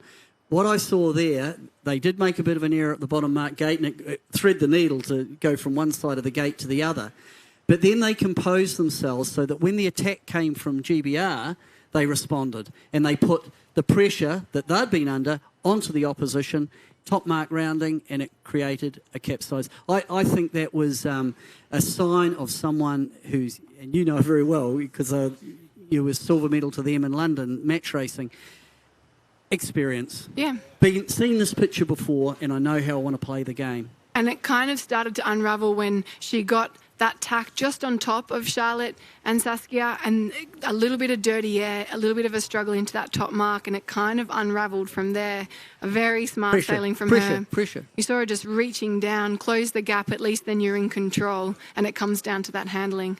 Awesome. Let's get these Nacra results up. The 49er FX results up. Let's have a look at what has just happened and how the results finished for these guys in their World Championship. Yeah, FX results, yeah.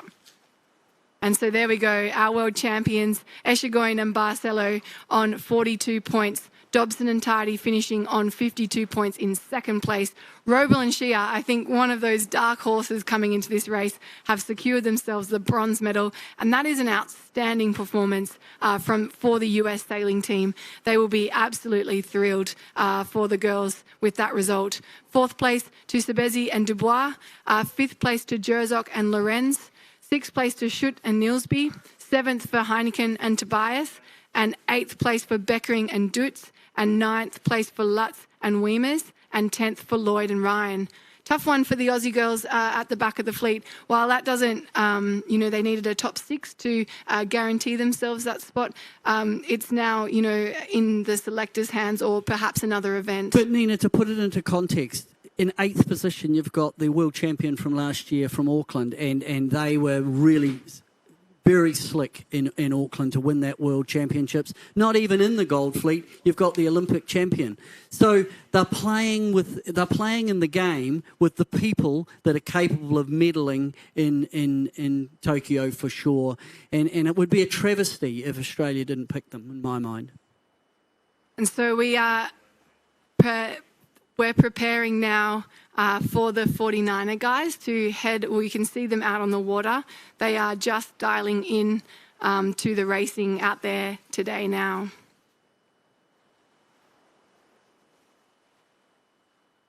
So here we go. The results leading into the 49er medal race for the 2020 World Championships.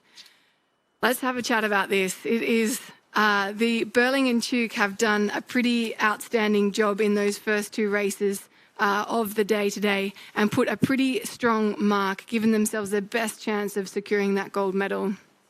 Yeah, well, they're the standard. They're the gold standard. And, I mean, what haven't they won is really where you start with Burling and Tuke. And they won the Worlds in Auckland very closely, and they're winning this one. For me, I wonder if the teams or the real high standard in the 49er class, at some point someone has to attack Burling and Tuke and take the risk and take the game to them, because if you play their game, and they're always ultra consistent, other than a stub toe they had and had a one bad race through the round robin and then the gold fleet.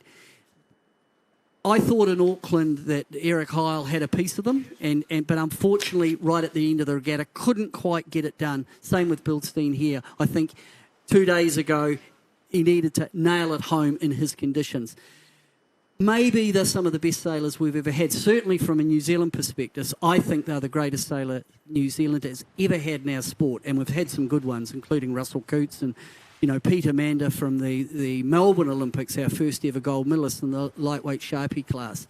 So we're seeing something special. And these guys have transitioned from Olympic class sailing to America's Cup and then into the Volvo ocean race as well, and medaling in all 3, yes, if not winning. But what I'm looking for in this context, and whether it happens in this medal race I'm not sure, is for someone else in the 49er class, and it's getting closer, has a real crack at them. It might happen here now, and it might happen in Tokyo. But really, right now, you've got to say their track record. They won everything, and they won. It'll be very hard for them not to win this one. So these guys have 1 minute to go. Very noteworthy, Diego Botin and Iago Lopez Mara. They are in second place, but only 1 point ahead of Benjamin Bildstein and David Husel. We have Diego Botin and Iago Lopez Mara with the onboard camera, as well as the New Zealand team number 1. Germany 2, Eric Heil and Thomas Plusel, also within striking distance on 58 points in 4th place. 30 seconds to go. The wind is up. We've got 17 knots up at the top mark. And here we go. No, this will be great. Last race. This is the last race of the Worlds here in Geelong, and it's been a beauty. And you look at the boat handling, the skills of the men sailing the 49er class. You're going to enjoy the next, 20 minutes or 10 minutes or so as we come into 10 seconds. Bit of indecision here with the New Zealanders. They're looking to start on port, as well as GBR number 3 as well, as we pull the trigger with 2, 1, and we are racing, and a little bit standoffish, especially from the English team, but also New Zealand really definitely wanting to start on port tack there and taking a lot of sterns to secure that right-hand side. Yeah, that was interesting by Burling to pump so hard, but down to leeward here, it is Denmark 9. Heading out, a beautiful start by Denmark 9. To windward of them, we've got Croatia, and that's the Fantala brothers. So Denmark down, it's Jonas Warra and Jacob Jensen. And to windward of them, you've got Logan Dunning-Beck from New Zealand. And they're just pulling a little bit bow back. I would be surprised they'll have to make a tack very shortly. A little bit happening. We've got Bildstein and Husel they're doing a turn. That is a penalty turn there. Tricky conditions to have to complete a penalty turn. We'll have to check in with Olivia. Olivia, are you out there? Do you see what happened with the Austrians there and why they did a turn? It was a little bit tricky. They were at the top of the pack, but I would assume it was a windward-leeward situation. They were sitting on starboard tack in the mix with Germany 2 and Australia 66 and Spain 4. So I would assume it was a windward-leeward incident and they wanted to clear themselves. Now, it took quite a while in these conditions to get that 360-degree turn done. Thanks, Olivia. And yeah, as you mentioned, brutal conditions to have to complete a penalty turn. We saw it happening earlier in the day and they were just flawless, nice, tight turns. But that's been a real big hit and another following tack to clear his air and head out to the right-hand side. We'll have to keep an eye if he can put himself back in the game. Obviously, a medal up for grabs, perhaps now for Eric Heil and Thomas Plusel, who are now in sniffing distance of that bronze medal. So we've got a pretty big split from left to right with in this left-hand corner you've got Warra right over on the right-hand side. After dipping the fleet you've got Burling and Took. And right now advantage line is showing over to the right. I wonder if the Brits and the Kiwis saw something or were told something about a possible shift, but they certainly gave away a lot, although now the middle of the pack are coming back, and I think the advantage will perhaps lie with it is Dunning-Beck and Oscar Gunn who are looking strong in the middle. Diego Boten and Lopez Mara also looking strong on their windward hip. The majority of the fleet you can see there setting up on port tack. We're getting that little bit of a drag race effect, although it will be short-lived. We know we're in medal race and the racing is very short-lived. So these guys will be really trying to get their bow ahead or in position to complete a good tack onto that ley line that's coming up really quickly. So it's the middle group of Heil, Dunning-Beck and Boten who are looking strong. The Fantella brothers also coming across on port look good. That big dip that the Brits and Burling and Took did, it hasn't paid dividends. They trail, so they've got some ground to make up. Not too far behind though. It's all pretty close, and again downwind is it will be fast and brutal. So there's the cross there of. That's Denmark 9, that's Jonas Warra and Jacob Jensen ahead of number 1, that's the New Zealanders, Burling and Took. Yeah, Bildstein and Husel have really committed over to that right-hand side. Lovely tack there by the New Zealand team. You can see that athleticism. These boys really wrestle that boat down to windward. It is windy and they're putting the boat under a lot of pressure and they really have to wrestle it back down flat. We're looking to see if the New Zealanders can push through here and GBR just tacking in front of them after what was a little bit of a difficult start for them to pop through on port tack. So there's the other New Zealand boat just tacking away. That's number 5. That's Logan Dunning-Beck. And to windward of them, we've got Diego Boten, Diego Lopez Mara from Spain. But I think I like the group who are advanced on that right-hand side, and it's Eric Heil and Thomas Plusel, Warra and Jensen. They look to be clear ahead on starboard. Must be very close to ley line up there. Maybe not looking at the graphic. And a bit of sea state, you can see the bow moving up and down in a bit of sea state, and that is what is making this downwind a little bit treacherous in these conditions with ley lines having to be very important. You've just seen there New Zealand take the stern of GBR3. They've put themselves back into the race after a difficult start. Really close from these guys. Lots of tacking, lots of manoeuvring up the middle, and these guys are keeping a real close eye on one another. Yeah, I think Burling and Took there, it was a marginal cross and they just don't want to take the risk because that's one way they could lose it if they got disqualified, especially if Diego Boten won the race. So they're playing the numbers game. But right now it is Heil and Plusel who look to be bow forward. Pretty bow forward. Heil and Plusel up to windward here from Germany. And down on the starboard ley line, you've got Warra and Jensen from Denmark. And that first place for Highland Plusel is enough just to pop them into silver medal now, which is a real big jump from that team. They'll be thrilled if they can hold on to that position, and a real battle going on between second, third and fourth with these guys really trying to steal a medal. Yeah, well, Highland Plusel got second in Auckland at the World Champs there, and Burling and Took won. So here we go. They're coming into the top mark. They're on ley line. Immediate to leeward of the New Zealanders is the Spanish combination, who... They put themselves in a really tricky position there. I'll be surprised if they can wiggle their way out. Just tacking a little bit slow and to leeward, putting them at risk for the boat to windward to just sail over the top of them. On board here with Boaton Lopez Mara, it does look like they're edging back forward, but that was a really tough tack on those guys. So top mark for the first time. They're all together as... They come round. Where's the New Zealanders in relation to boat 4, and that's boat 10. Logan Dunning-Beck was able to get his bow down, as did Dylan Fletcher, as they head off on leg 2. Yeah, that top mark brought to you by Ford Whip. Sail faster on the water. Austrians just getting around now. These boys have got a little bit of work to do if they want to work their way back into the medal. Really close stuff happening at the top of your screen there. That is the Spanish team jostling with, I can't quite get eyes on who that is. Red Spinnaker will be the New Zealanders, so they're really trying to have a piece of Burling and Took. But Burling and Took look like they've sailed around the outside of them. We know the New Zealanders on the downwind are lightning quick. It is their hallmark. So that's New Zealand 1, and then we've got Diego Botin hounding them from behind, heading down the first downwind now. Again, picking up the bottom mark gate is crucial. I would expect to see Burling and Took actually probably go early. That's real hallmark of their sailing.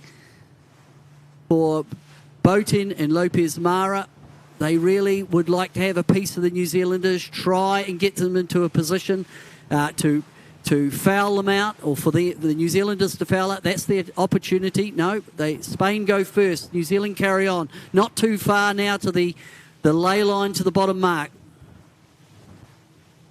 And it looks like they've all been quite safe on the lay, perhaps giving themselves the option for the jibe in at that bottom mark. But Burling and Took really laying it out on the edge there. We know that they've got the ability in the heavy air to put the shoulders back and take a bit of a hotter angle into that bottom mark. Yeah, the risk is you get too low and then you end up trying to get the Jenica off tight, and then two sail reaching into the bottom. But who's it go? That's Burling and Took again. I think a real hallmark of them on downwind is the aero package. They, of course, given their background with America's Cup, they really understand how important it is for airflow, and you can see Burling tucking down lower and behind Took, and they stay very close together, and it's about aerodynamic efficiency. We've got Highland Plusel just rounding the bottom mark, getting that spinnaker away. They will take that left-hand mark. They are your race leaders, and they are in silver position right now, coming from fourth, leading into the race. They are having an absolute cracker out here today, and it will be Warren Pretch Jensen taking that right-hand mark, getting in nice and tight, and Phillips and Phillips brothers having another awesome race as well, taking that right-hand mark. Fletcher, Scott and Bithell taking the left-hand mark, and who can pick this next pack? They're all coming in at the same time. Super safe drop by the New Zealand team and taking the inside of a few teams coming around. The Spanish team are in there as well, and I think that is the Austrian team as well, taking the wide route. They have caught back up to the Spanish boys, and that might be just enough to pop them into the bronze medal. Gee, that was slick manoeuvre there by the fleet. I thought they were all coming in hot and late in terms of setup. We look at Diego Boutine. He's behind and to windward of the New Zealanders, but they all came into that gate really. They carried their Jenicas late, and they all got around clean. Their boat handling and their athleticism is impressive. The Austrians are in a little bit of trouble here. They've got to really work on keeping their air clear. They're sailing a lower angle, but I'm worried that they're giving away too much to the Spanish team. There they go. There's that tack. A little bit of consolidation there. It can be brutal, especially in the windy conditions, to sail in someone's gas. Certainly can. As we look now, Heil and Plusel in the lead, and if they get a silver medal here, my understanding is that will give them their Olympic berth for Tokyo in July.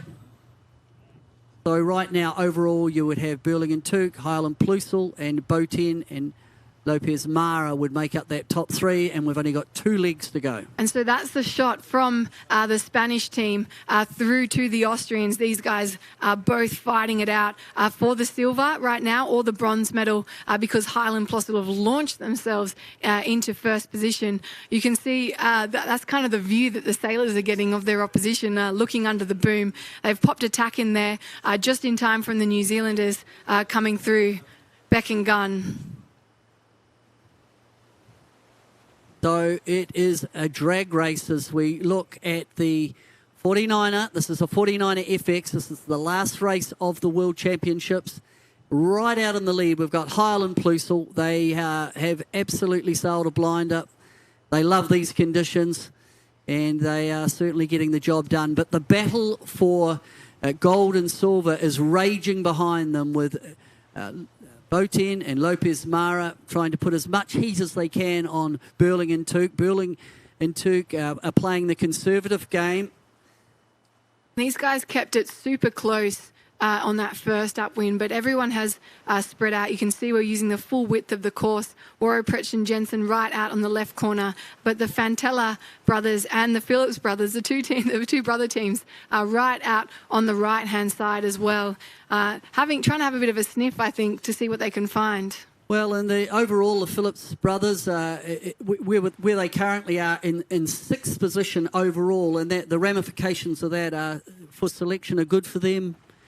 Yeah, absolutely. Australia got their berth in the Oceania Championships, and this would be a securing position for the Australians unless any other Australian teams make the benchmark before the Olympics.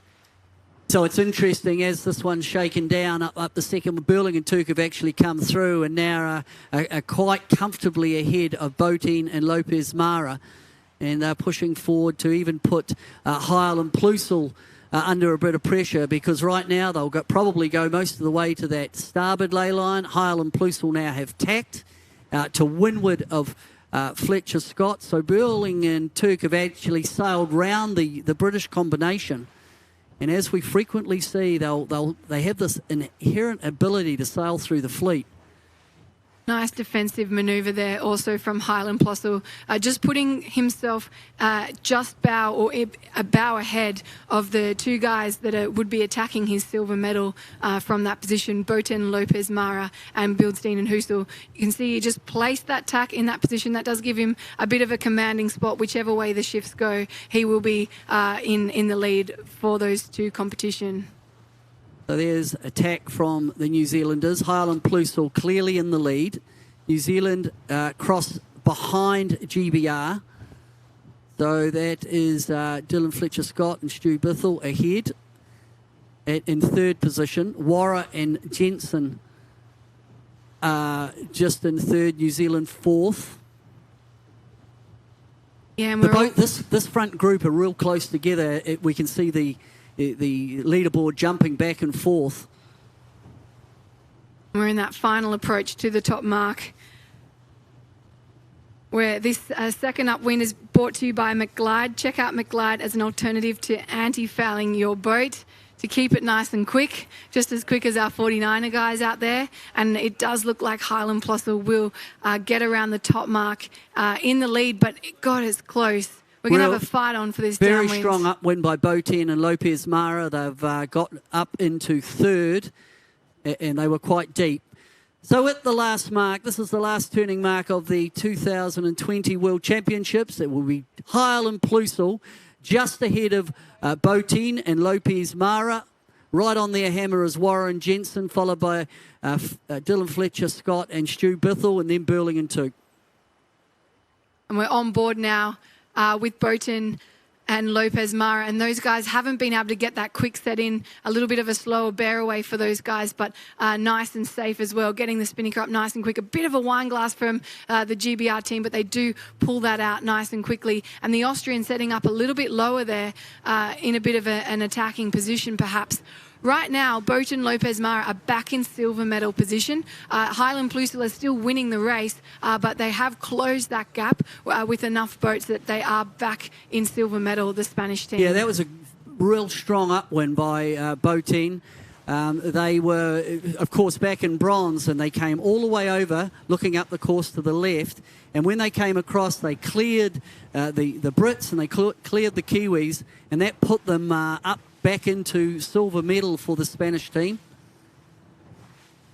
And the Germans have just extended a little bit there.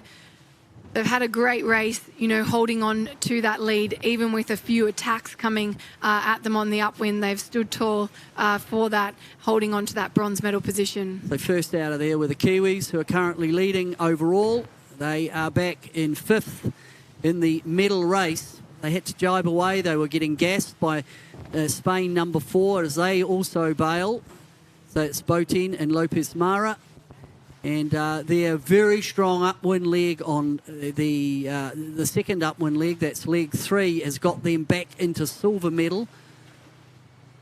For a while there, it was Heil and Plusel who are in the lead, and down the track, they'd done enough to sail round Botin and Lopez Mara, but the Spanish team are showing real good wheels in this, what have we got, 18 knots.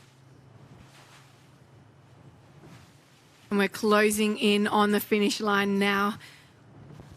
Highland Plusel on that final stretch into the finish. You can see the finish line in their sights. Such a great result for those guys to come in and finish on a win in that medal race. The Austrians having a bit of it's the Danish team, Denmark number 9, having a late charge into the finish here. These guys will be nicely placed for second place in the medal race. And there they go, first place, Eric Heil, Thomas Plusel, great finish for that team. And it will be Denmark, Warren Pritchard Jensen in second, and Fletcher, Scott and Bithell in third place. Next coming down, I think it's going to be our overall world champions for 2020. It'll be Peter Burling and Blair Tuke from New Zealand, and that's world championship number 6 for them. They're the current Olympic champions, and they just keep on clicking off these world champions. In second place in the overall will be Botin and Lopez Mara, and I think they have really thrown down a benchmark of how you can get a chance to have a crack at the New Zealanders, and of course as the fleet go over the line. But that's that was fascinating. I thought Heil and Plusel there showed the legs that we saw in the World Champs in 2019, and they'll be one to watch out for also when it comes to Tokyo. We're seeing a few teams really have a sniff at Peter Burling and Blair Tuke trying to take that crown off them. And we're just these guys are getting closer and closer. But there's no denying Burling and Tuke, what a class act these guys were out there today. Yeah, and they are. They've been like that. I mean, leading into the 2016 Olympics, they won 27 regattas on a trot. They didn't get beaten. It hasn't been the same this time because of America's commitments, but they won the test event in Tokyo in 19. They won the Europeans. They won the Worlds in 19, and now they've won the 2020 Worlds, and they'll be absolutely stoked to tick another one off. I know they love sailing the 49er. And I would assume they'll be straight back to Auckland to jump back on the America's Cup boat tomorrow. They've got a lot on. But in some ways, they've set the benchmark, haven't they, of how to sail a skiff at this very, very high level. But you've pointed out the fleet are getting closer, and I think someone at some time is going to knock them off. And there's a group of sailors around like Heil and Plusel, I think. I think Bilstein here had a sniff on 2 days ago, maybe missed an opportunity, but the challenges are coming. Yeah, and really unfortunate for Bilstein and Husel. Those guys were so solid right up until, the last. There was just a few hiccups at the end, but for so long they were dropping a third. It's so consistent. And, it wasn't quite meant to be for this event for those guys, but I've definitely got my eye on those guys as well. I think people to watch out for. And, look, it must be a privilege to sail against these blokes in this place because they've raised the bar. That is the standard. And in many ways, Nathan Outridge has a hell of a lot. This crew have a lot to be thankful for to Nathan Outridge because leading into the Olympics in 2012 in London, they were really their training partner. And for me, Nathan lifted the bar and they took advantage of that as well. We can see Olivia out there setting up with the boys. And you've got Spain coming across. You can just see the camaraderie between the two teams there. That's fantastic. So let's see if we can cross over to Olivia, get a few words with our world champion 49er boys, the New Zealanders. Well, Nina and Peter, we've got the 2020 world champions in the 49er class. How does this one feel, boys? Yeah, it's been a pretty tricky week, but it was pretty topping conditions in the medal race again, but blew myself up pretty well this morning, so it's nice to have a little buffer going into that one, and we could just enjoy the race. So Blair, it's your 6th world championship together. How does this one compare to all the rest? I think all of them are pretty good, obviously. Any world championships is right up there. So no, we're stoked. It's only been a couple of months since Auckland, but to do it in an Olympic year, it builds a lot of momentum for us, so we're wrapped. Does it feel a bit like coming home in the 49er class when you step on the boat together? Yeah, well, we've put in a lot of work over the last couple of years towards this Olympic campaign. So, yeah, it's definitely nice to see it all kind of coming together. And, it's a pretty key event. It's one everyone tries to perform pretty well at. So, we're really happy with how, we're progressing. And it's just really exciting to, wrap up another World Champs. You're obviously splitting your time among a whole bunch of things. But what's next in the 49er campaign for you guys? Yeah, we'll be back to NZ tomorrow, and then we'll probably do a bit of 49 sailing back in NZ, and then we'll be up to Europe, and then between Europe and Japan until July, August. So exciting months coming up, that's for sure. But we'll enjoy this. It's been a great week, and really, obviously the result's great, but and the fashion we've done, it's been pretty pleasing too. And anything to say to anyone back home that's watching? No, I think just thanks to everyone that's supported us over the years, and been watching back home, and hopefully they enjoyed watching some pretty cool skiff racing. Well, there you have it, the 2020 49er World Champions, Blair and Pete. Congratulations, boys. Another one on the board. Thanks. Thank you very much. Thanks, Olivia. It's good to see those guys are, super humble sailors, and 6 world champions is an absolute amazing feat. Congratulations to those boys. We're going to get the 49er overall results for the top 10 up on your screen as soon as possible, and we can see how it played out for the rest of the fleet. But it was Burling and Tuke in first place, Boaton Lopez Mara in second place, Highland Plusel stole the bronze medal today in third place, fourth place to Bildstein and Husel, fifth place to the Phillips boys, sixth place for Beck and Gunn, seventh for Warrior Precht Jensen, eighth for Fletcher, Scott and Bithell, and ninth place for Schmidt and Boehm, and 10th place for the Fantella brothers. What a race. No, that's and you look at the results and you think, golly, the quality. But in the end, yes, Burling and Tuke we talk about a lot. But then you got Boatin, Heil, Bilstein, and it's great to see the Phillips brothers. And I hope the news is good for them from Yachting Australia, and then a second Kiwi in sixth. So, in the top 6 you got three teams from down under. So I'm pretty happy about that. Yeah, not bad. Southern Hemisphere. It is a Southern Hemisphere event, and the conditions, at least in the final last few or the day of racing, have been pretty regular for that kind of stuff. Yeah, well, you're selling a lot of the stuff around these waters, but you got to acknowledge the quality, though, of those European teams from, Boatin, Mara and Highland Plusel and Bilstein. I got to believe at some time they're going to grab this thing by the horns and take one of these big regattas off of Burling and Tuke, and it's just a matter of when. Well, That's it from us for the racing, but we really thank you for joining us. We've had so many people that have made this event possible, and especially the volunteers, so a big shout out to those guys as well. You can subscribe. We're in Olympic year. You know, this was the last World Championships, but this show continues right the way until the Olympics. So do subscribe. If you go to 49er.com/subscribe, you will be able to see, you'll be able to get all of the updates. Follow us on Facebook, follow us on Instagram. This action just keeps unfolding right until the Olympic Games. So my name's Nina Curtis. I'm Pete Lester, and Nina, you've done a hell of a job. Well done. Congratulations. We've had a lot of fun sharing the racing, so thanks for tuning in, and hopefully we'll see you at the next regatta.